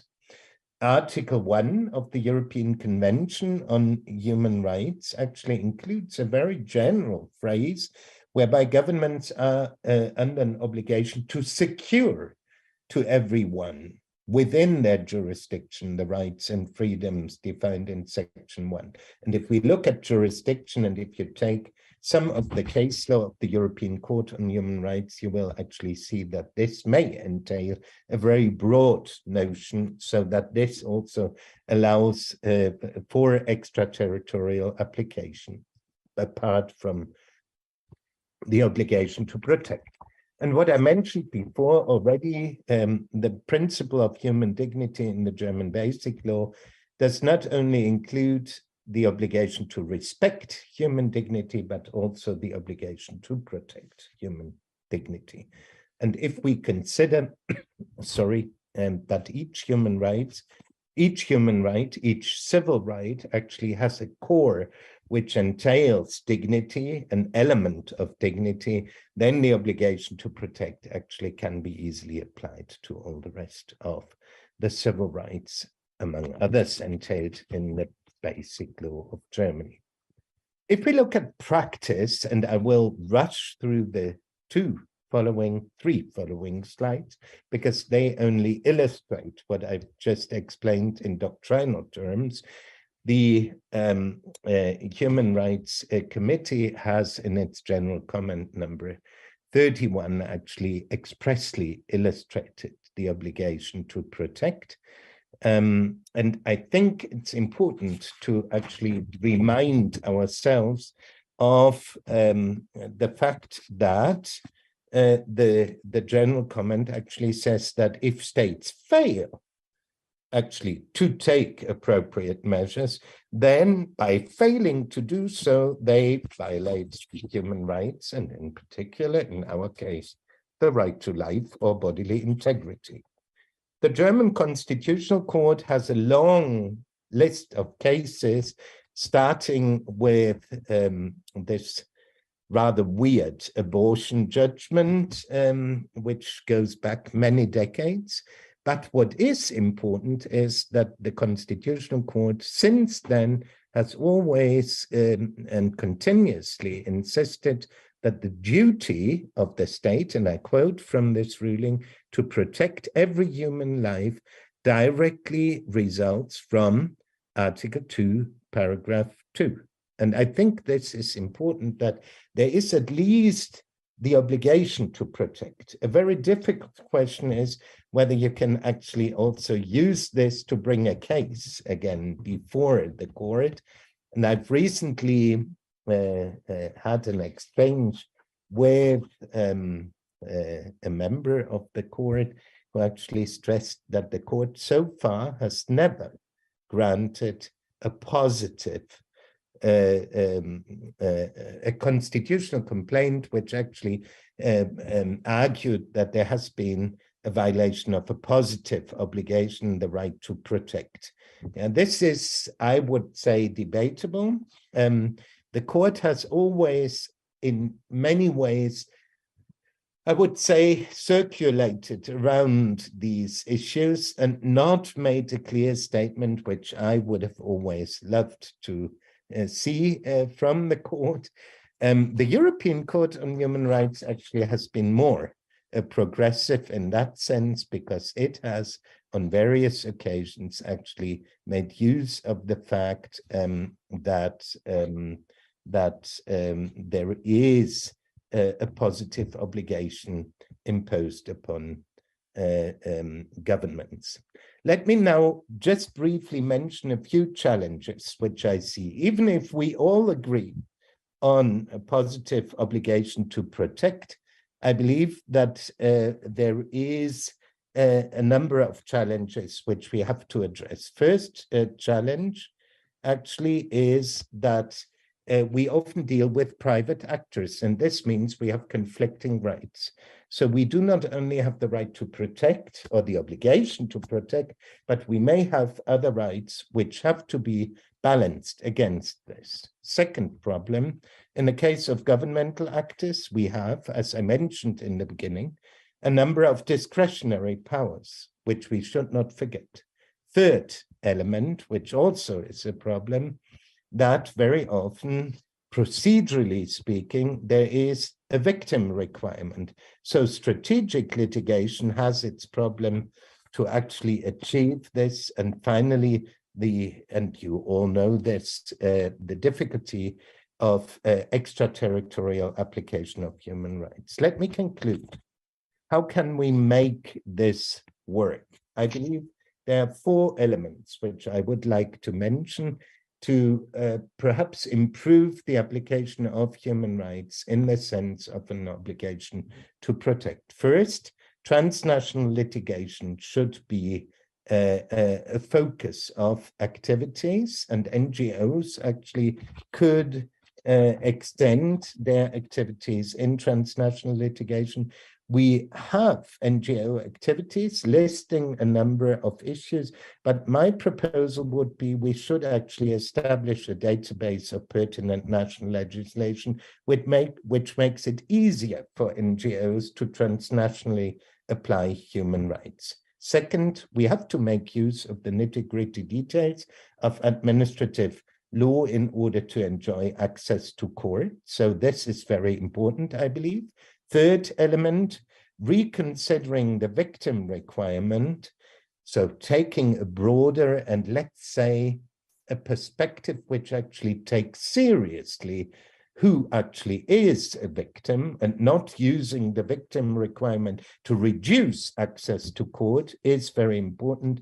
And finally, and this is something, or it's an argument which I've used throughout my presentation, I think it is important to actually interlink precisely administrative, constitutional, and international law, and to derive concrete obligations from the general terms which we find in international human rights law or in national civil rights law. Thank you very much for your kind attention.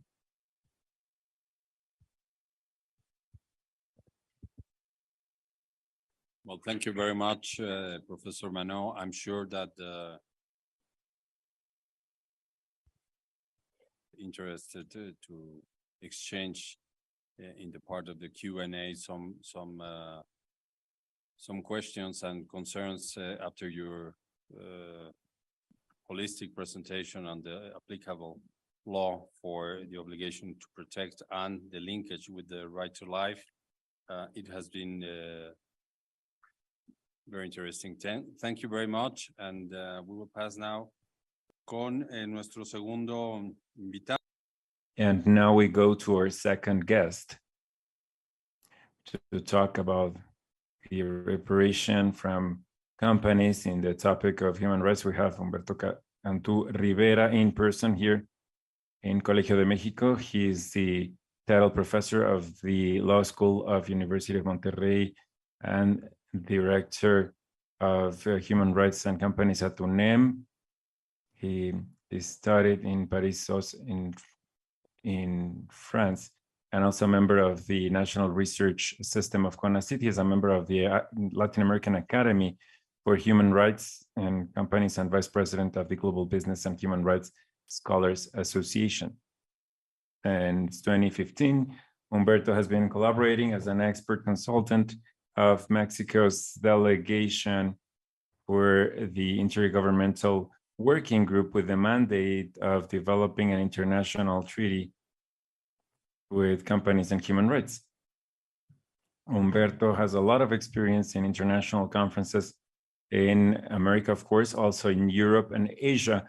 And he's also an author in different languages, in French, in English, and Spanish, of books related to the issue he has devoted his professional career to. The most recent one is a treaty on companies and human rights, Latin American perspectives, which will be published very soon here. It was already published in Geneva.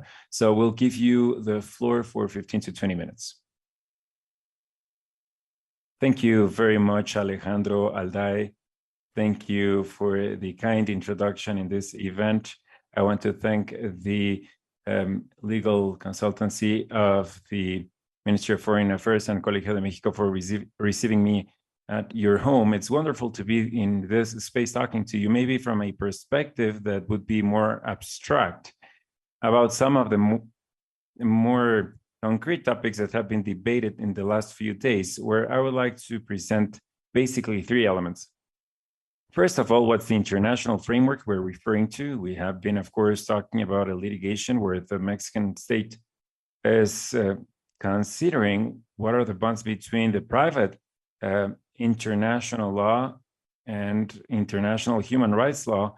And I think this is a very significant effort that would allow, as you mentioned in some of the prior panels, to raise awareness or make visible the connection points between the different legal fields. And I will also bring two more elements to this table. First, the focus on prevention, this expectation of behavior from companies, and also the viability, the likelihood of reparation.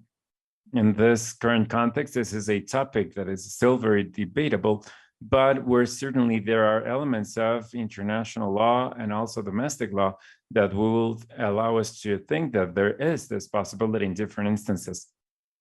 And in that regard, I will later refer to the need for a multiplicity of pathways to have access to justice. I'm going to start talking at a multilateral level, because even though this instance is going to change the paradigm that we have regarding this issue, It will also open the possibility of having different pathways of reparation for people affected by arms trafficking, and particularly the violence that stems from it. So I would like to start with a very brief introduction with two focal points. The first one is this classical paradigm that we have been hearing, and the professors who spoke before us also explained this very clearly. And it is if human rights are only an obligation to the state, or if there is actually a role for the private sector. And although a very significant share of the doctrine, including professors like Alan Pelé, James Crawford, who was judge of International Court of Justice not too long ago before he passed away, they have approached this rationale that there's still a resistance of international law of enlarging the scope to non-state actors. But what's true is that at least since 10 years from now, or in the past, there is an international perspective of international human rights law and the impact that the business activity would bring in their performance and in their exercise. I would like to briefly refer to the international framework we're speaking about. In 2011, the Council of Human Rights, after many years of discussion, I wouldn't say negotiation, but discussion, adopted the main principles for principles and human rights, and adopt them and backs them up, which is a very significant change in international law, because so far we didn't have any instrument that was backed by the states that would acknowledge that the private sector would have a responsibility in human rights, and this changed the conversation. As you can see on the screen, it presented two main elements. The first is that there are gaps of public governance that are identified in this instrument, and where it is the state, of course, the one that has to act upon this. The second one that is also significant is that it seeks to promote a responsible company behavior based on measures of identification and management of risks by companies. Later on, I will refer to the link between this situation and the current litigation we are discussing, but it speaks of a different approach, a different focus on the roles that are played by the different social actors in the framework of human rights. And this has been reflected in the first decade, these ruling principles of companies and human rights, in basically two main elements that we are noticing where there is a very latent state participation. The first one is a series of legislative developments that are enlarging and requiring business practices that are based on due diligence and risk per se, where the main purpose is to correctly identify and manage the risks, taking into consideration, and this is very important in the current context, this link and the dialogue with the parties that could be affected particularly, but with all the parties that would be interested. And this is something that it's important to post in this litigation. How do we consider in the prevention that any company should carry the role of those private parties or third parties that could be affected in their rights? And Leon mentioned this, a discussion in Geneva many years ago about an international framework in the topic of companies and human rights. The last session happened a week ago and showed or highlighted certain elements where there could be progress that at the end of the day could become a guideline from international law for the states and companies regarding the global expectation of behavior in that regard. And this leads me to speak very briefly about the focus on prevention. According to the ruling principles, and once again, we have to highlight that this is an instrument that has been backed up by the Council of Human Rights, and in that regard, it is supported unanimously, politically, for its implementation and how it's going to put into practice by states and companies. And they state precisely what you're seeing on the screen, that all companies should respect human rights. And this is presented in processes of identification and management of all the risks that may happen or that could be linked to them or to which they may contribute. And it also considers in the explanation some elements that I believe to be very significant in this space. The first one is that they are standards of company behaviors that can be applicable to all businesses, regardless of the market they operate or the size they have. And it very clearly says that this is a responsibility that is independent from what every state will establish in their own legal domestic framework. And this is important because this is an element that could and has been used many times as a tool or as a strategy for litigation. What is the duty or the preventative responsibility that all companies have in the framework of their activities? But there is an item that I didn't want to miss here, and this is what you can see on the third bullet on screen. Companies should not undermine the ability of the states to fulfill their own duties in terms of human rights, nor starting actions that could weaken the integrity of their legal processes. And I think this is a topic that is very important. I will mention this later, but it has been referenced in the last report of the working group about this topic to the General Assembly of the United Nations. Now, this leads us, or takes me specifically, to a very clear conclusion. And it is that even though this instrument and this proposition clearly states that it's not a legal obligation, it goes beyond the domestic legal framework, it does consider the duty to respect rights. And there is a very important analogy with the civil rights that we see in many countries with the civilistic tradition, which is the duty to not cause harm to third parties. And this analogy will, in the end, go to the duty of reparation, which is what we are trying to consider in the scope of companies and human rights when the activity of these companies will have any adverse impact. Now, the biggest question, and that's actually what I was asked to cover in this space, is if the reparation is viable, is feasible. And I think the professor who spoke before me, this has many implications in internal law, and he clearly mentioned administrative law. I think this is a very significant tool, but it also considers the fiscalization duty of the state. In some countries, we have the possibility or the legal pathway in the criminal matters, besides the civil responsibility. That is the effort that we are doing with this litigation, and it's probably the most common practice in the case of North America and Europe.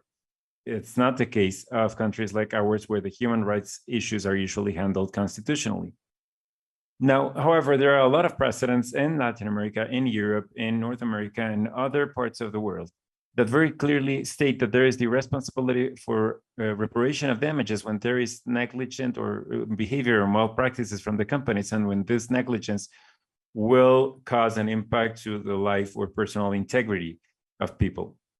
So what do we see here? What do I see specifically in this context of the litigation of Mexico against the companies that manufacture weapons?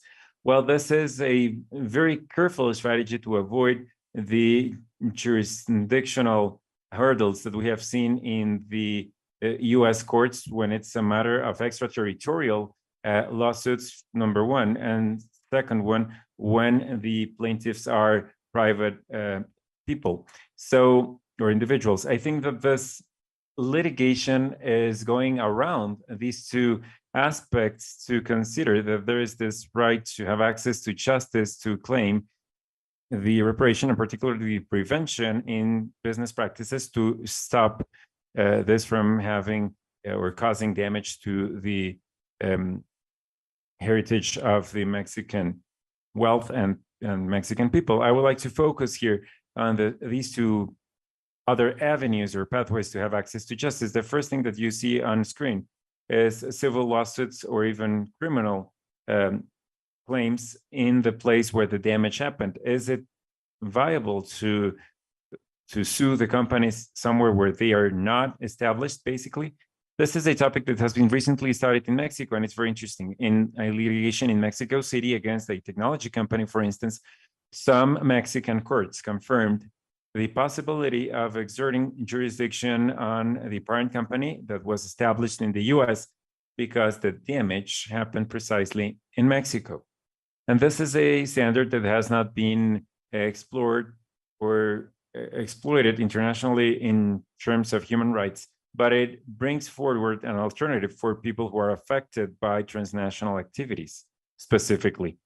I wouldn't stop highlighting the importance of considering if eventually criminal claims in countries like ours that acknowledge criminal responsibility for companies would be an option. Of course, that there are legal hurdles that are very important. Those are litigations with different phases and different levels of complexity, besides the possibility of a judicial defense that is very robust in the case of the companies that are accused.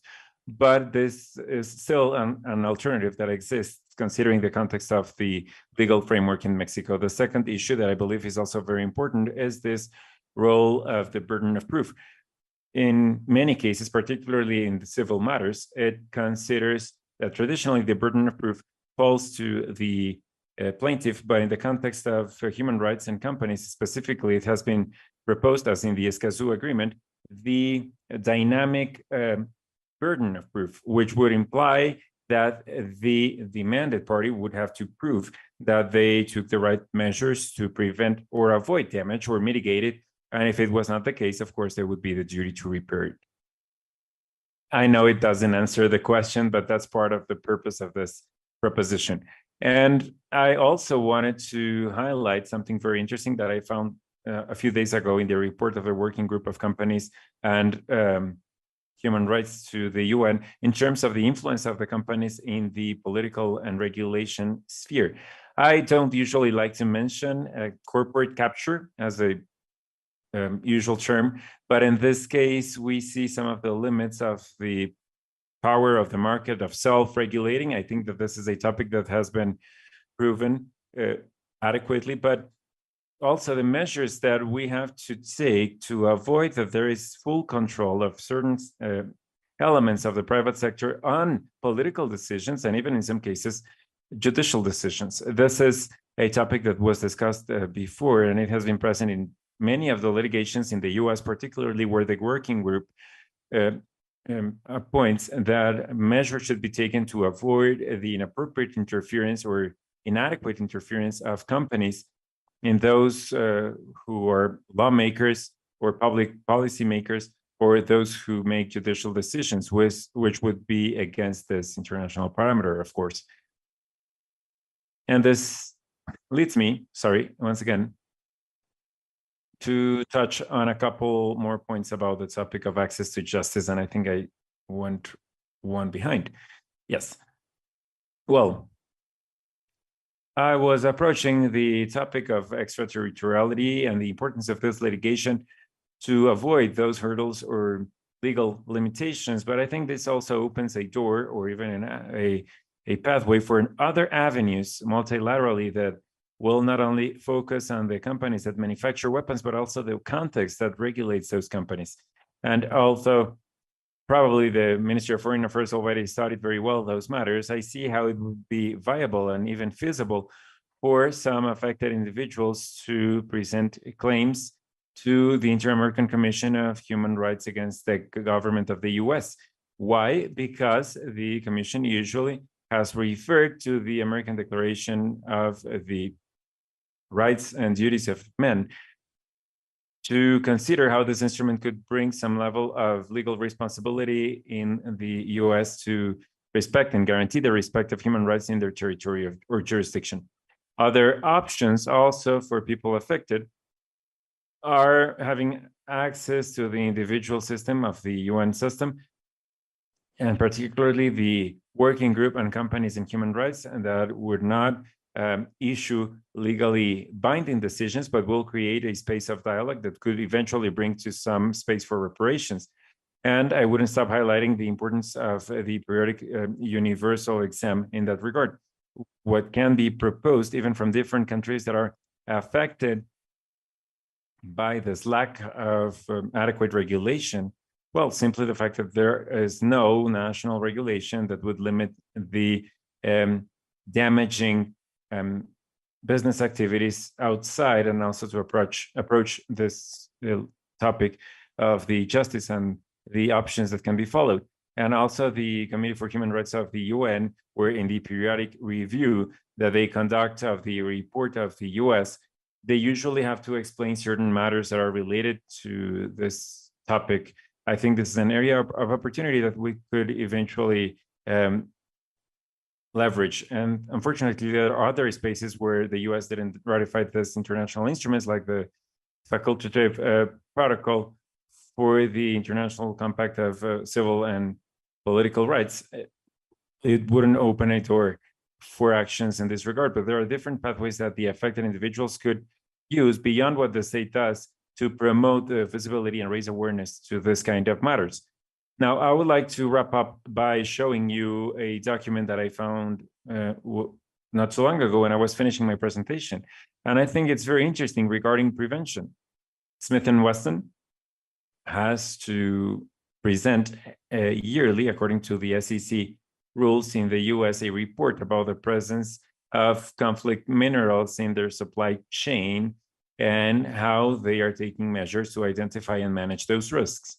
In this report, which was issued some months ago, they consider how due diligence has to be adopted to identify and manage any and all situations where there are conflict minerals or minerals coming from countries, usually from Africa, but they are not the only ones, to try and avoid funding armed conflicts that can happen in those contexts. Now, I was thinking, and this is my conclusion, that if a company of this size has the ability of performing traceability of conflict minerals, I don't think there is any valid rationale not to follow up and take the right measures to prevent arms trafficking, illegal arms trafficking. So I think this is a topic where there is a lot to do. There is a lot that can be done, and it's precisely the reference to this preventative duty that I mentioned in my presentation that could be a very clear argument in the context of the litigation against weapon manufacturing companies. Thank you very much.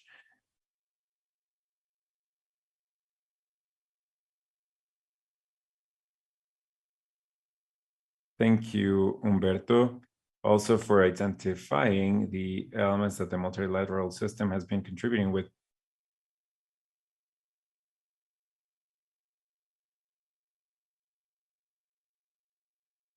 That are very well known internationally, the possibility of reaching the or of using the civil law, and also what's available in terms of clarifying even individual options of people. The victim has to be empowered legally to seek the reparation of damages or to demand and claim that they were not protected at some point, and on behalf of the state.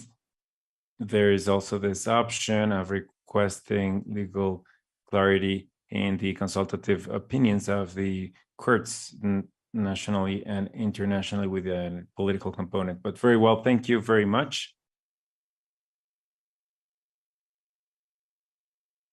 Let's move on to the next participation now by Marina Aksekova.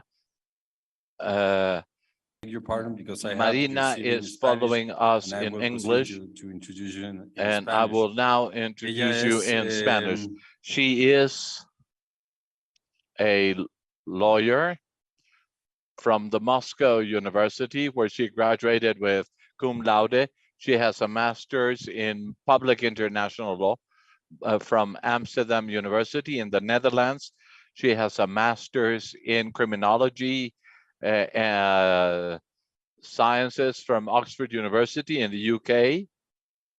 She has a PhD at law by the University European Institute in Florence with a paper Complicity in International Criminal Law, where she was awarded the Mauro Capelletti recognition for the best paper in comparative law. And as part of her professional expertise, she has worked as a legal assistant in the defense area at the International Court in the former Yugoslavia. She has worked in the White and Case for a legal firm in the arbitration and litigation department. She has also been in the extraordinary chambers at the Cambodia courts as a researcher of the legal practices in the first court, and also at the Center for Excellence in the School of Law at Copenhagen University, and an associate professor in the postgraduate courses. Marina. And, you have 15 to 20 minutes for your presentation. The floor is yours.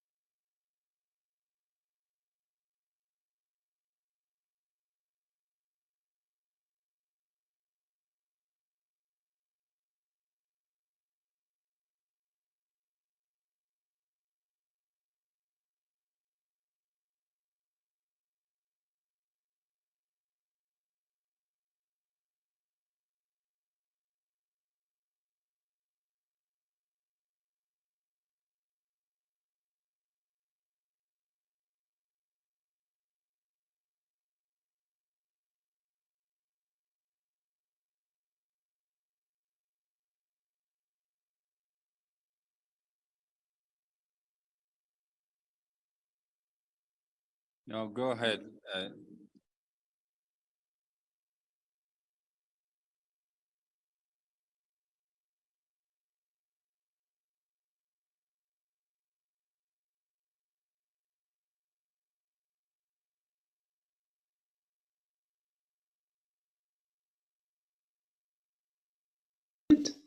Oh, perfect. So, yeah, wonderful. It should work now. So the biggest challenge with holding corporations accountable is finding the right framework when it comes to international law. Because for many elements of international law, for instance, international criminal law, we have a framework. We have, for instance, the Rome Statute of the ICC. We have the core crimes, defines their war crimes, crimes against humanity. We have secondary norms, forms of liability, and of course, we have jurisdiction also in the statute. So in a sense, and we have a court. So in a sense, it's a self-contained regime, which is easy to understand. But when we talk about situations such as this one at hand, with very complex transboundary harm involving both domestic actors and actors in a different state, without an international court specifically dealing with these issues, without an international framework clearly defined, also knowing that corporations are still not subjects of international law, strictly speaking.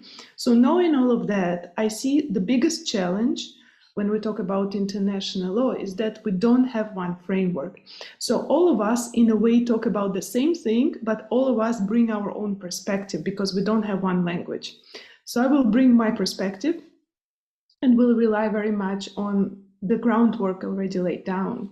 So I will talk about the positive developments in this area. I will talk about problems, and then I will talk about complicity. And I will explain why I find complicity and corporate complicity very relevant to this discussion. So firstly, about positive developments.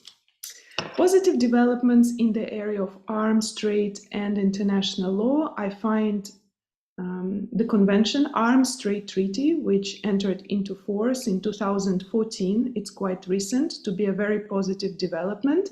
And Mexico is a state party of this convention. The United States, Russia, China, India are not state parties. So the biggest arms suppliers are, of course, not state parties, which makes it more difficult to enforce. But still, we already have an international framework. And as Professor Maroon mentioned, this international convention imposes obligations on exporters of arms not to supply arms if there is a risk of humanitarian law violation or human rights violation. So there is an obligation, and it is now in the convention, but we can hope that at some point it also becomes customary international law, and then it's binding on all parties. So that's one big development which is positive. The second big development is proliferation of soft law. What is soft law? This is not strictly speaking binding, but we have certain norms in international law which are very authoritative. And this is the primary instrument of holding corporations accountable.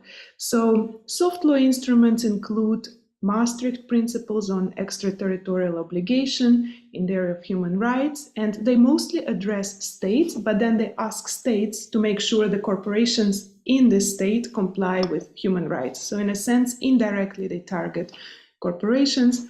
And of course, we have UN principles on business and human rights, which include due diligence obligations on corporations, which already were mentioned by both speakers before me. So this is very positive. Then I would say the third positive development in this area, arms trade and international law, is increased global attention on arms trade as such. And we can look at it positive or negative. I choose to look at it as a positive thing. We have now, of course, the conflict, the war in Ukraine, and we talk a lot about arms supplies. And indirectly, that attracts attention to the question of how arms are supplied, under which conditions, and so on. So we already start to talk about it much more than before.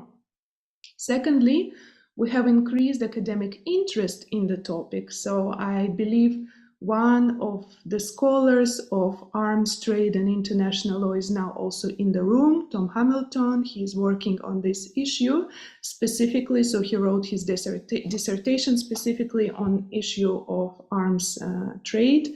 And then also I'm now part of a series of lectures organized by the University of Tel Aviv, whereby they invited scholars from different countries to talk about arms trade. So we start talking about it in scholarship, and it's also relatively new. And then, of course, domestic prosecutions under the principle of universal jurisdiction. I think this has also been mentioned. So I will just mention two cases which are relevant. One is a French case called Lafarge, and the other one is a Swedish case called Lundin. So the Lafarge case has been already decided by the French Supreme Court and holding French corporation complicit for crimes committed in Syria. And these are core international crimes completed in Syria.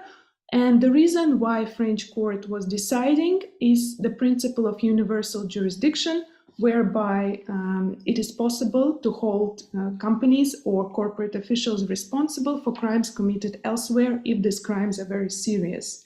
So what is relevant for our current situation is the transnational element, that it's entering the discourse of the court. So in the Mexico case, it's a little bit reversed because actually harm and crimes are happening in Mexico, whereas the complicit actors are elsewhere. So in these cases, it's the other way around, but the transnational element is present. And the Lundin case, which I would like to draw everyone's attention to, it's a fresh case. It hasn't been decided yet. It's a Swedish case, and it relates to crimes committed in Sudan by a Swedish energy company. It's actually a consortium with other countries involved.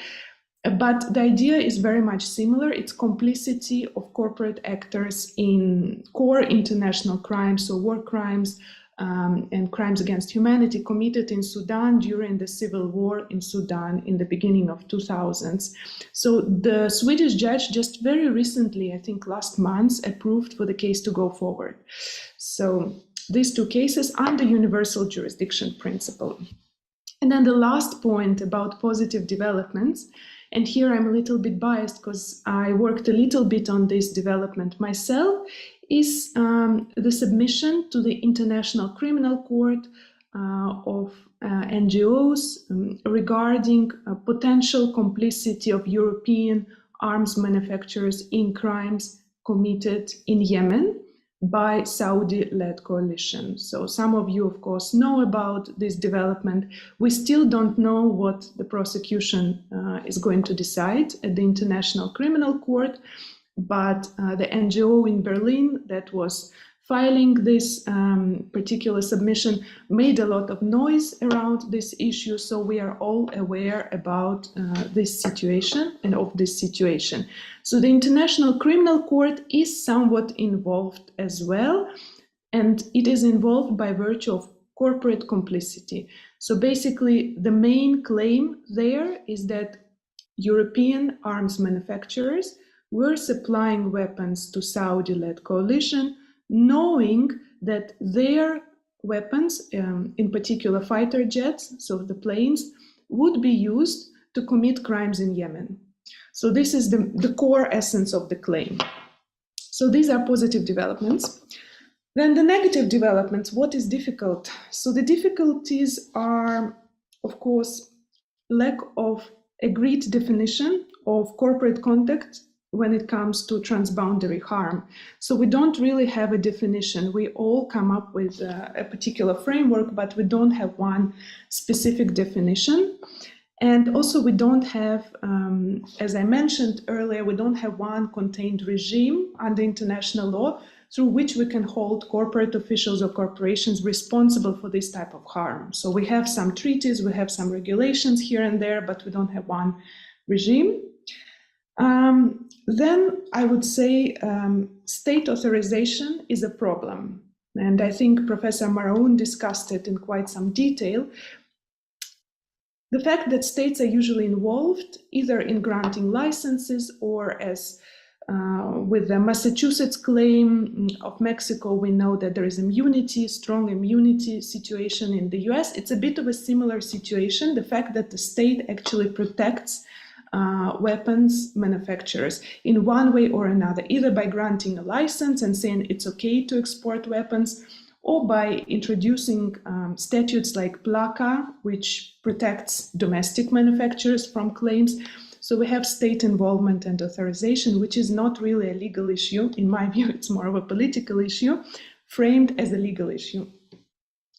So, and then of course, I mentioned corporations are not subjects of international law. So this is also a big elephant in the room. So solutions, I have a couple of solutions, and then I go to complicity, and then I conclude. So solutions. With respect to corporate responsibility, I would say that it's possible to target heads of corporations, chief financial officers, CEOs as representatives of corporations if we speak about criminal law. So this was done by the Berlin and Joe in this submission to the International Criminal Court. Because they couldn't target corporations, they targeted in their submission chief financial officers or CEOs. So then, as another tool, and it's used by Mexico in its strategy, using tort law. So this is using domestic tort law, and this is obviously Mexico's strategy. And as I understand, the first claim in Massachusetts court was against manufacturers, and it was dismissed, but there were some positive aspects of the decision on dismissal. And now there is Arizona case, which targets intermediaries, which targets people who are selling guns. So in a way, it's targeting the whole supply chain, which brings to light the whole system. So it has a lot of potential in that sense. So it's not the only tort case, but tort law is used. As already mentioned, engaging criminal law and universal jurisdiction, like it is in the Lafarge case or the Lundin case that I mentioned before. And then, of course, public naming and shaming, which is not strictly speaking legal practice, but we see, as I mentioned, we see more and more discussions and conversations about accountability for weapons trade and standards for weapons trade. So final point of my presentation, and it's also part of my expertise, so I'm a bit biased, complicity. Why is complicity relevant? So complicity is a secondary norm. It is a way to hold someone responsible for helping to commit a crime. So usually complicity or aiding and abetting is discussed in conjunction with a primary norm, right? So what is the violation? In international law especially, I will give you an example. Serbia was accused to being complicit in genocide in Bosnia at the International Court of Justice. So we had genocide as the primary norm and then complicity attached to it. What I suggest here is to talk about complicity of corporations, just to start with complicity first, and then to try to find the underlying norm. Why? Because we don't really have this standard of liability for corporations defined very well, and I find that complicity is a way normally corporations get involved in all sorts of criminality. So it kind of makes sense to focus on complicity and then also on the primary norm, which can vary. It's one reason to look at it. And the second reason is that complicity is appropriate for both tort law and criminal law. And this has been decided by US courts as well. So we use the standard of aiding and abetting, and we apply it to both criminal law cases, but also tort law cases. And the standard, I would say, is very similar, if not the same. So what is the standard for complicity? The standard for complicity, if we look at it from criminal law perspective or international criminal law perspective, as it was developed, is practical assistance, encouragement, or support, which has substantial effect on the crime. So practical assistance, encouragement, and support does not mean causing the crime or does not mean harm as such. It means having some effect on the crime. And this has been one of the issues in the Massachusetts case, because I believe that manufacturers were claiming that they only have marginal effect on gun violence in Mexico. And I would say the fact that in the dismissal case, when the judge dismissed the claim, they still acknowledge that Mexico has standing to bring this case because Mexico is a victim, and entities within Mexico are victims. I would say it kind of answers a little bit this problem and supports the issue, supports the claim that we don't need causation, that it's enough that there is some kind of effect on the crime to be a victim of certain violation. So substantial effect on the crime is part of complicity. And then the second element of complicity is mens rea, on culpable element. And mens rea is either knowledge or purpose, either knowledge or intention. And this is where the biggest battle, I believe, is going to happen also in the future when it comes to corporate complicity. Because with corporations, it's much easier to prove knowledge. Why? Because there is a lot of public knowledge, for instance, that guns are smuggled across the border and they're used to commit crimes. And the same was with the Yemen case. It's quite known what happens, that European manufacturers supply weapons to Saudi Arabia. They know that these weapons may be used in Yemen. They know this. So one thing is to know, but the other thing is to intend to facilitate crimes. And the Rome Statute of the ICC requires purpose to facilitate crimes. The same with American criminal law. It requires purpose in the US Model Penal Code. But then European law and international criminal law, customary law, only says knowledge. And what we have now, and with this I will conclude, we have the Lafarge case, which I mentioned earlier in France, where this battle already happened. And the French court actually said, no, knowledge is enough. And this is considered to be a big victory for corporate accountability, because they said, no, it's enough that company was helping, knowing that this may contribute to criminality.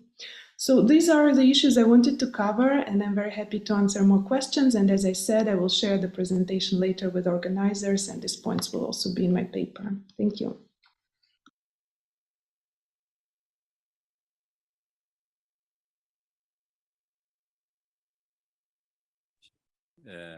For your presentation, I think we should keep in mind the positive developments that you underscored. There are many, but still insufficient when it comes to find the concrete solutions on international law. I think it's super interesting to look at the international criminal law aspect that you just suggest in two of your potential solutions to stop gun violence from the international law instruments. Thank you very much. And with this, we will continue this presentation with Dalia Palombo. She is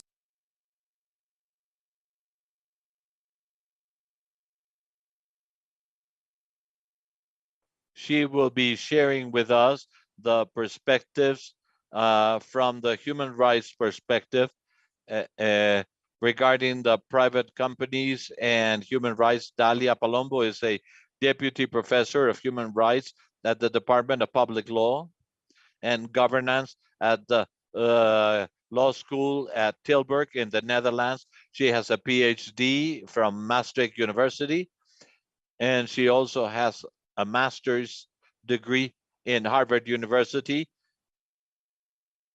and she has a degree from Milan University. Her research is centered in the legislation regarding human rights from different perspectives that include the business sector, the corporate sector, human rights, the environment and human rights, extraterritoriality and transnationality, and the impact of human rights in the litigations of private law and corporative law. She has published different works, business and human rights, litigations of the European home states, among several articles and contributions in different edited volumes. Dalia Palombo, you have the floor for the following 15 minutes. The floor is yours. Good afternoon. Thank you for being invited. I will speak to you in English, but as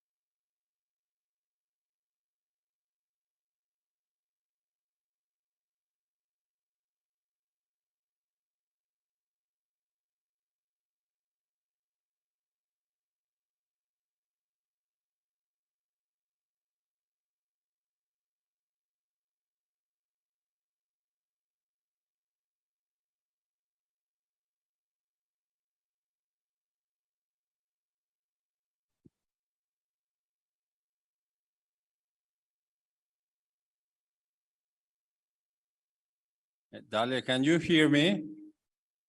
I need to ask you to switch to the English channel for translation because we have the technicians are asking me to ask you that for the YouTube transmission.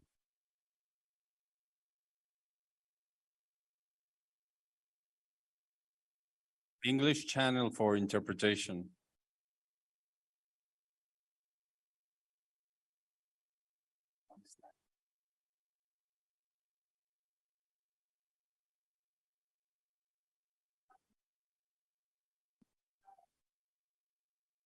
It's an icon of the globe, and then you can go to English. Okay, sorry.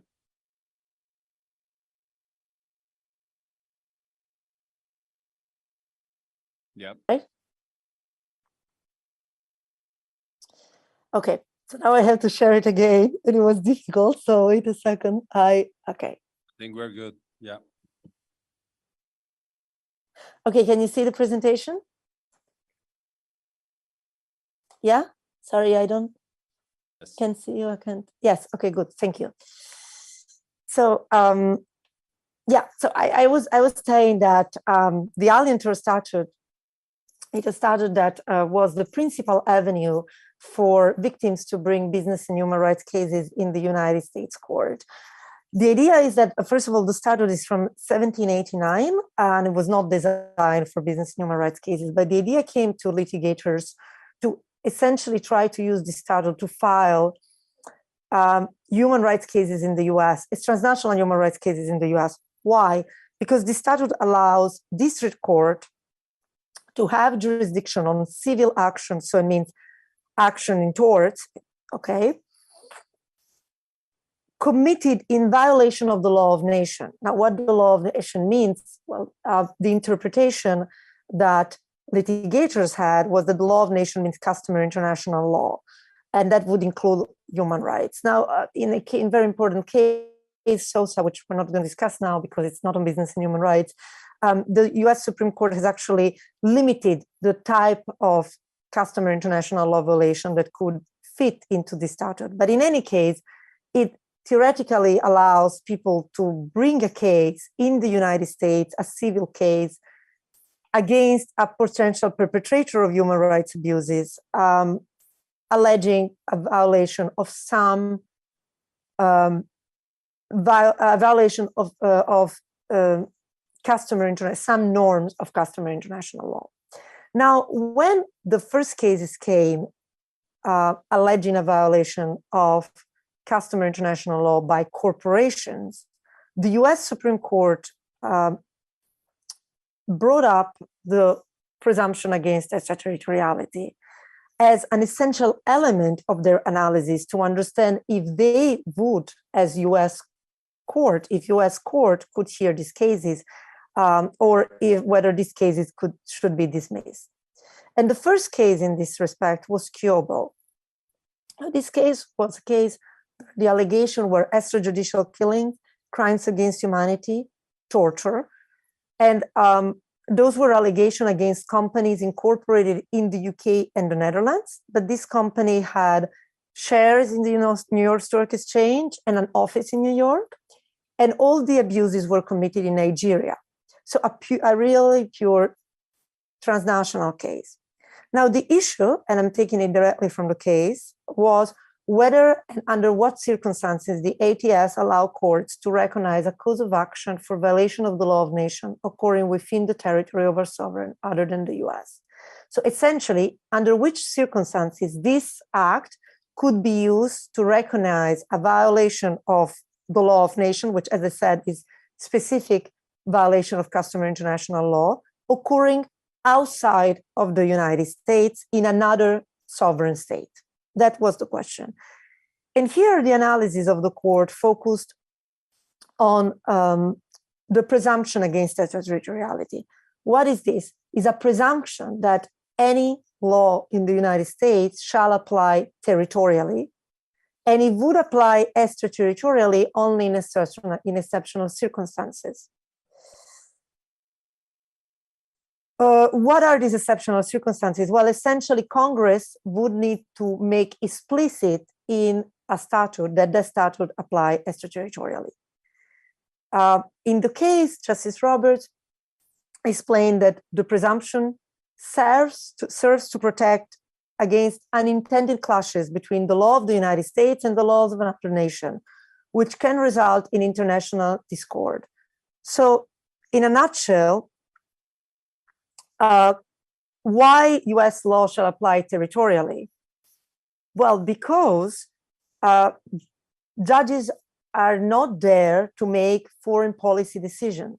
So they shouldn't interfere with the law of other states, and they should not interfere with the sovereignty of other states unless this decision is made by the US Congress. If this decision is made by the US Congress and the US Congress is making explicit that a statute applies extraterritorially, then the presumption is rebutted. So then the question was, can the Alien Tour Statute can rebut this presumption? So is the Alien Tour Statute applicable extraterritorially? And in this analysis, the Supreme Court said that it's not, for a number of reasons. The first one is that Congress did not make the Alien Tour Statute explicitly applicable extraterritorially. The second is that, because one question could be, well, but the fact that the Alien Tour Statute refers to the law of nations, so essentially to customary international law, means that it was in the intent of the founders of that statute to have the statute applied transnationally, because it's a statute that is based on a violation of international law. And as we heard before, especially in the interpretation of some specific, the most outrageous violation of customary international law, we could consider this a universal jurisdiction statute. So a statute that allow, in effect, that is established to allow, in effect, victims to sue those who commit outrageous crimes. And in this sense, it would be applicable transnationally.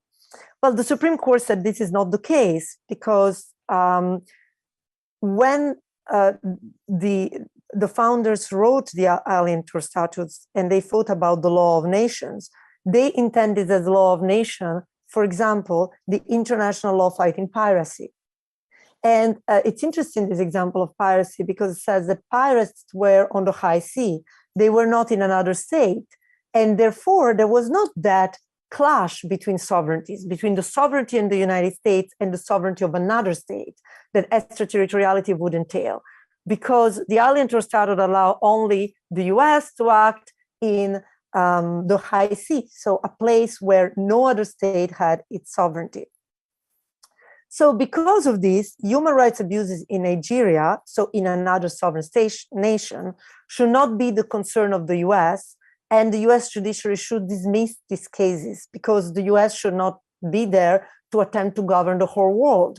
And so we can understand here that there is really this kind of dynamic that I discussed before about the prospective imposition of the law of the US somewhere else, and this kind of anti-imperialist argument to prevent the application of US law extraterritorially. Now, there is a second case that explain the presumption against extraterritoriality even further. And the case is also a business and human rights case. It is Nestlé and Cargill. It's a very interesting case. The allegation were child slavery in Côte d'Ivoire committed by a supply chain of US companies. And what was alleged is that US companies, Nestlé and Cargill, provided training, fertilizers, and resources to other industries that then were those committing, engaging in child slavery. And in exchange of this training, fertilizers, and resources, they would obtain the exclusive right to purchase cocoa. Now, the allegation was that the major operational decisions were made in the United States. So the operational decision to provide those resources and training abroad. Again, the Supreme Court analyzed the presumption against extraterritoriality. It used the standard already established in Kiobel. So it says that Congress did not make the Alien Tour Statute explicitly extraterritorial. But it added another layer of analysis. It said that even if Congress did not make that statute explicitly extraterritorial, the statute could still be applicable when the conduct relevant to when the conduct that was relevant to that kind of lawsuit was relevant actually to the status focus. What does it mean? In this lawsuit, the allegations were that the US companies were adding and abetting forced labor. So the question was, is this adding and abetting, this conduct, domestic that is relevant to the status focus or extraterritorial? Because if this conduct is domestic, the adding and abetting, if US companies aid and abetted forced labor domestically in the United States, then the statute is still applicable. But actually, the Supreme Court said, no, it didn't happen in the US. Even if we imagine that, victims will be able to prove that actually this company have aided and abetting forced labor, the training, the use of the providing fertilizers or resources all happen in the Ivory Coast. So it happened outside of the United States. And what US companies did in the US is general corporate activities or major operational decision.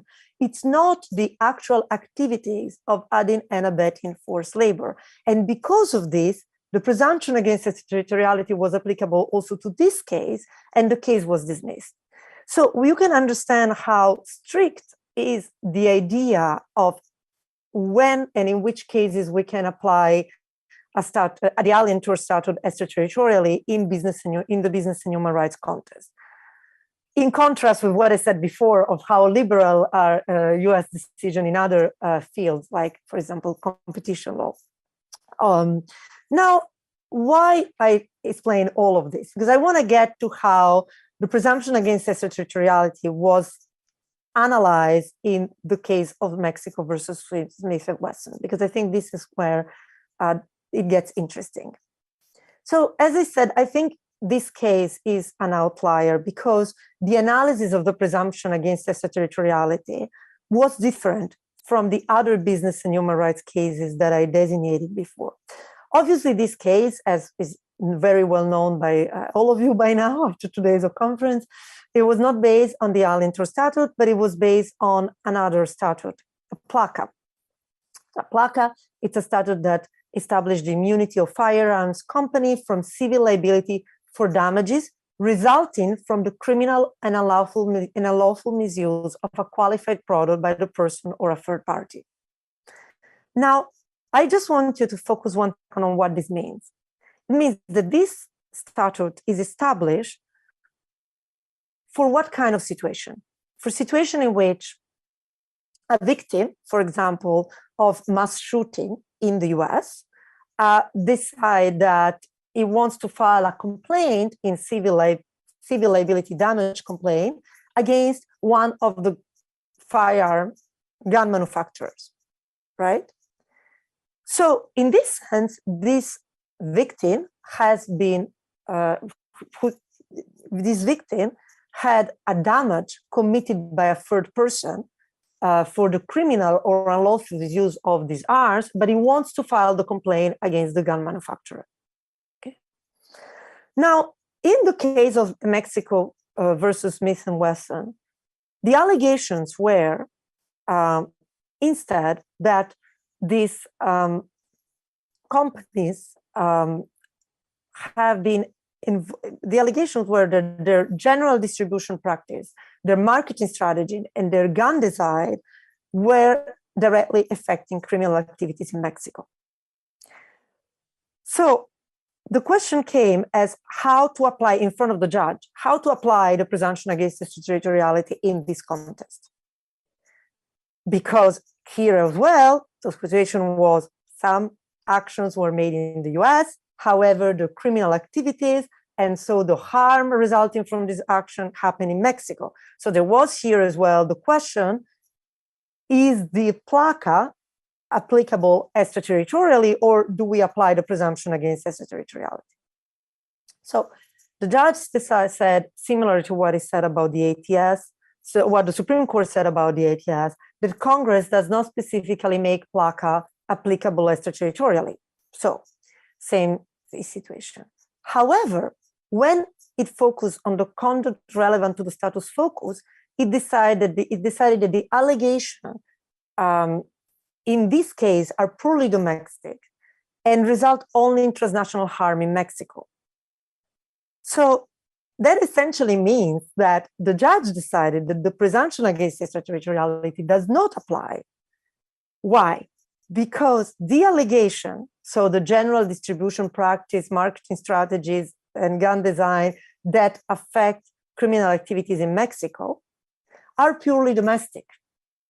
And therefore, this conduct, this domestic conduct, is relevant to PLACA focus. And because of this, the case belongs to the United States. Now, my question is, could the judge have decided otherwise? Or is this a deliberate choice not to apply the presumption against extraterritoriality? I think that, of course, the judge could have decided otherwise. Because think 1 minute about this.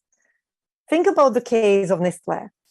Allegations are that US companies make major operational decisions in the US, and this as an effect has that we have child slavery in the Côte d'Ivoire because the US company has been involved directly in training and providing resources to those companies in Côte d'Ivoire. Obviously, there is a link, but the Supreme Court decided that this link was too remote and that the decision made in the US were not sufficient to consider this case domestic with a domestic conduct relevant to the status. Now here instead, we have a judge that says that the judge could have said, I think, well, the conduct relevant to the status is the unlawful misuse of criminal or unlawful misuse of those guns. And the criminal and unlawful misuse of those guns happen in Mexico. So we apply the presumption against extraterritoriality. And the preliminary step taken by the gun manufacturer in the US are just preliminary steps. They are not the relevant conduct. Exactly as the Supreme Court have said in respect of the Allen status. But it decided not to do this. So my question is why? Again, obviously, I'm not in the head of the judge, but I think there are a few hypotheses, and that I leave you with that. Obviously, the first one is that simply the judge didn't disagree with me and think that the facts of the cases are very different. And then the ATS Nestlé case is fundamentally different. The preliminary act made US major decision made by US companies are fundamentally different from the allegation of general distribution and marketing practice and that Mexico alleged in the case that he had in front of him. But another possibility is that the judge wanted to bring the case and the debate one step forward.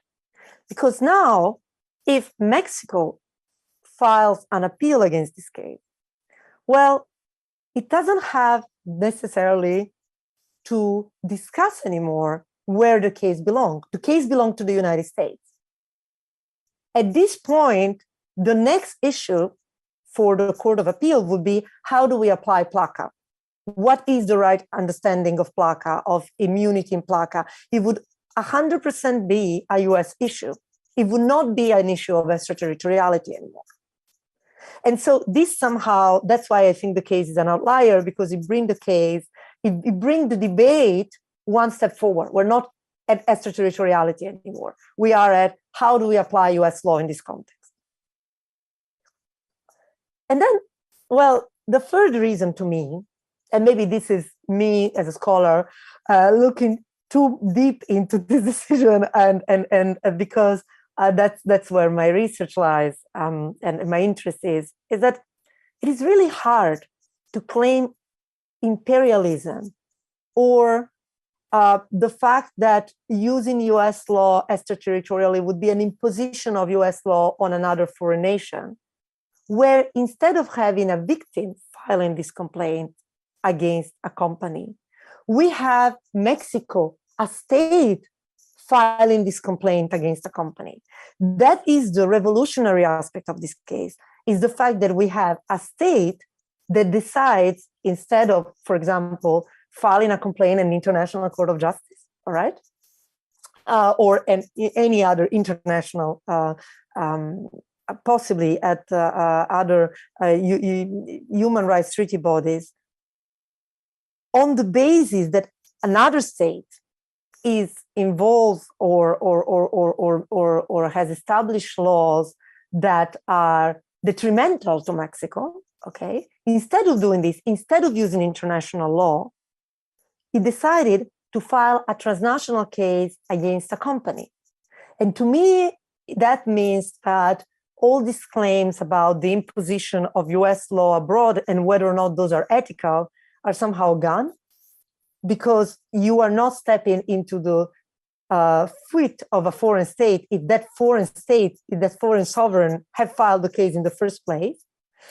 And then it opened a bigger question of the relevance of transnational public law litigation versus international law if a state decides to use this avenue instead of public international law to file a complaint. I leave you with that. Thank you very much for your attention. And I hope it was comprehensible, given that it's almost 1 now. Thank you.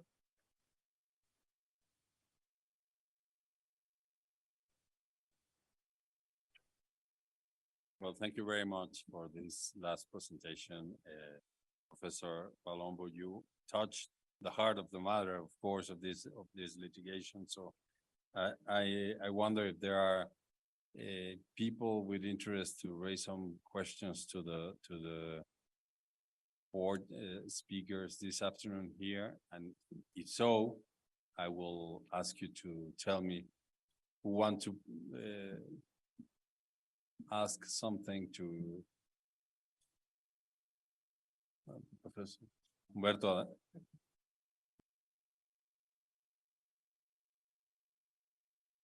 Thank you very much, Alejandro.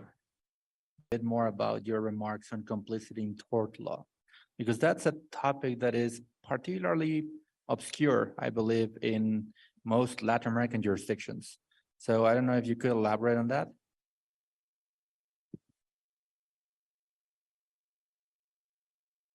Yes, 1 moment, I'm on English. Yeah, so complicity in tort law. Usually complicity is a standard used in criminal law.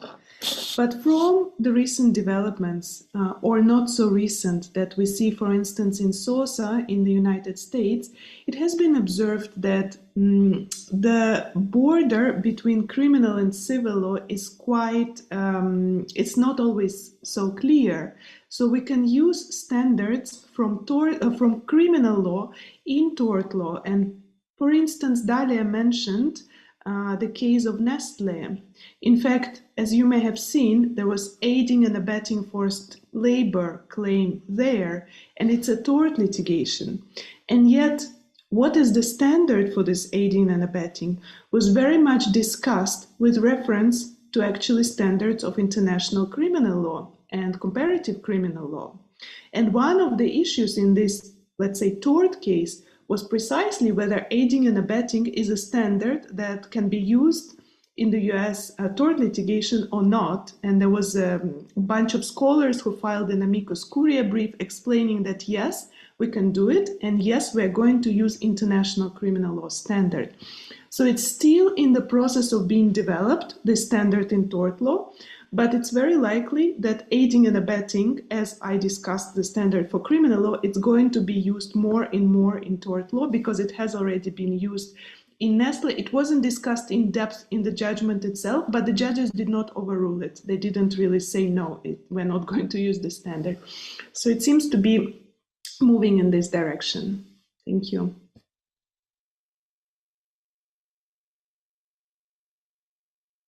I will ask for a closing remark to Professor Manaut and then to Professor Palombo, just to finalize this good exercise of exchanging viewpoints on international law applicable to this particular case. Go ahead, Professor. Thank you very much. I would like to thank my co-panelists for their respective contributions. I would very much like to support the importance of extraterritorial jurisdiction in this context. I believe that it is very important that national courts actually take up these issues. As important as international courts are, we all know that it is very difficult to bring cases before international courts. So I very much plead for making more intensive use of national courts, also when bringing international legal claims. Yeah, that's the essence. So encourage national courts to actually make use of international courts in that sense. I think that's an avenue which we can use in the future, and that will be successful eventually. I mean, we have heard about the criticism of extraterritoriality, in particular by US courts, but I think we should not be discouraged by this, because there are other jurisdictions that actually promote extraterritoriality, and I think this is encouraging. Thank you very much.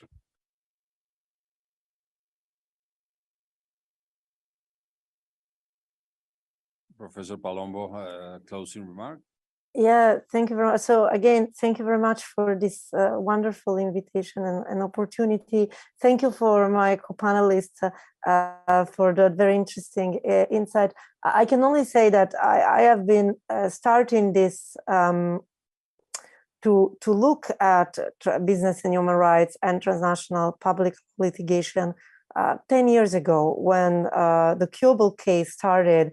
And it is really impressive to see how much more litigation has been developed in these years. And now we are even having a state using transnational public law litigation to try to change rules that are fundamentally damaging, right, transnationally, its population. So I think we are seeing this change, and I very much agree with my colleagues that we should try to pursue this further. And it would always be a pleasure to discuss the evolution further that we're seeing every year. So thank you very much for this opportunity to discuss this. Marina, closing remark. Yeah.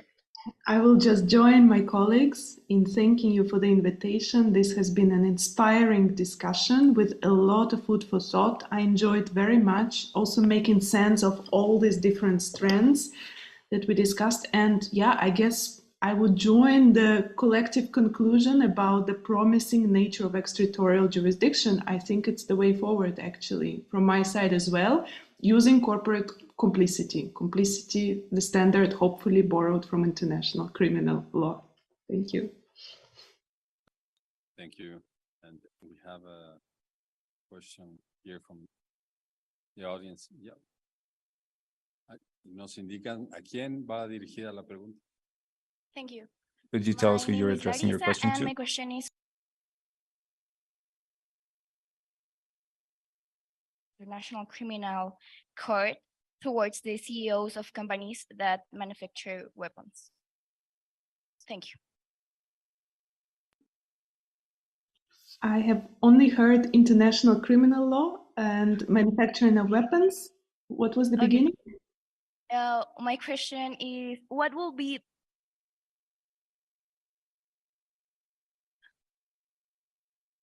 you have to mute your micro.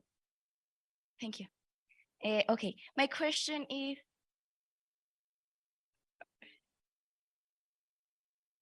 okay. What will be the sentence expected by the International Criminal Court toward the CEOs of companies that manufacture weapons? Thank you.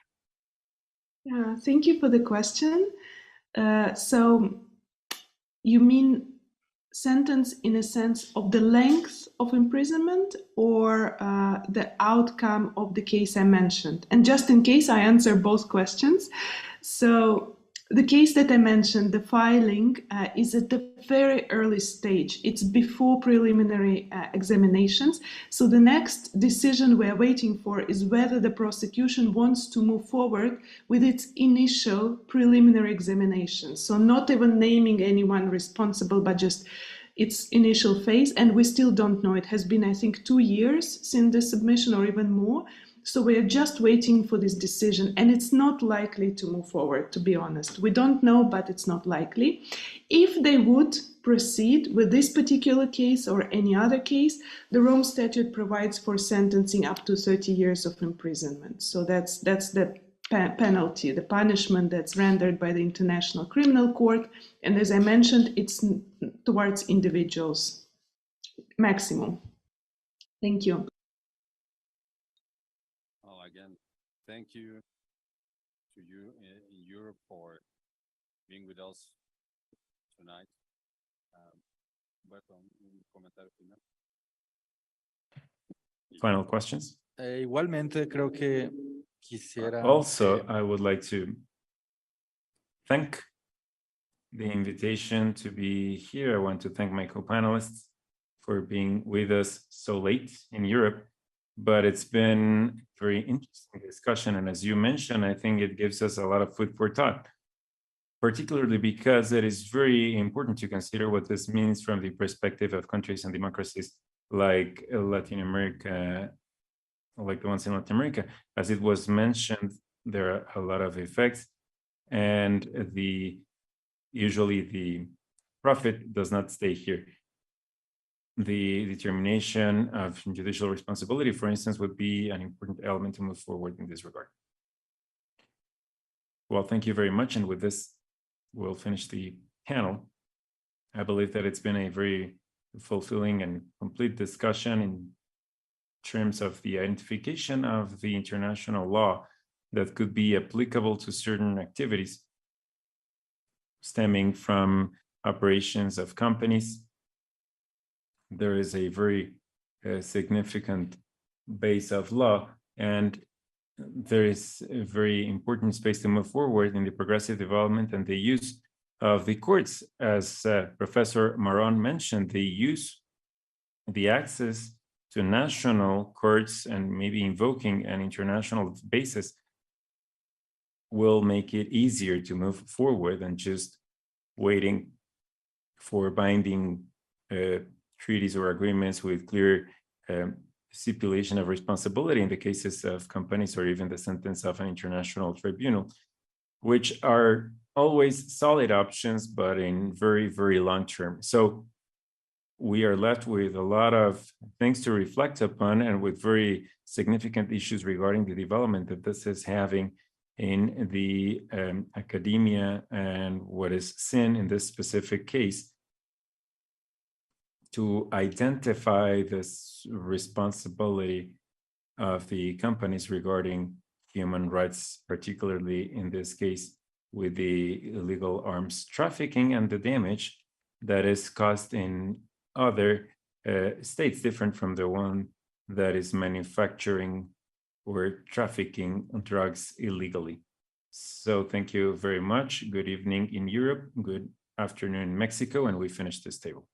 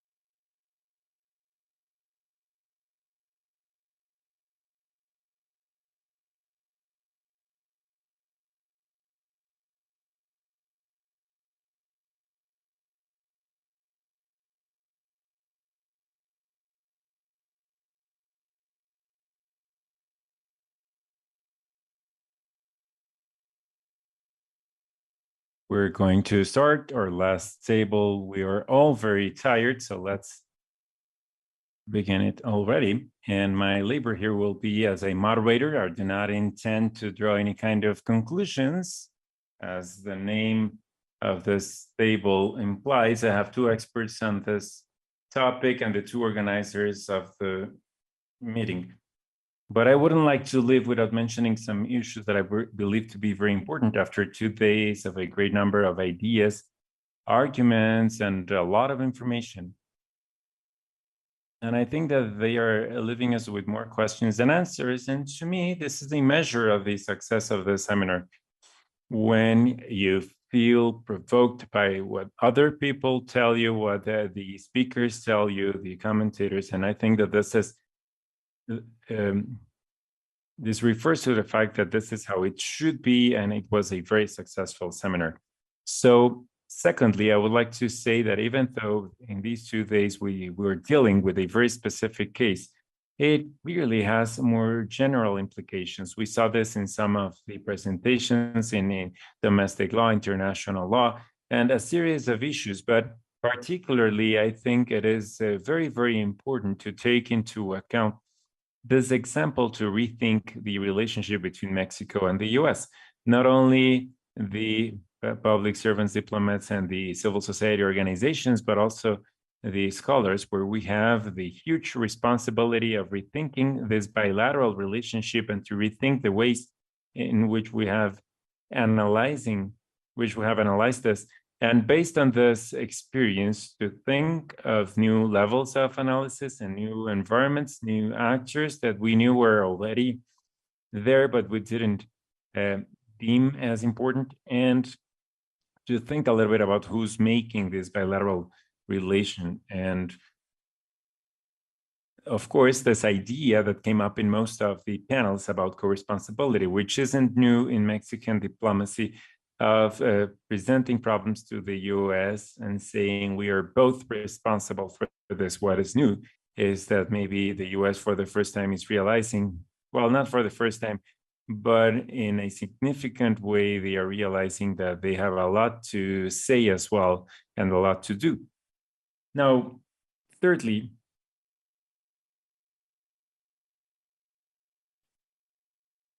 I cannot emphasize this enough, but also the role of non-state actors and sub-state actors in this bilateral relationship, not only in the political system in the US, where we know that the states play a very significant role, but also here.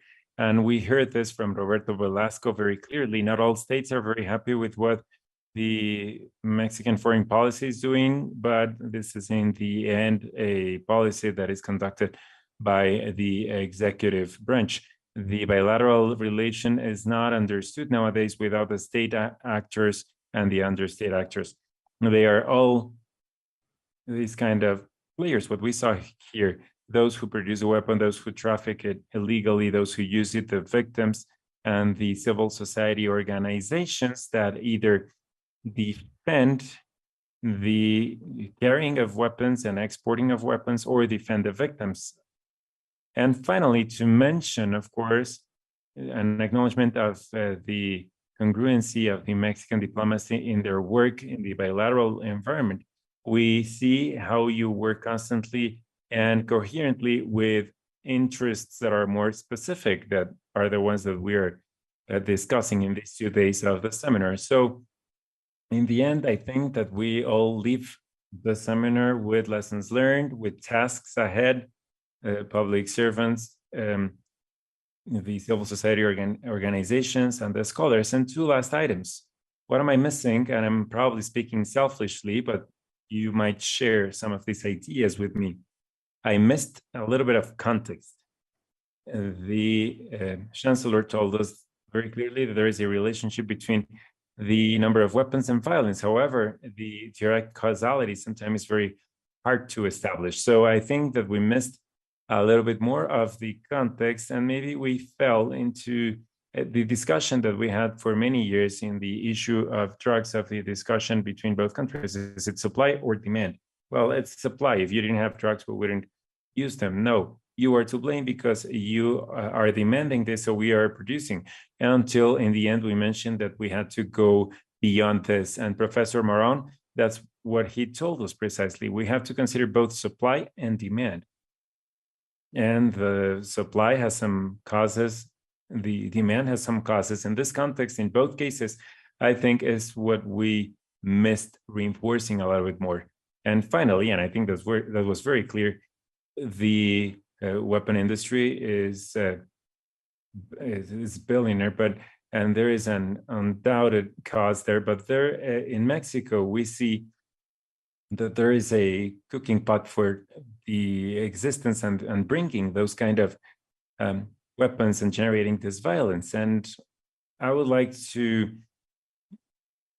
discuss with the colleagues from the Ministry of Foreign Affairs that we needed some more critique and who are against the actions of the government of Mexico, of course, aside from the companies.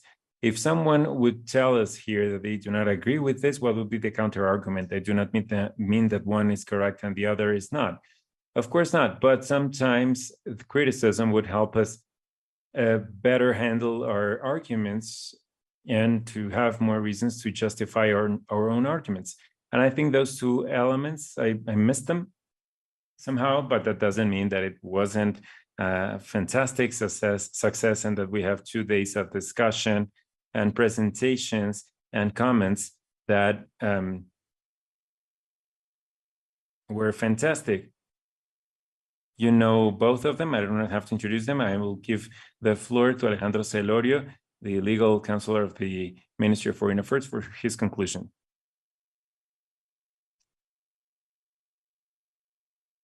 Well, thank you very much. I would like to thank those who are following us online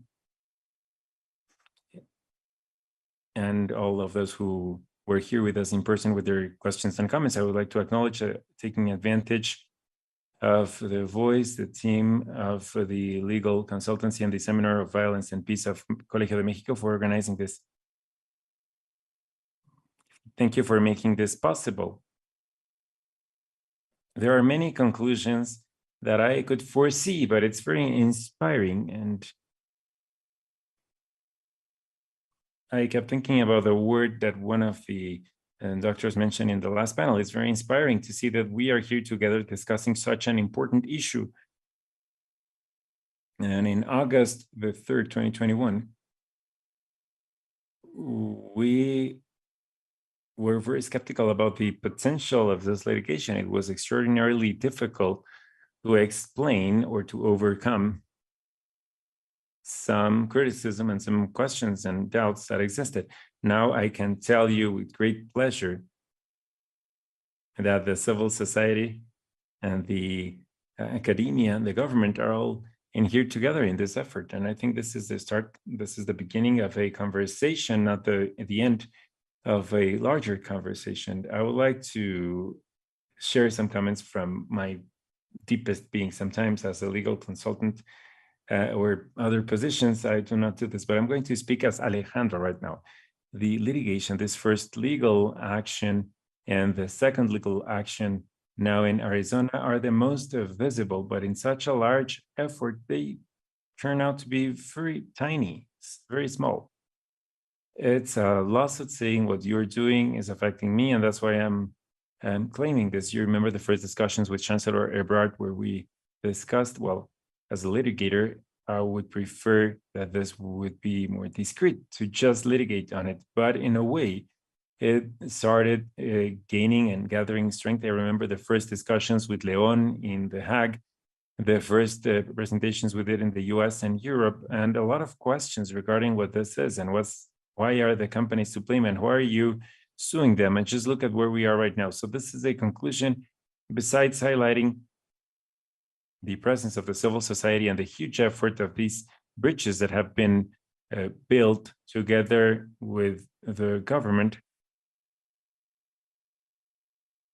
I think that we demystified a lot of the topic of the arms trafficking. I'm not lying. No, the weapons do not come from the US. They are lost by the Mexican forces. No, they come from Central America. You're mistaken. And Jimena Garcia said this perfectly this afternoon in her presentation. Where are we now, and how long have we moved forward? And now, taking advantage of this context, why is it necessary to approach this topic of the illegal arms trafficking? Well, because in Mexico, we only have one weapon store, one armory that is where weapons are sold, and it's managed by Sedena. They have a small caliber. You cannot purchase this kind of weapons in Mexico. And I mentioned in my participation in the initial panel, if we were in an island very, very far away from the US, and I'm saying this because Jamaica has similar problems to ours, and they are very close to Florida, maybe our levels of violence would be much lower. But we have the illegal arms trafficking that is facilitated by these companies, the weapon industry in the US, which is the same industry that is selling weapons to the Mexican state. So this is a spiral of violence where we have the issue that is facilitated by the companies, and the companies themselves are offering the solution. So where are we now? 10 years ago or 20 years ago, maybe the criminal gangs, organizations would use revolvers or handguns and 9mm Uzis, or sometimes AK-47s. Now our reality, it has drones to drop grenades and to overcome the range of a Barrett caliber 50 or an armored vehicle. This is an example that I believe illustrates the spiral of violence where we are at right now because of malpractice or negligence of these companies and other causes. Maybe at customs, we would have to put more guards or more officers. That's another conclusion I can reach. And we have to talk more about what the government of Mexico is doing and other things that we have to improve and do. We have to talk about what the US is doing or not on their border, because this is one topic. The negligence of companies is just one item in a much larger conversation, which is to prevent guns from reaching our country in a market that shouldn't even exist. And another conclusion in terms of multilateral efforts, there they are very necessary, but they are very slow moving, and unfortunately the momentum of focusing in a conversation between governments has been stopping us from speaking about corporate responsibility. In the multilateral stage, there is a participation of government, civil society, and also companies should be participating. They do so in weapons, in the agreement for weapons trade, but it is very difficult to include measures that would directly affect companies in a multilateral instrument, because the government would say, well, no, that is domestic legislation. That some governments would say we cannot continue. We have to continue betting on multilateralism, but not only in terms of the binding instruments, also in soft law, also in some instruments that show guidelines. I think we have to bet on the discussion of human rights and companies, this topic of illegal arms trafficking or the impact of the trade of weapons on human rights is very important, but there are others like mining and the exploitation of the sea resources, and then the exploitation of resources in extraterrestrial space. Now, in terms of multilateralism, something that maybe I didn't delve on in my first participation is what we're doing in the Inter-American system. The government of Mexico is taking advantage of all the resources that it has available to bring this topic to different fora, to get some kind of statement that would allow us to make evident the need of companies to be held accountable. On October 25, we had a public hearing to the Inter-American Commission of Human Rights, and it was very interesting to notice that the first reaction was either asking us if we were referring to the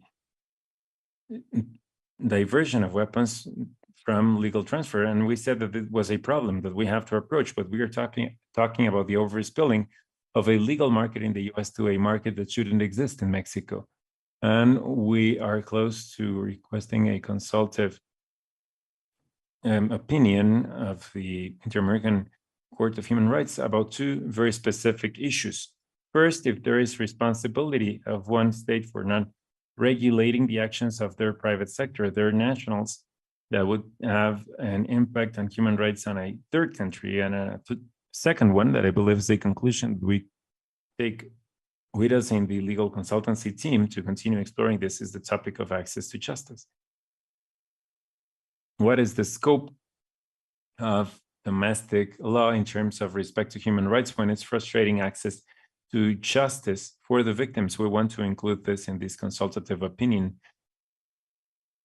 with the Inter-American Court of Human Rights. And this leads me to another conclusion, PLACA.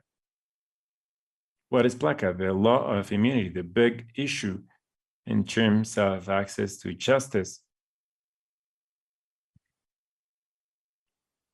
for these companies to be held accountable. There are other topics like more transparency, more resources for customs on both sides of the border. But the fact that there is a law that offers immunity to these companies offers an opportunity to reconsider what we should do as a country in our relationship with this neighbor country. And I would here imagine an action that is much more strategic from our embassy in Washington and its interaction with a US congressman, like open lobbying, discussing this. There is a law of immunity that is affecting Mexicans in Mexican territory. Lobbying not to change domestic laws, we wouldn't dare do so. But maybe draw attention to the effects of a law. Other countries do so when a law in terms of energy would affect their interest. Why not doing so when we're not talking about economic profit, but also the life and the emotional and physical safety of people in our country? But what can the 50 consulates do in the US? They are already doing this, but they should do more. The writings of amicus curiae were achieved by the participation of our heads of the consulates in the US, but we have to do this more with those that are publicly elected, with heads of police, with collectives of victims. We have a great network of allies in the US. And why is it very important? Well, and this leads me to another comment, the importance of doing more things in the US and to raise our voice on such an important issue, because this is not only an issue of weapons that are hurting Mexicans or Mexican men and women.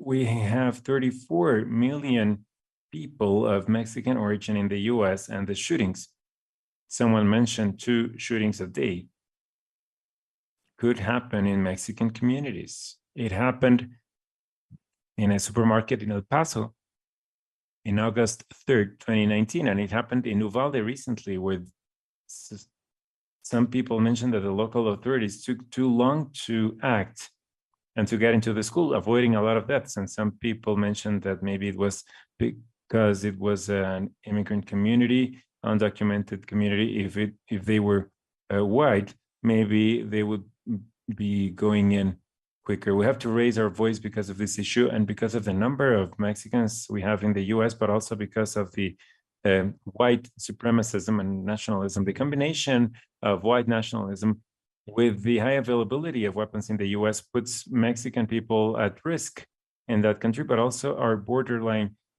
or our border communities. If the individual that attacked the supermarket in El Paso had crossed the border as easy as drug traffickers and arms traffickers do with military-grade weapons, semi-automatic, that is very easy to modify for quick shots, how many people would have died in the Mexican territory? When he was stopped, he said, "I want to kill as many Mexicans as I can."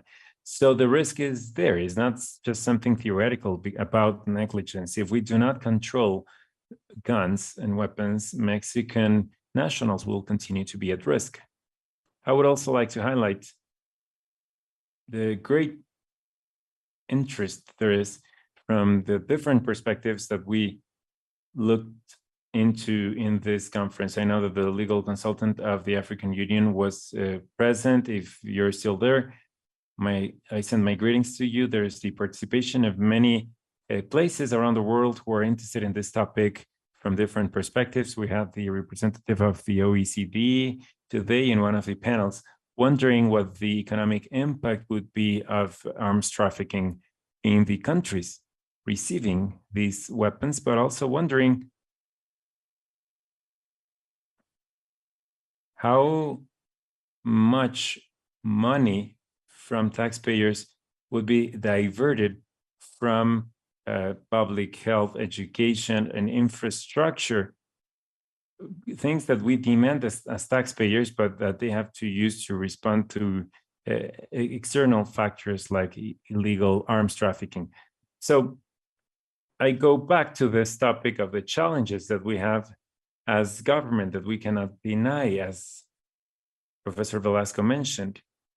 Customs, yes, we need to do more things in customs and border protection and security actions. Yes, we have to do more things in security actions, but something that drew my attention in terms of conclusion was more transparency. In this modern age with so much information, I don't have any idea of how an algorithm could be made, but I imagine that with all the metadata that we can collect, we talked about the attorney general offices and how to modify them, or fiscalías in Mexico. It's not about just modify that, but to use the legal framework to offer more solutions that are data-based. And it is very important to have information about the homicides, the type of instrument that is used, but I repeat, traceability. And I want to highlight this as one of the biggest conclusions. If we have a serial number,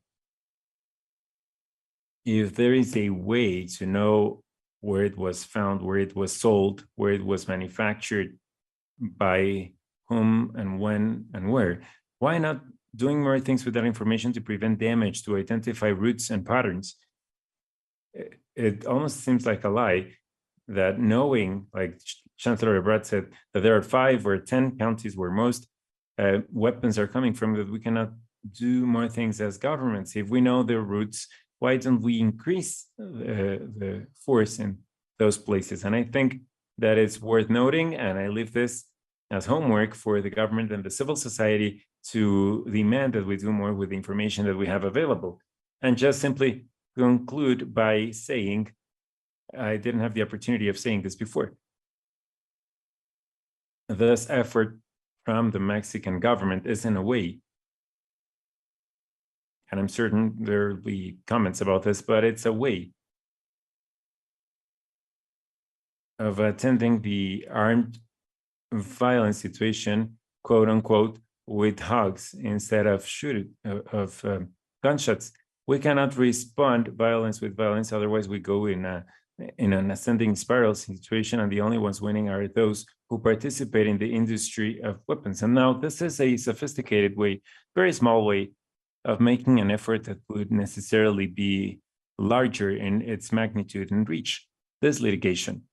And we did so in a way that the government of Mexico is the plaintiff, or is suing directly, but we are doing this, if I didn't mention before, it's inspired by the suffering of victims and their relatives. If we had sued in a victims collective or in representation or on behalf of some victims, some elements of legitimacy of why are you suing instead of others, or certifying the damage if it's 1 person, 2 person, 1,000 people, to see what bullet killed you, what bullet tore out a member from your body, and or which bullet killed you, and to have an idea of the scope of the government of Mexico as the plaintiff, as the affected party. In Arizona's lawsuit, we are including a statement, an argument, that we are demanding both as a plaintiff, as an affected party, but also on behalf of Mexicans. It's important to highlight this because Judge Saylor in Boston, the first instance judge, when he talked about 2 exceptions of the law of immunities, he said, Mexico, you cannot sue, you cannot invoke this exception, but if it had been an individual, then you could have. It's like telling us, Mexican government, okay, but we're missing the victims that were affected. And I want to conclude with this. we could have, and I discussed this with Dr. Aguayo, we could have the intention of many lawsuits of individuals that are suing. Of course, that the government of Mexico would support this in this administration and others, but we have to be very specific in these lawsuits, because as we are seeing, there are two significant challenges when we are presenting many lawsuits. The first one is that because of a multi-district figure of litigation, the federal judge could say all the lawsuits that refer to negligence that is facilitating arms trafficking, I'm going to attract them. And it could be a judge in Brownsville, Texas, like the famous Judge Hannon, leading all the cases of migration, could be deciding on all these demands, thousands of demands from Mexican victims. So my suggestion is to not do so for now. The second suggestion of, well, we received a lot of comments, a lot of them, many very kind, like you're mistaken, it's not this way, you should have done it differently. We have to overcome PLACA. We need to overcome PLACA. That's why this litigation was first presented in Boston. Boston depends on the First Circuit of Appeals. Lawyers Steve Shadowin and others did a study that was very deep in terms of the first instance being important, but the appeal is what's important to us in this effort. And the same with Arizona, which depends on the Ninth Circuit, even though recently they had a more conservative decision in terms of weapon control. Is a very different circuit to the Fifth Circuit, like Louisiana and Texas. So I would just like to thank you all for your attendance. And I would like to suggest that you bring home the conclusion that this effort comes from all of you. It's not the legal consultancy or the Ministry of Foreign Affairs or just the lawsuits, as it was proven in these panels. It's an infinite number of conversations that have to turn around a single, very obvious issue: the less weapons, the less violence. Thank you very much.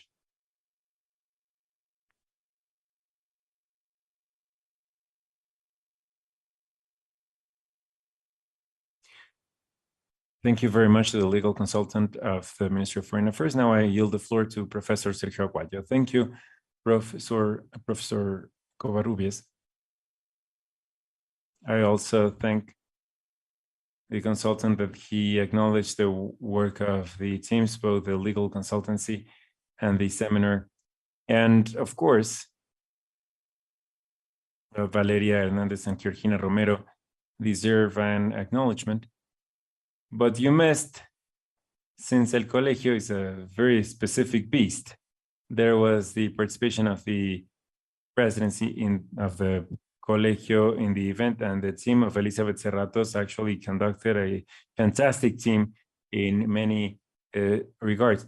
You didn't notice this, and also the information unit, Connect, they have a new name, but they worked fantastically for the streaming to work seamlessly. So when everything goes well, no one notices everything that has to happen behind this. And the interpreters, of course, since I didn't use the interpretation, very good job.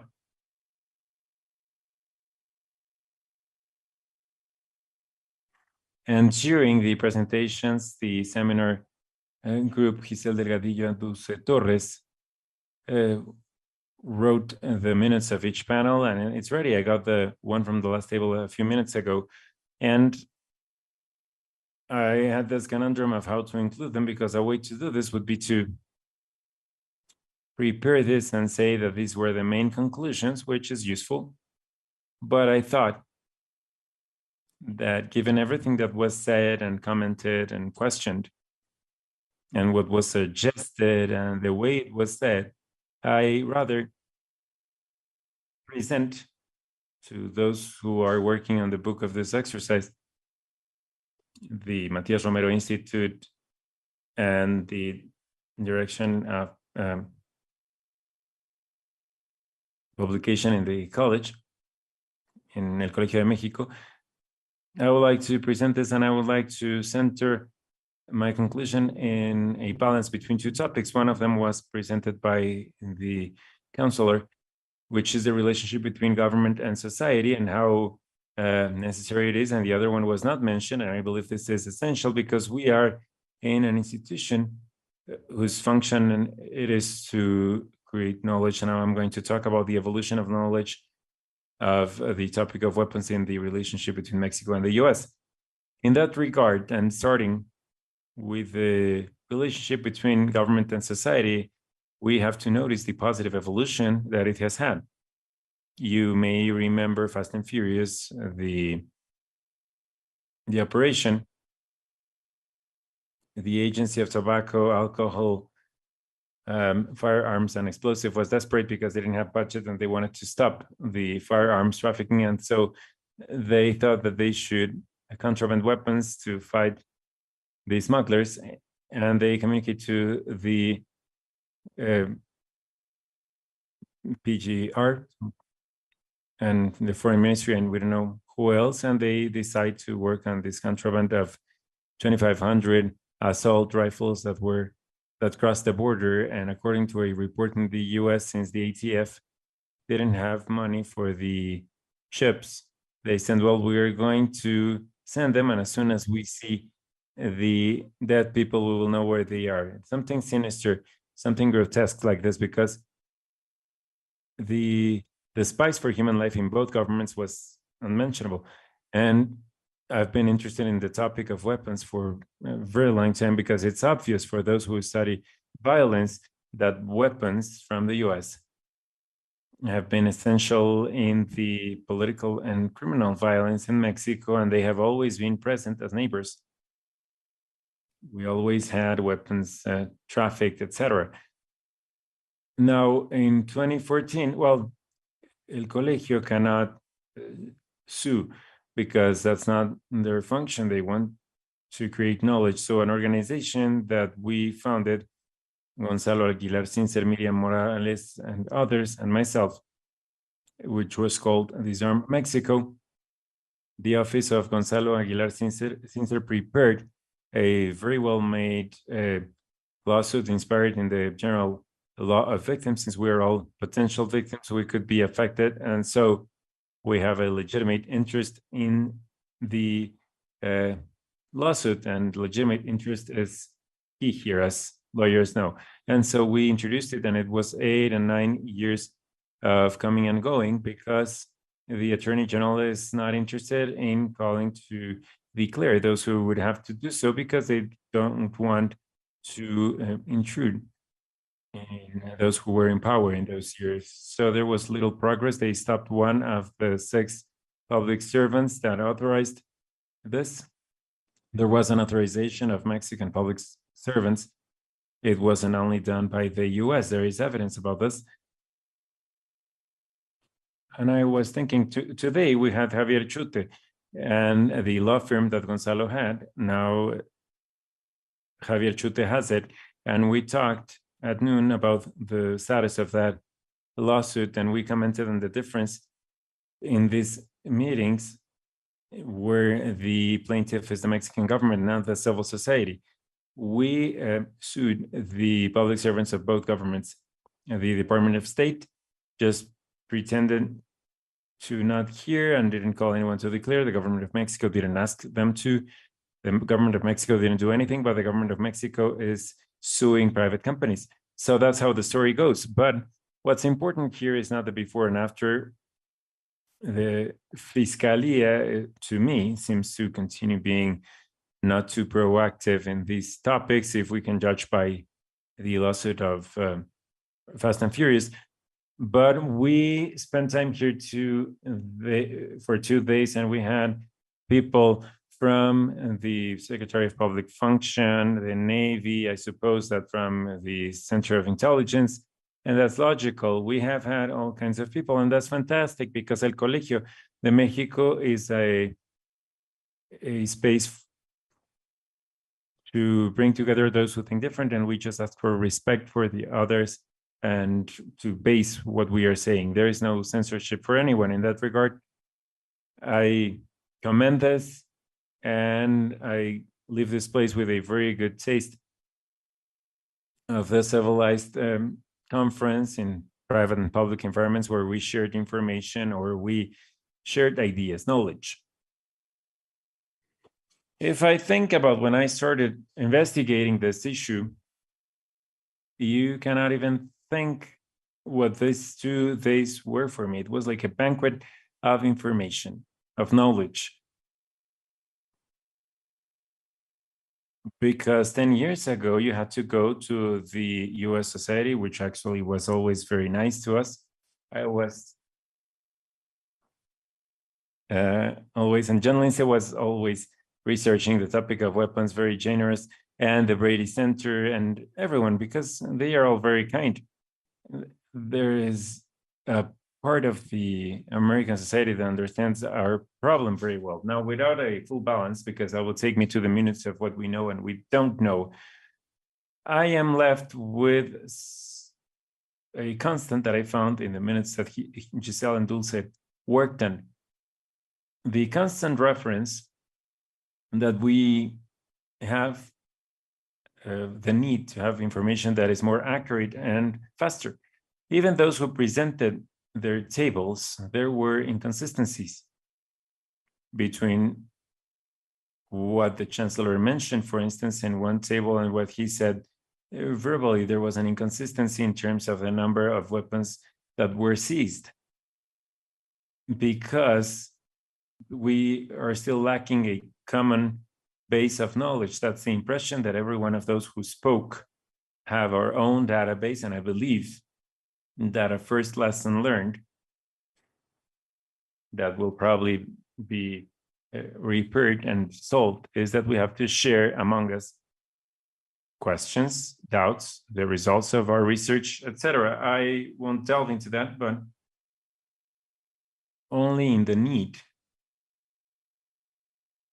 to think about the future. How are we going to obtain the information that we need to perform a better work of analysis? The government for the operations, or for a demand for the policies, we need trustworthy information. In that regard, I would like to present a reflection that no one else mentioned, but knowledge costs. There is no way to avoid this. There is a cost. And this conference was done with tooth and nails, because if the Ministry of Foreign Affairs is Franciscan, and at El Colegio de Mexico, we are shoeless Benedicts. I'm not saying Jesuits, because the Benedicts were the first order to establish libraries and centers of research in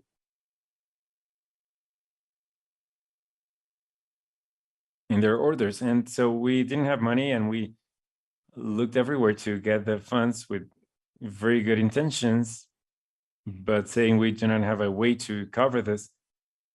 That's why you noticed that we didn't have wine today or yesterday, which is very common in El Colegio.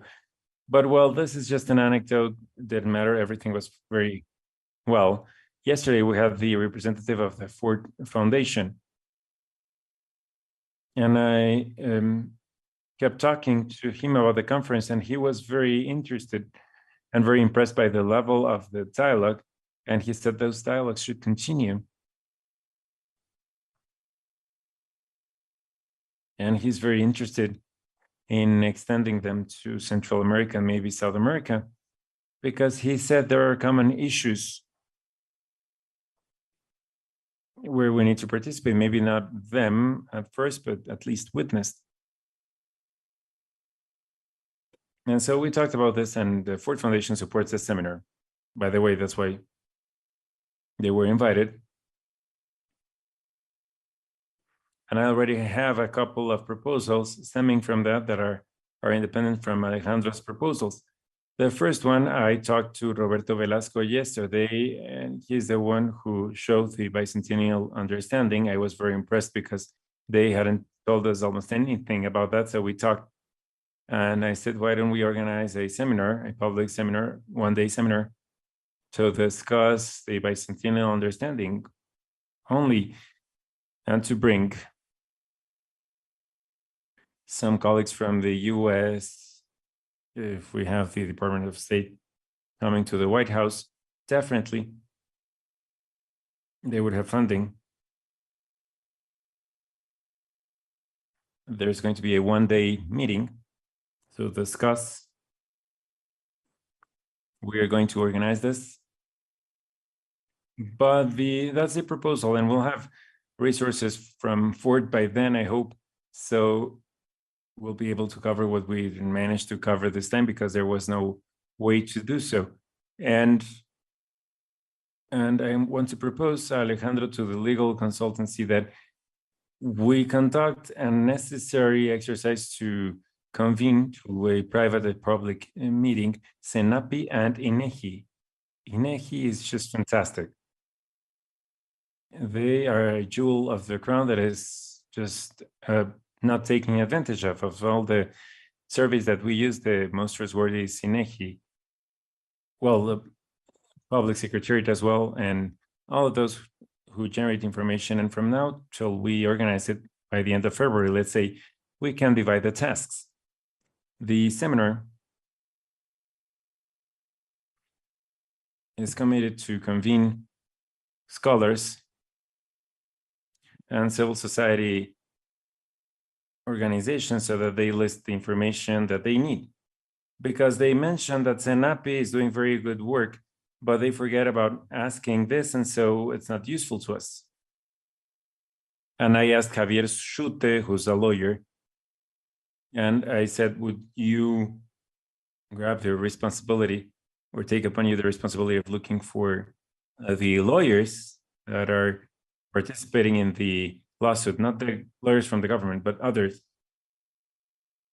to know the information that they would require and how, just working on the lists without any premises. And the consultancy on behalf of the government, of course, and you're very clear on what you would need. And I would like to know if you would like to help us with the colleagues, or Cecilia Farfan, who's from the University of California, San Diego, Cecilia and John, who are very good friends, could help us invite the scholars and NGOs from the US that are interested in Mexico, and how they would be interested in this, and maybe doing this privately so they don't feel questioned.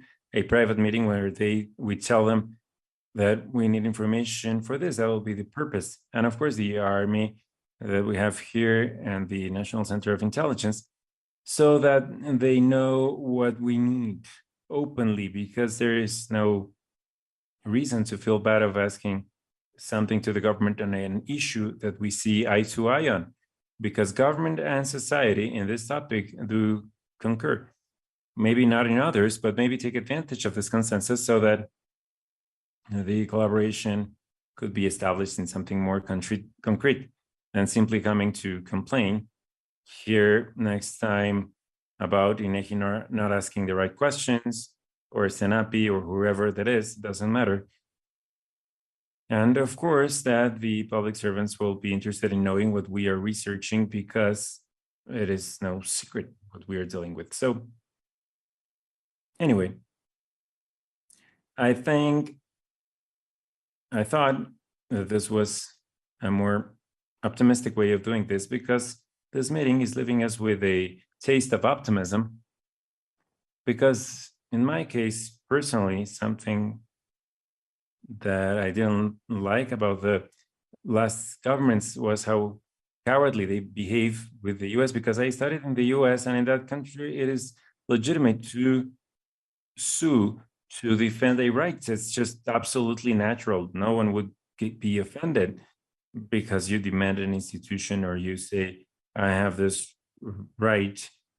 If they are killing us or our people with weapons, then why? When I read that they had demanded, I was excited immediately, and I was put at the service of Alejandro and everyone, just giving space for the discussion. And I believe that we have to give more space to optimism, to get together in what we all do, because in the end, the knowledge that we all generate in this topic in the relationship between Mexico and the US in terms of weapons is useful for the authority. And what the authority is doing of defending us, potential victims, that is to say, all of us, we are potential victims of a lost bullet. They will defend us in Boston or wherever we have to go. That's what we expect, and that's what the government is there for, to defend our safety. So to us, maybe that would be the closing, the corollary of two extraordinary journeys. And I would like to reiterate my thanks to Alejandro, and I was very proud of Jimena Garcia, young, an idealist who was formed in El Colegio, because I talk a lot to her. And that she presented such a humanizing presentation in a very arid presentation. Sometimes we are very dry as scholars, but no, this is something that affects all of us. This is our lives, our children. Why would we let them continue to kill us with weapons from the US because the US doesn't want to make their work because they are afraid of the National Rifle Association? No, we have to get together and defend ourselves, and this is a very legitimate cause. Thank you very much for this.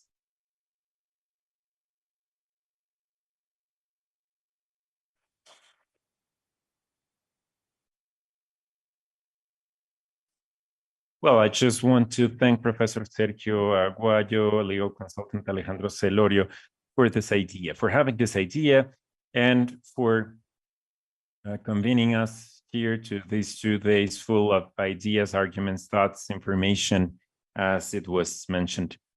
I would like to especially thank our guests from abroad that were with us today for 2 days, and that gave us a lot, gave us a very different perspective. Thank you very much for accepting this invitation and for being with us here at Colegio de Mexico. Thank you very much. And I would like to reiterate my thanks to both teams, the Ministry of Foreign Affairs and El Colegio de Mexico, for making this logistically possible. It was a splendid organization. So thank you very much.